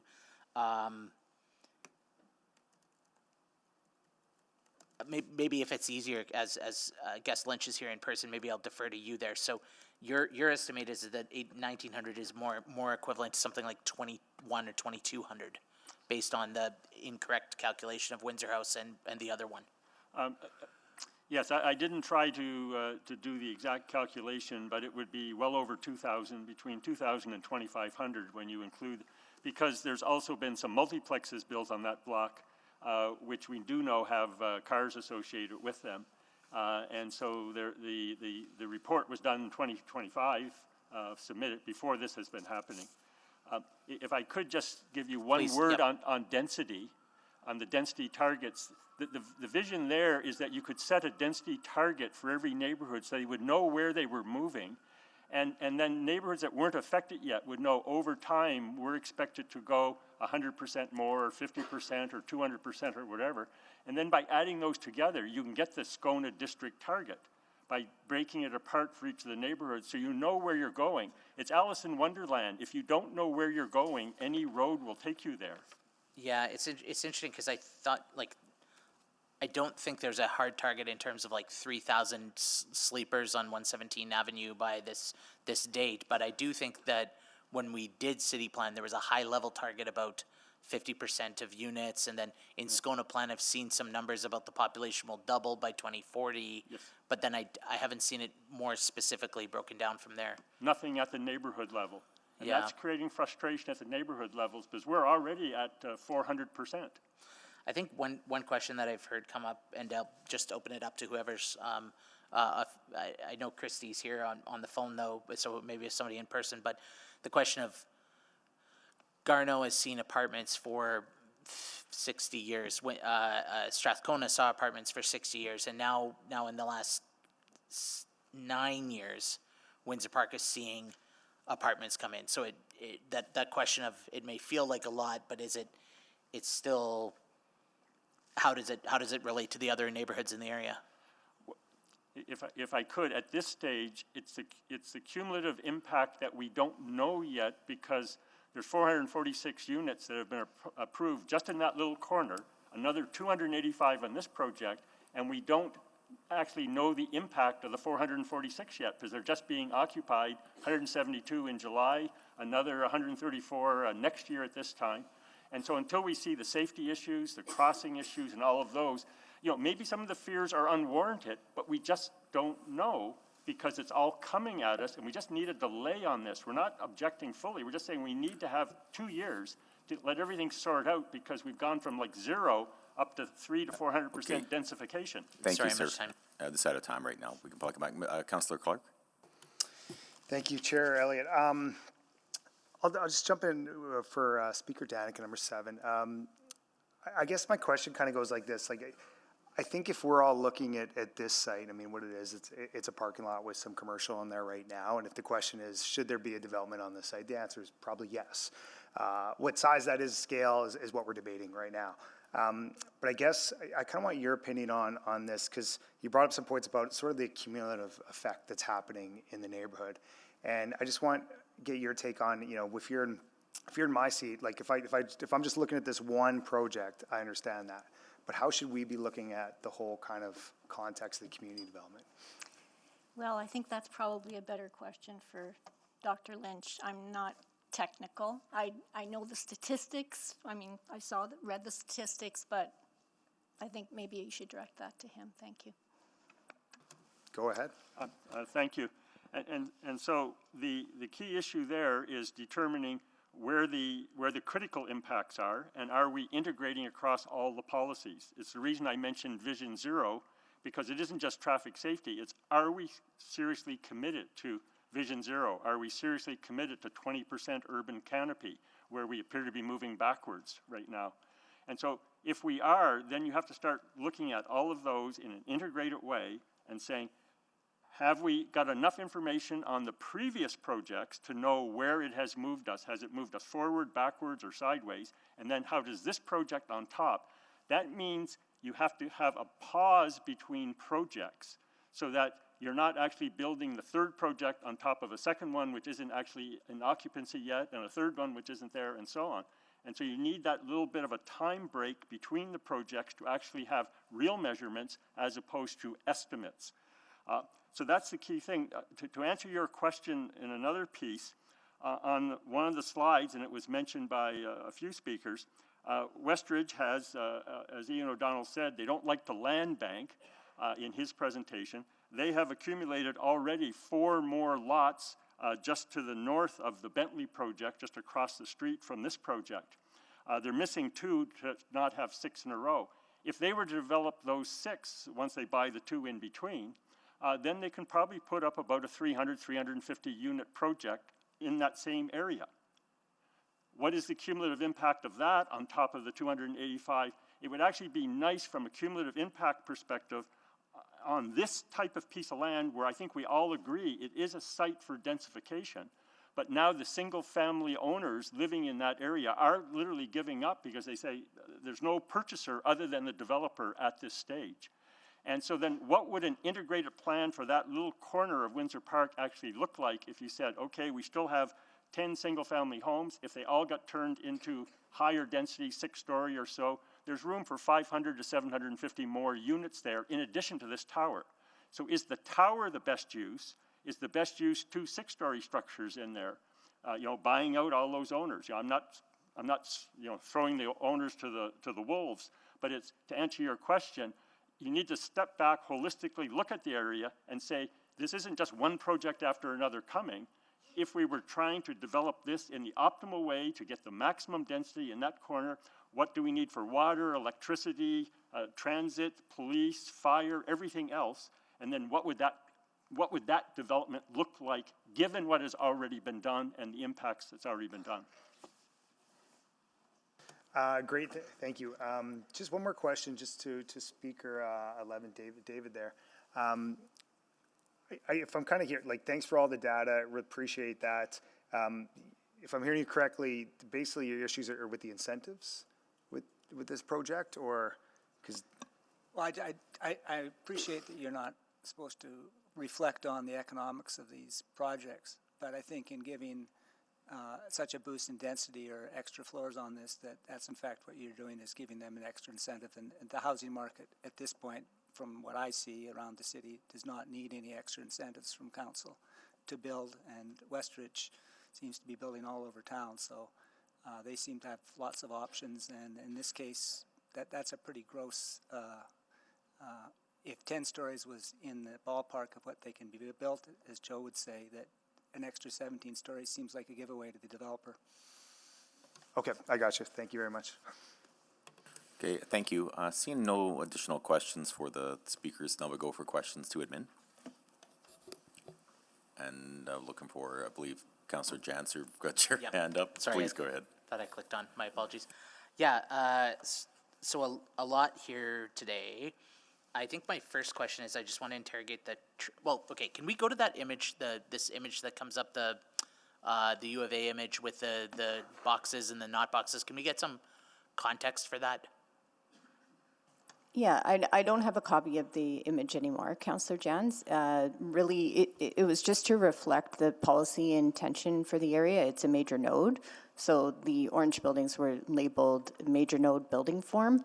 And we do this sometimes in our presentations and in our models, conceptual models that are in reports, so that we can model nodes or corridors to give an example to council and the public of how these areas are expected to transition over time. So we did receive feedback that this is incongruent with University of Alberta's long-range plans.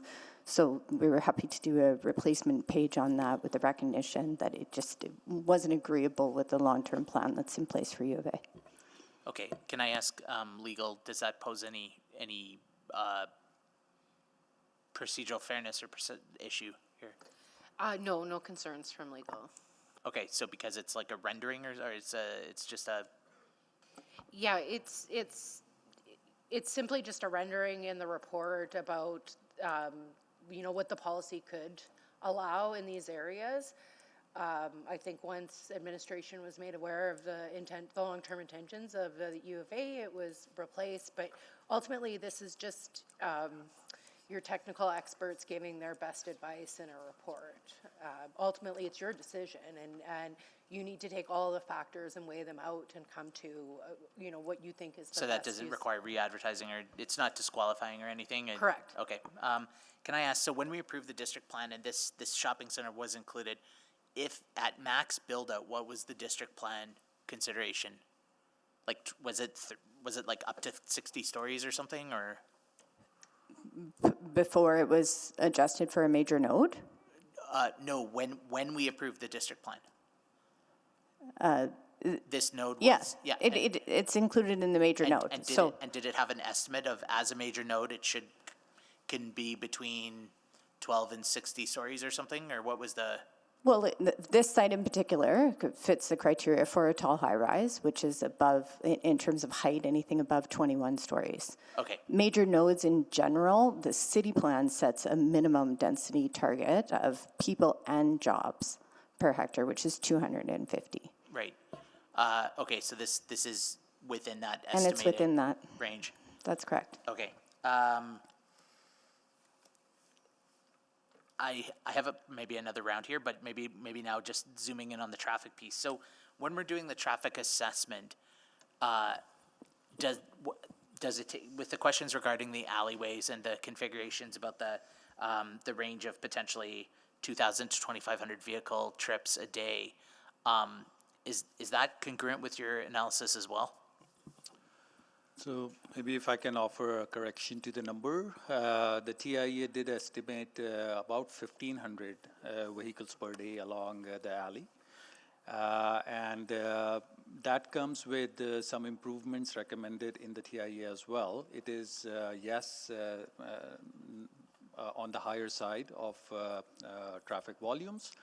And that's why I think the applicant also during their presentation highlighted the fact that they are amenable to widening the alley, not only making it to a commercial standard, but adding another meter that gives a total 7 meters of carriageway, which basically is good for 2 vehicles to pass by. So there are recommendations that are associated with those higher number, and the correction is that alley volumes are in the range of 1,500. Right. So with the other traffic changes in the area too, is this based on just kind of standard traffic engineering, or is there consideration? Because I think of like other towers in the Garneau area, I rarely see cars coming out of them during the day because many of them are university commuters. Other buildings, it might be something different. If we look at, say, like at Windermere Ambleside, that tower may be sending out 1,500 trips, but like how do we take into account like traffic destinations, or like just because there's a car in the parkade doesn't mean that car is necessarily leaving? That's a good point.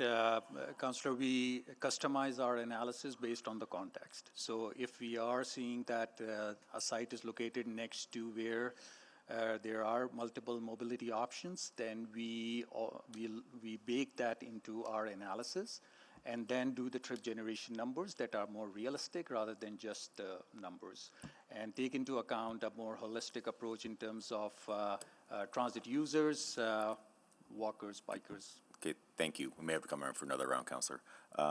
Councillor Morgan, please go ahead. Yeah, I'm going to go with the transportation end too. I just hearing from the speakers there, I was kind of curious about it looks like you kind of addressed some of the alleyway issues in the report, but I was kind of curious about the just accessing 87 Ave and like if it seems to me that you wouldn't want to access 87 Ave from the alleyway, but probably 117th Street. Is there any room for a crossing there or a signalization there? I don't think there's signals there right now, is there? So, so here we are getting into the realm where we would like to see what our priorities are. So do we want to maintain a more pedestrian realm, urbanized nature of our local roads and divert the traffic through alleys? Or we want to compromise the pedestrian realm and funnel the traffic through the local roads, maintaining more accesses. So if you see in this pocket, you have a north-south alley that connects both 89 Avenue and 87. And the other option is to punch in another access to 116 or 117 in order to disperse that traffic. So given that the alley is already there, it is functional today, and any additional accesses will be removed from 117th Street. This is more of a trade-off that we see that supports urbanization along the roadways and have traffic where that needs to be. So they still will have access to 117th Street, is that correct? It's one access to 117th Street, which exists, and this is where the vision for that access is not primarily for vehicles. It is envisioned to be a shared alley concept. Really just pushing everybody up to 89 Ave is kind of what you're... And 89 and 87 to the south. So it's more like a grid. Alleyway. Sorry? Via the alleyway, correct? By the alleyway, correct. Okay, cool. All right, thanks. Thank you. Councillor Salvador? Yeah, thank you. I just wanted to come back to this idea that was raised around cumulative impact. I'm wondering if administration can speak a little bit about how that's considered when applications come forward. Councillor, you mean the transportation impact? I think like even just beyond transportation, there was some questions raised around like coordination with not only traffic safety and traffic in general, but other projects that are happening in the area, infrastructure, coordination between like new schools, things like that. How are we making sure that holistic picture is taken into account? Yeah, maybe I'll start with transportation. So as far as the cumulative impact is concerned, every time we look into any area, we make sure that any developments that are already approved or potentially close to coming to council, we try to incorporate all of that within the analysis so that cumulative impact of growth is considered. That also is reviewed through our Safe Mobility team, who look at any active modes improvements. For instance, in this case, there will be improvements to pedestrian realm along 87 Avenue and improvements to transit stop as well. So, and if there is a site that is just next to school, which is just to the west, when we were looking at that application, there was a close coordination and collaboration with the school at the time. Okay, that's sorry, helpful. Councillor, we're just going to cover all our bases here. We're going to hear from Jatinder now. Councillor Jatinder Tiwana here. When it comes to storm and sanitary management, for smaller developments, sanitary flows or wastewater flows don't have much of an impact.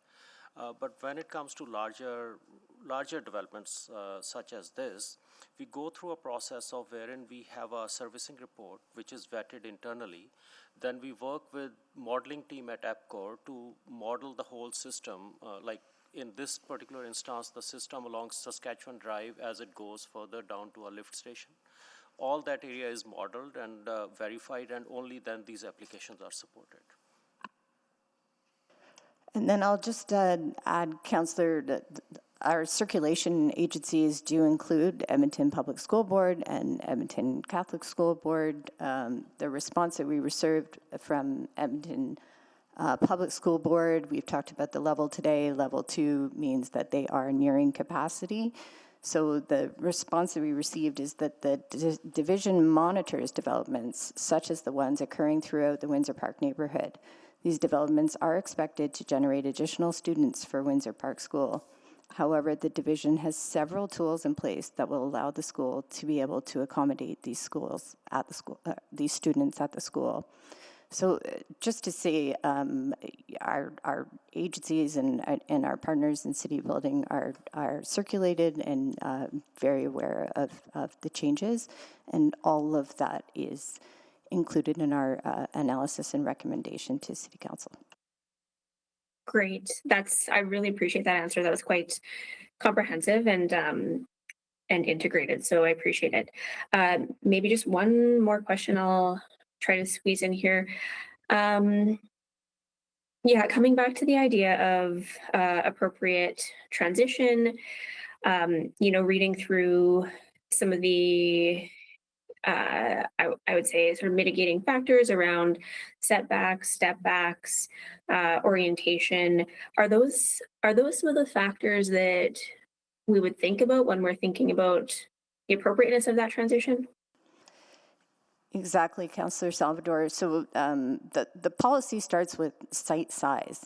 And really, when anybody makes an application for a zone and we're looking at that site size and we're getting the cue from policy, we're saying, is that site size big enough to accommodate what the zone is regulating when it comes to setbacks and step backs? And at roughly 2,000 square meters, this corner site can do that really well. Okay, great. Thank you. Yeah, that's it. Thanks. Okay. Councillor Jans? Thank you. Do we need? Oh, and I'll need to move another round, I believe. Second. Second. Please vote. Yes. Thank you, Councillor Jans.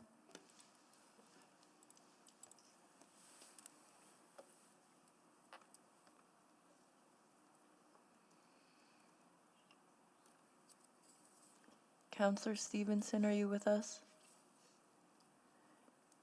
We will mark her absent. We have all the votes? Please display the vote. And that motion is passed. Councillor Jans, please continue. Thank you. Okay, cumulative impact. So if there's any upgrades required to storm, sanitary, anything else, that's on the applicant's responsible for that, right?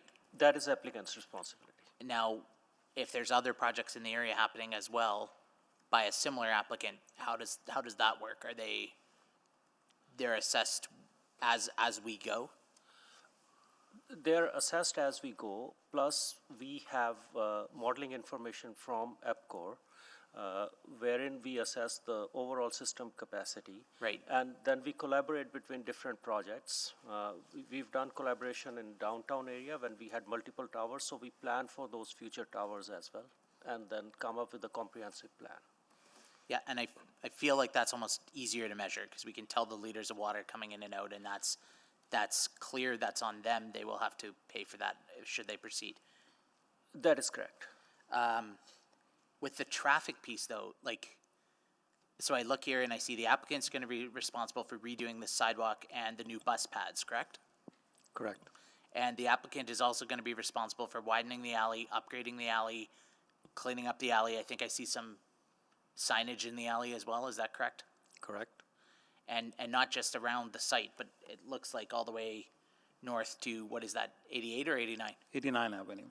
So they've got to cover the next 2 blocks of alley, and that includes the widening, the paving, the care and feeding, all of that. Correct. Okay. So how are we knitting all of these, the traffic pieces together, because I don't deny this is a lot of units. This could be 700 new units. But I'm still not, personally, I'm still skeptical that they're all going to be leaving in morning rush hour traffic together or returning rush hour traffic together. So I think part of the appeal of a project like this, like, I don't know, does the applicant provide like kind of a market analysis on, they expect half of them to be nurses working at the U of A hospital or something? Like, how do we? So what applicant provides is the number of units and their intention. In this case, it was 300 units with some commercial component. And then transportation consultant, that's where all the fun happens in terms of how to evaluate where the traffic is coming from and where it is going. In that regard, we have multiple approaches. Just to simplify it in 2 minutes, you can look at the existing intersection volumes. You can look at the existing trends. We also have longer-term model volumes. Like in this case, we won't be going that far. But the existing patterns are highlighted. And then there is the big component of the analysis is the modal split. What modes in this area people will be using to go to their offices? Will they be mostly relying on their cars, or they have other opportunities? And that's where once we get an idea, say for example, 300 units are generating 300 trips, but all 300 trips are not by vehicle. Maybe 50% of them are by vehicular traffic and 50% are by other modes.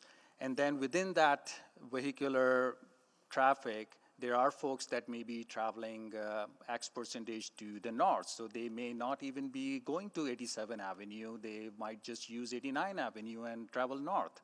So those are all the nuances that are part of the analysis, and that analysis basically was done, and it recommended and concluded that these are the recommendations that are needed to serve the site. However, when looking at the externalities, for instance, the intersections which may or may not be impacted, they have given us an idea, a clear indication what impacts those intersections may have. And they are all well within the levels of service. Okay, so what if an intervention like a traffic light is needed on 117th or something, or people, is that going to be? So it depends. So if it is a citywide growth related, because when we look at 87 Avenue, it is obviously serving a wider catchment, a wider population. 87 Avenue, if it needs a signal, we have to then get into a further detail. Is that signal really triggered by the development, or it is because of the background traffic that is already there and it is a network issue? So we decouple the requirements between the network and the ones that are associated with the particular development. So I'm going to have to move another round. So moved. Second. Okay, it was my first by, was that Councillor Wright? Did you go? I think it was the second by Councillor Palmer. Please vote.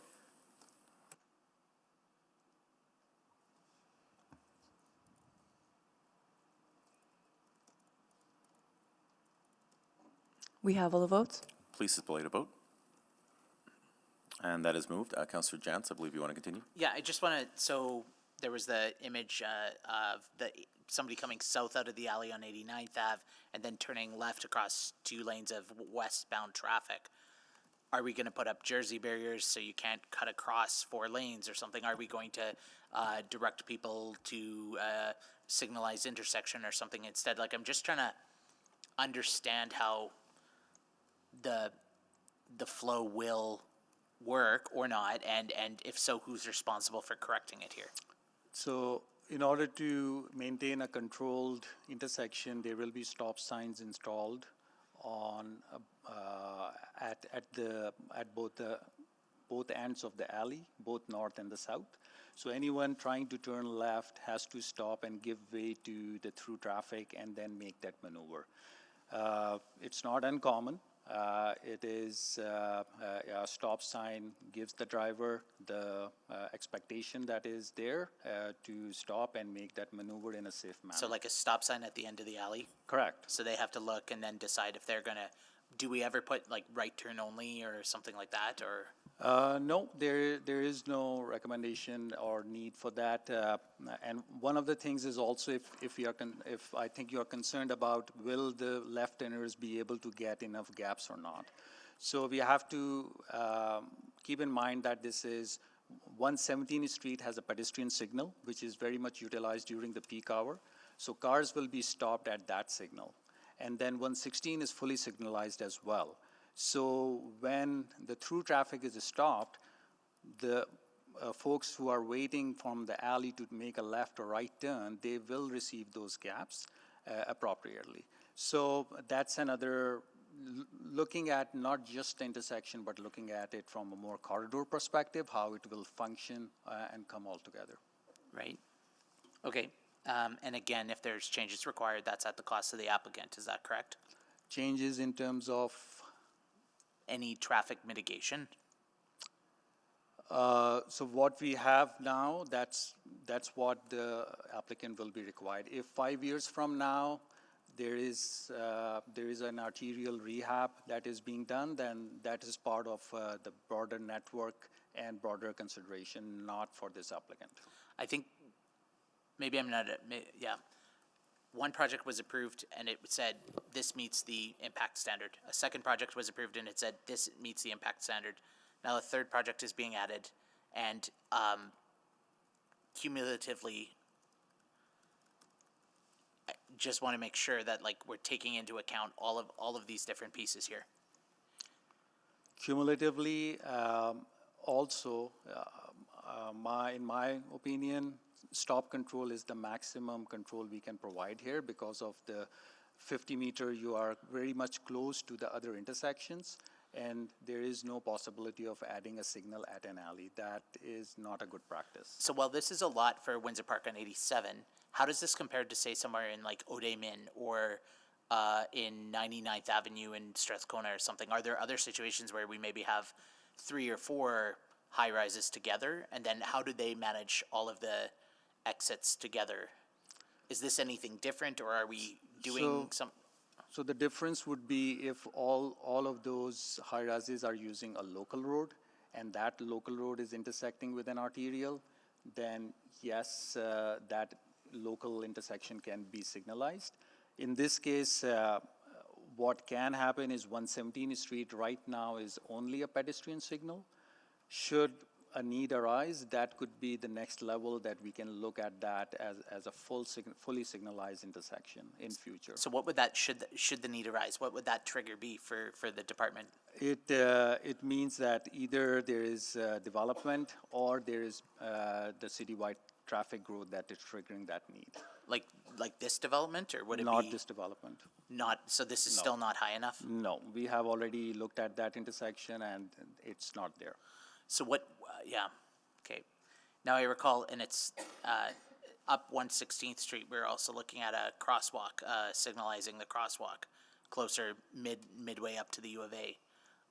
Is that tied into this calculation at all too? Like if we're not anticipating people driving and they're going to be walking or biking or something, is that included, or is that more considered as a broader neighborhood enhancement? That's a broader neighborhood enhancement, because we have to keep in mind that Safe Mobility team, they also receive a lot of complaints, and then that is the trigger for them to go out and do some surveys and then look at what's needed today, and there is a program for that. Okay, if my colleagues will indulge me, I move a fourth round. Fourth round. Move a second, third, fourth round. Second.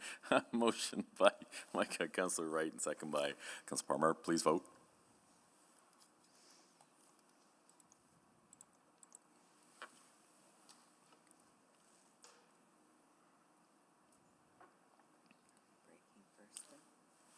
We have all the votes? Please display the vote.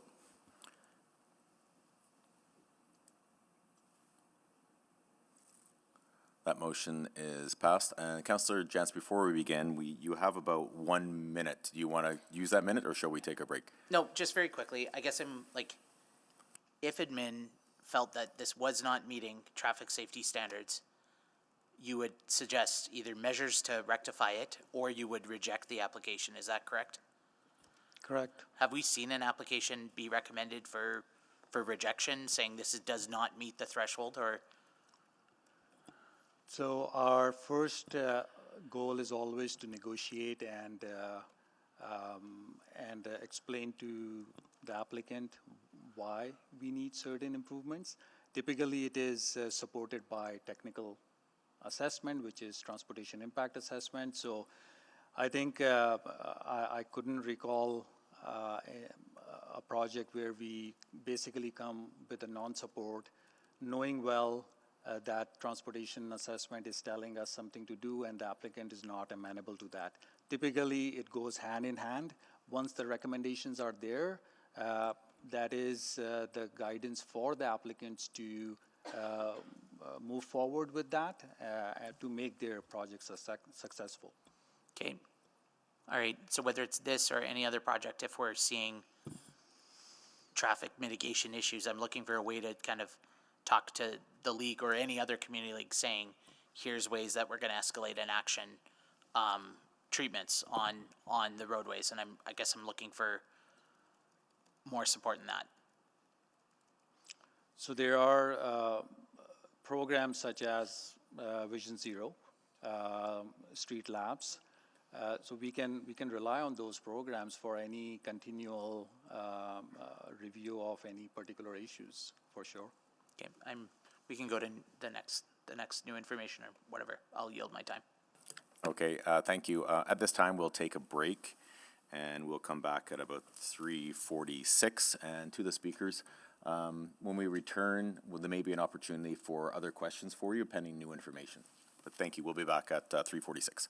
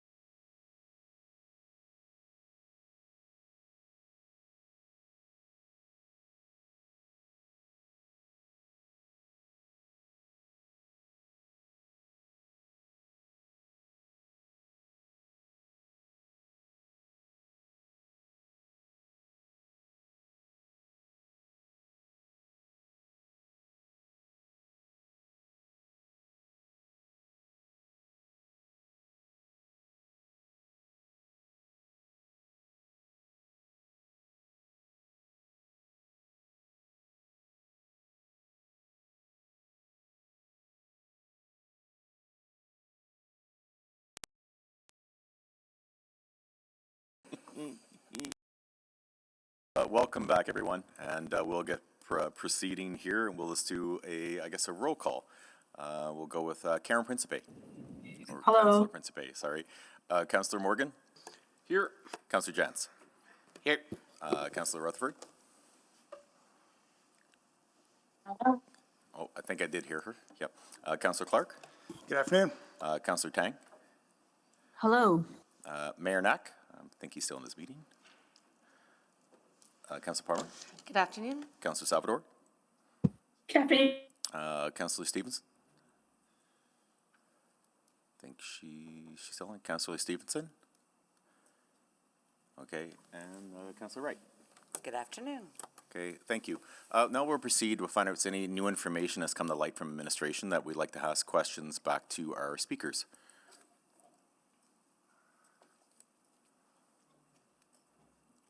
And I'll do my final impression. I don't know if I hear any clicking here. Okay, Councillor Jantz, please. Yeah, I guess maybe I'll go to guest Lynch here. So when you hear about the steps taken that are going to be the assurance from the traffic engineers, the assurance from the traffic group that they're going to be either holding the applicant accountable for any safety enhancements or other enhancements, does that offer assurance? I think that was already clear in the documents that they would be responsible for putting in some signs, stop signs and others. I had to take exception to the hearing of the number 1,500 because the report very clearly says 1,900 in terms of the cars, and that's using the low numbers for the Windsor House at 78 instead of 140 units, and the low number for Westridge on 116th Street at 105 instead of 134. So I was disturbed to hear that particular number. The other piece that is a little concerning is there's already another traffic rerouting proposal underway looking at University Avenue in Belgravia, and part of the solution is to route a bunch of that traffic through 87th Avenue as one of the possible solutions. They're looking at 3 or 4 solutions, but that is one of the solutions which would then densify. I have to admit I was concerned to hear that by stopping at a stop sign that's probably in front of the sidewalk, the car then has to emerge onto the sidewalk. Remember, this is not like at 117th Street where it's a very clearly defined intersection where there's a break in the sidewalks. This is where you're going into a slight bevel on the sidewalk. We already see one over by the Square One area. And so the car has to stop at the stop sign. Pedestrian traffic, e-bikes and everything else are moving in front of you, and then you have to get your car out onto the sidewalk. You're not going to rocket across the sidewalk to try to hit a gap in the traffic for fear of a pedestrian stepping in front of you. So now you're idling on the sidewalk. And then if the light is red at 116th Street, we were told that there would be a gap that you could move into. I travel on that road every day. When that light is red at the busy time of the day, there is no gap. The cars, that's only a half block. It is full of cars stopped at the stoplight. There's no place for the car coming out of the alley to get into a gap on 87th Avenue because 87th Avenue is full of cars stopped at the red light. So there was a whole bunch of things that were said there that were new information to me that I think actually are inconsistent with the TIA. At a minimum, the TIA has to be redone using correct numbers for the Windsor House at 140 units instead of 78 that was used in the TIA, because 140 is the actual number. Go to the slim maps, it's 140 units in that building. And 134 units is on the sign at their building on 116th Street, not 105 that was used in the TIA study. So there's corrections that are needed to the TIA. And at the end of the day, there was this discussion about, this was on appropriate transition. Like, I don't live there. I don't live on that block. I'm 35 years in Windsor Park. I'm several blocks away. But, I care about every single pedestrian and every single person in a car who may get hit at that intersection. And having a high-intensity alley disgorging onto an arterial road violates your own definition of an arterial road. Right. And so you're having to accommodate that somehow. So I hate to get worked up about it, but this is risk management 101. And yeah, like how many people are you willing to have injured at that intersection before you have to fix it? How many complaints do you need to get? I hear you. If I may, am I allowed to ask questions of administration during new information? Yep. So if in the modeling of the TIA, if there is an error if there's a mistake or an error or something, at what point do we redo the TIA? If it is a fundamental issue, we don't accept the TIA and ask the applicant to do it even before we come to the public hearing. So should I be asking the applicant, is this an error, is this a material error, or? It is not a material error. To give you an idea, so maybe two parts of this question. One is why the discrepancy. So the discrepancy is because when the TIAs are done, like today, there is an approximate number of units given to the consultant, and consultant work with it. By the time the development permit gets approved, it may be 30, 40 units plus minus, and by that time, we don't redo the TIAs because of the minimal change in the trips and no changes materially to the recommendations. For example, if you are adding another 100 units, that will generate in the realm of about 35 vehicles per hour. And those 35 vehicles are assuming that nobody is taking transit. If you even go with that, then there will be a split between how many of them are going to use 87 versus other roadways. So end of the day, you're looking at 10, 12 additional trips along 87 Avenue if you add another 100 units. So based on that. Sorry, I'm going to have to cut you off Sorry, there. I'm out of time. Thank you. Would you like another round? I'll move closure. Okay. Can I get a second? Second. Okay, a motion by Councillor Jan, second by Councillor Wright. The closer of the public hearing, please vote. I'm a yes. Thank you, Councillor Jans.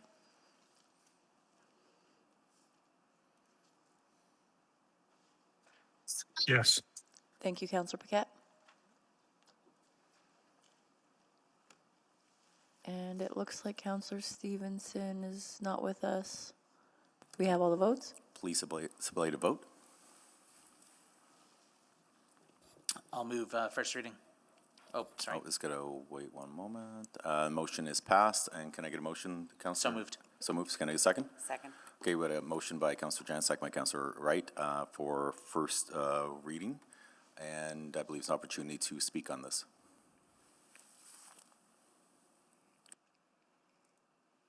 And is that a holdover, Councillor? Oh, sorry. And seeing no one wishes to speak on the first reading? Then I'll close, I guess. Okay, please proceed. What were you? Yeah, I can jump in there quick. Yeah. Yeah, sorry. I think we might have had a mistake.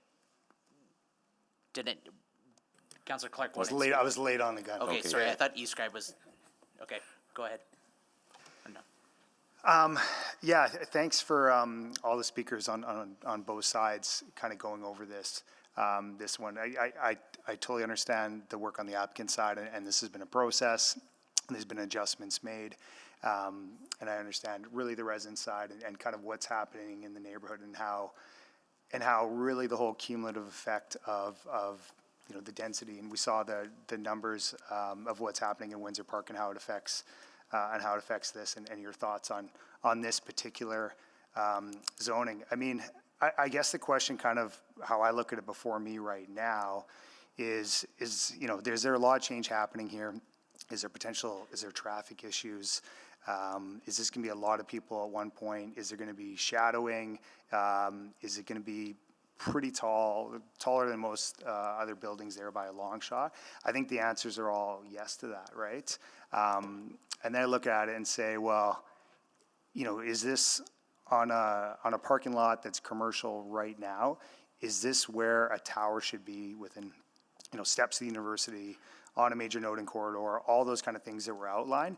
And I think if I look at that myself, I say, yeah, this is where density should happen. This is where a tower should be built. And then I got to kind of weigh that and say, okay, well, is this the most appropriate, best use of that? Does that make sense to me?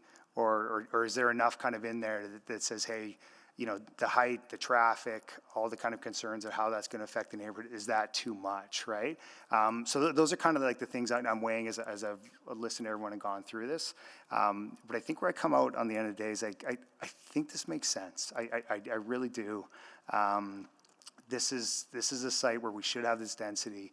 This is an area where we should have the density for the commercial and close to the university. And this is probably something that we should move forward with. But, I take the concerns. I still think there's a lot of work to do to make sure that this is going to be, this can be safe for the community, and that all the other issues that were raised by the speakers here need to be addressed. And we probably need to do a better job on our overall planning and say, how do things fit, instead of just kind of having these come look to us as we look at them one by one, because I think that district planning that I know we're going to be talking about in the near future is really going to give us a better context that we need when we make these decisions. So thank you very much. Thank you. And seeing no further, Councillor Jans to close.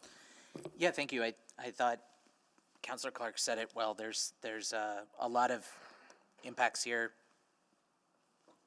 and hiccups. And there's some mitigating measures that I think still need to be undertaken. I think I'm interested in interrogating more some of the traffic safety pieces in Vision Zero in the area.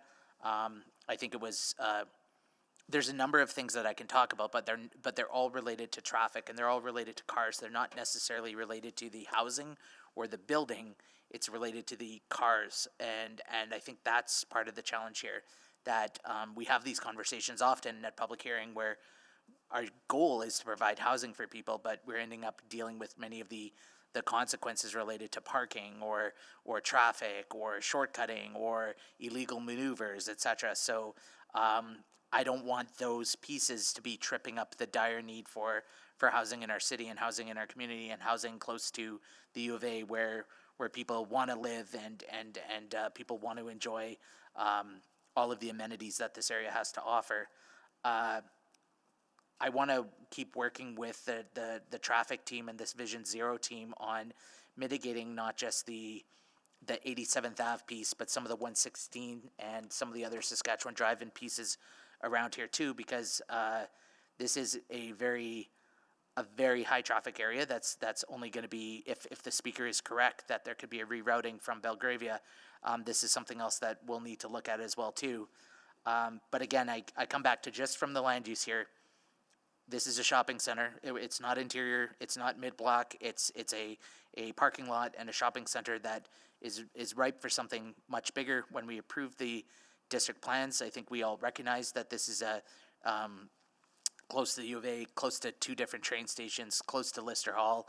I've had some proactive conversations, not just about this site, but about many sites around the city, about how we bring more grocery and how we bring more small scale retail back to neighborhoods like this. And the response I always get is, show us the stomachs, show us the people, bring the people here first, and then you'll get the wonderful amenities. And that has been a struggle, as one Speaker Collier said. It's been a struggle where you right now for decades, Windsor Park has been contingent on walking to Safeway. So I recognize there's still a lot of, I think, pieces to work through in this area, not necessarily related to this project, and those concerns are certainly noted. But I will be supporting the project. Thank you. Okay, thank you. Please vote.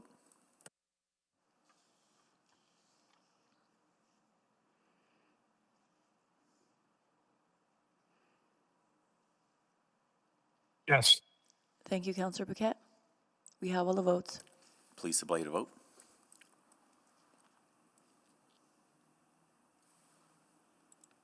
And that is carried 12-0. I'll move second reading. Second. Bylaw 21266. Second. Okay, it's a motion by Councillor Jans, second by Councillor Wright. Please vote.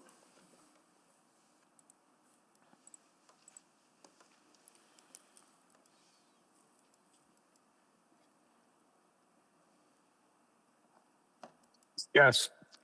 Thank you. We have all the votes. Please display to vote.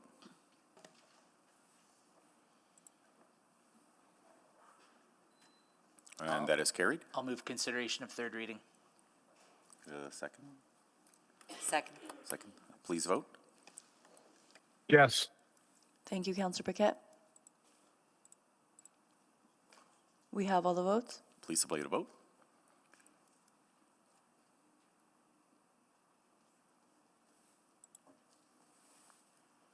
And that is carried. And I'll move third and final reading of bylaw 21266. Second. Please vote. Yes. Thank you, Councillor.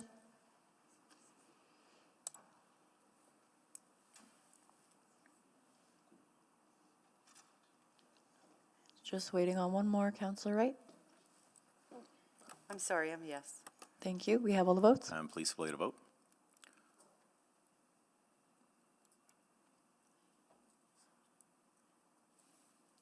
And that is carried for bylaw 21266. We'll now move on to our final item, which is 4.8, and we'll just wait for the speakers to get in place for administration.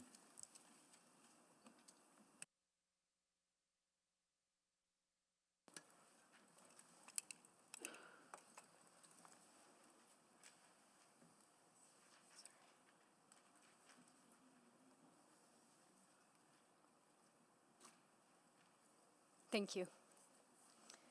Good afternoon. This application proposes to rezone and replace a direct control zone, or DC1, with a new direct control zone. This proposal also rezones one property from the rural residential zone to the new direct control zone. This proposal would allow for commercial and business employment uses. The proposed DC limits impacts on neighboring residential neighborhoods while ensuring appropriate servicing is constructed to support development in the neighborhood. Next slide, please. The site and current DC1 area are located south of Stony Plain Road and east of 215th Street. The area is primarily made up of rural residential uses with some commercial along 215th Street and light industrial to the north. Winterburn Elementary School and residential neighborhoods are adjacent to the current DC area. Next slide, please. This map is the sub-area for the proposed DC. It mirrors the original sub-area map, but also includes the new subject site. The DC is separated into 3 areas, each with specific regulations. Area A allows for light industrial and small commercial uses. It regulates sites bordering the residential neighborhoods and school sites, and it seeks to increase compatibility by including regulations for increased setbacks, screening requirements, and restrictions on the type and intensity of uses. Area B also allows for light industrial and small commercial uses for sites that do not border the residential or school uses. It does not have the additional regulations that Area A has for greater land use flexibility. Area C is located along 215th Street and allows for small-scale commercial uses and limited residential, similar to the CN zone, or neighborhood commercial zone. Next slide, please.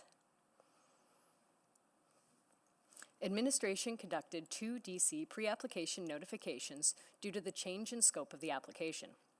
We heard from 10 individuals, with 4 in opposition, 2 in support, and 4 with questions only. Common concerns heard were traffic congestion and the compatibility of uses with adjacent residential neighborhoods. 2 responses in support were received, with 1 supporting maintaining the regulations for increased setbacks and sensitivity for the adjacent residential neighborhoods. Next slide, please. The application conforms with the Lewis Farms BE Neighborhood Structure Plan and the Lewis Farms ASP that requires the use of a DC zone to ensure uses are compatible for servicing considerations. No plan amendments were necessary for this application. Next slide, please. The main changes to the direct control include increases in height, as well as floor area ratio, or FAR, in Area B. The proposal would remove crematoriums as permitted use and maintain similar regulations to the previous DC1. Next slide, please. Administration supports this application because it will allow for the continued development of the business employment neighborhood, is compatible with existing and surrounded uses, and it aligns with the Lewis Farms Business Employment NSP as well as the Lewis Farms ASP. Thank you. Thank you so much. And I believe we have one speaker, Greg McKenzie, for in-person for questions only. Is that correct, sir? Yeah. Please come on down if you wish. Or should I ask for, do we just wait just to see if he has questions before asking him to come down? Oh, Reed does. Okay, please come down, I've got sir. a couple. Yep. Yep, please. Hard to keep track of all the hand waving motions.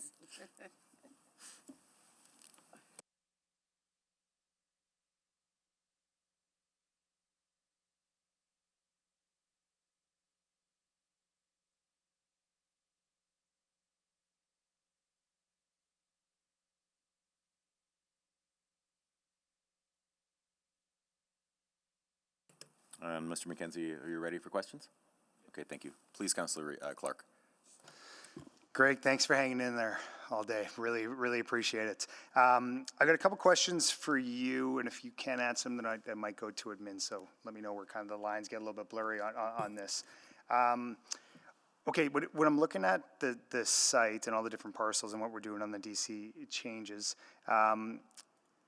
I kind of want to get your take. So in terms of the servicing, the utility, is a lot of these sites aren't really serviced right now. They've come to kind of my attention. Are you aware of that? And then in your kind of role in this, that's fine? Okay. Thank you for the question. Yes, the owner is aware of the servicing of the lands and the need to extend those services. And through the development permit process, the zoning as well as the neighborhood structure plan outline how the service requirements and how those would be extended at the developer's cost. Great, and where I'm going kind of with that is there is a parcel of land that's got potential to kind of be a bit of a community hub that doesn't have service right now. Actually gets the water trucked in. So I just want to see from your lens, and I'll ask admin this too, is that something you'd be looking at is working with them if it makes sense? I'm not aware of the site specifically that you're referencing, but I'm certain that if it did make sense, and the timing was right, and using the city's own processes to understand like the allocation of the costs and how these things can be brought in, I'm sure that the owner would be interested in engaging in discussion as to how we could work together, right, if timing aligns. Yeah, okay, I don't want to put you on the spot and if you want to do it or not. I just want to see if you'd be open to it because it's the Winterburn Golden Agers Club right now, which is kind of right next to your parcel B, I want to say, or area B. So just want to put that on the table for you. Next question, what I was seeing kind of some of the changes is potentially limited residential on Winterburn Road. So I just want you to kind of walk me through why you think that's a feasible option in that location from your view standpoint. Our application is actually specific to a parcel on 213 Street rather than Winterburn Road itself. And the reason why the application ends up modifying the entire DC1 is really primarily around bringing that older DC1 in alignment with the city's new land use bylaw, the way that's structured and organized, as well as, and I'm sure administration can maybe speak to this even better, but as well as aligning it where some of the regulations from the older DC1 are now captured in other parts of the land use bylaw, so they don't belong in this specific DC anymore, and language changes. I don't believe that this application itself actually changes anything in the Area C zone for this DC1. If we can get confirmation from administration of that.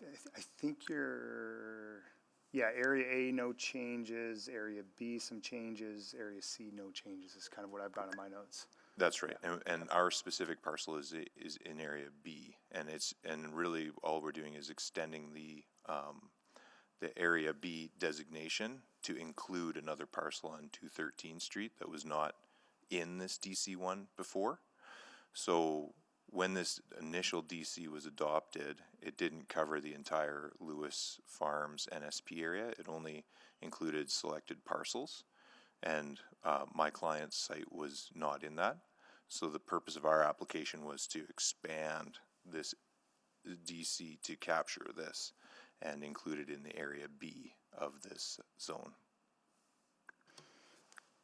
Okay, that makes sense to me. And just sort of your lens or your client's kind of lens on it, because there's still a few other pieces of land in here from private owners. Just if you have had conversations about that, is there intention on looking at that as well, or? We're only representing just this one individual owner. Through the engagement, we did receive some letters and a number of calls, as administration described. I did receive 2 additional calls from business owners in the area, 2 self-storage business owners that are more in the north and northeast areas of this neighborhood. They didn't submit written comments. They just had some questions and ultimately were in support. And I do know that the owner of the parcel directly north of my clients is also looking at their parcel. There has been some conversation around what we're doing, what they're thinking. I don't believe they've initiated an actual application yet. But again, this application is for one specific parcel to be included.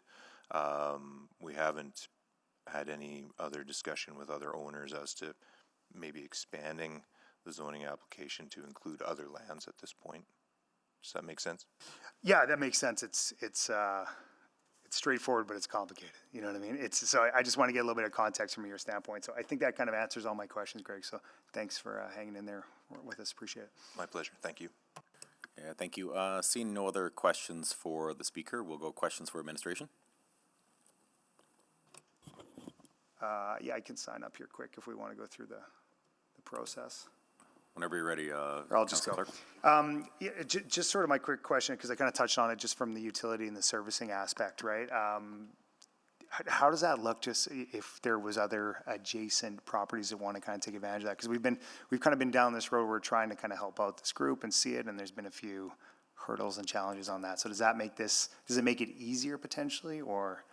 I would suggest the more properties that participate, the easier and more straightforward the servicing will be. That being said, you can understand how with the complexities that exist in this area, that we would want to see a complete application before making any determination on whether or not that particular property was serviceable. I looked at the Golden Age Club just based on the conversation you were having, and it does look like they're currently in the park zone to the south. They're not in the DC currently. But it could certainly be entertained as an application, and we would review it. We could even do a pre-application meeting with them to get them some initial feedback on what might be required to move forward. Okay, great. I think that's pretty much it. Yeah, all the other questions I've got are answered. So thank you very much for that. Appreciate it. Oh, Councillor Wright. Thank you. So the property that's to the north, so all the other property that is, I think it's A and C, we're including that in this application because that's the existing DC1, but the property to the north is also DC1. Why isn't that included in the application? There's currently more than one DC in the area. There are 2 additional applications beyond this one that are currently being entertained and processed through administration. One of them is the land directly to the north that is currently in a separate DC. So there are some options in terms of how to service that are being contemplated that are not necessarily relevant to this application, but could result in a further extension of that depending on the outcome of the servicing requests. Okay, and I'm just wondering, but the land to the north, would that, I guess, enhance the servicing of the property right now that's being I think rezoned? right now what we're focused on is ensuring that the applications can be serviced in some meaningful way. And again, that application, when it comes forth, will have a complete servicing study completed for that, and the recommendation would be made at that time whether we should move forward with it or not. Unfortunately, right now, it's not necessarily relevant for this application, but it is being considered in the whole. Okay, and would one help or hinder the other? We wouldn't recommend it if it was going to hinder. Okay. Okay, thank you. That's all I had. Okay, seeing no additional further questions, there's opportunity, any new information coming out of questions from administration for the speaker? Okay, seeing none, can I get a motion to close the public hearing? So moved. Second. Okay, we got a motion by Councilor Clark, second by Councilor Palmer. Please vote. Or actually, yes, please vote.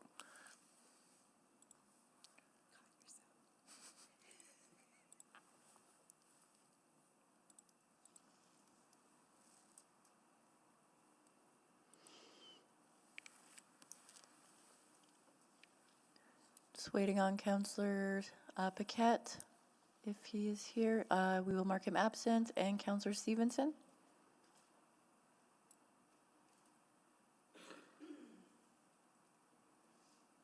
We have all the votes. Please display to vote.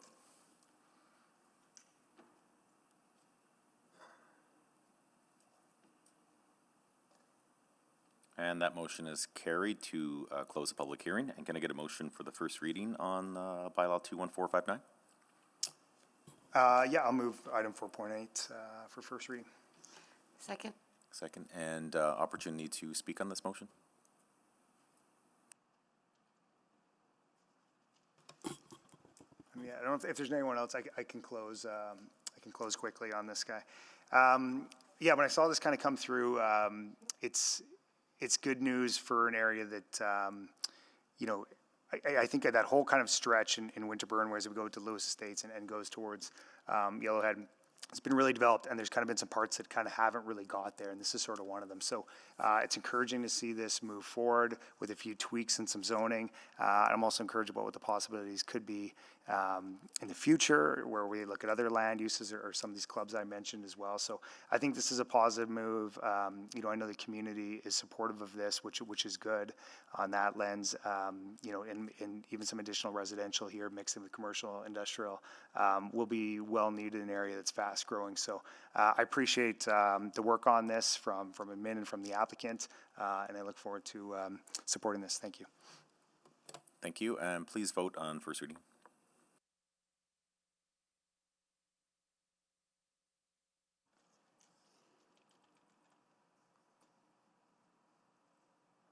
And just confirming, Councillor Stevenson, are you with us? I see, looks like you're there by phone, but not sure if you're with us. We have marked her. Yes. Oh, Councillor Paquette, thank you. We will adjust that. We have all the votes. Please display to vote.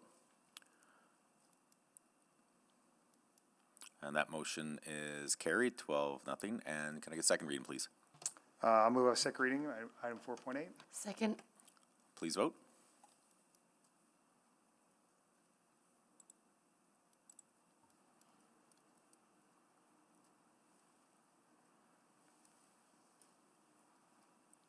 Councillor Paquette? Yes. Thank you. We have all the votes. Please display the vote. And that is passed for consideration. So moved. Second. Please vote.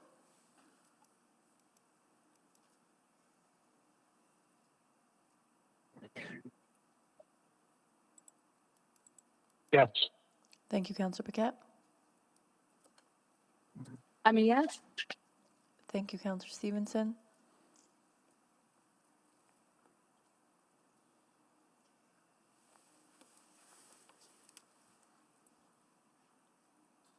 We have all the votes. Please display to vote.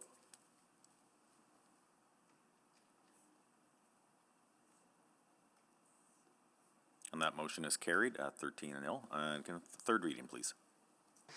Yeah, third and final reading of item 4.8, bylaw 21459. I even like reading out the whole thing here. To allow for light industrial, small commercial businesses, small scale commercial centers at Lewis Farms Business Employment.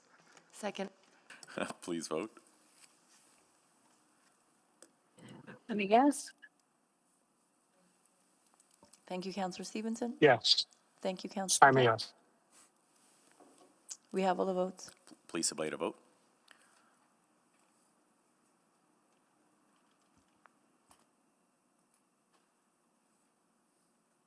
And that motion is carried. We will move on now to any notices of motion and motions without customary notice. I'm not aware of any, but just putting it out there. Seeing none, that will be adjournment today at 4:21 p.m. Thank you, everyone.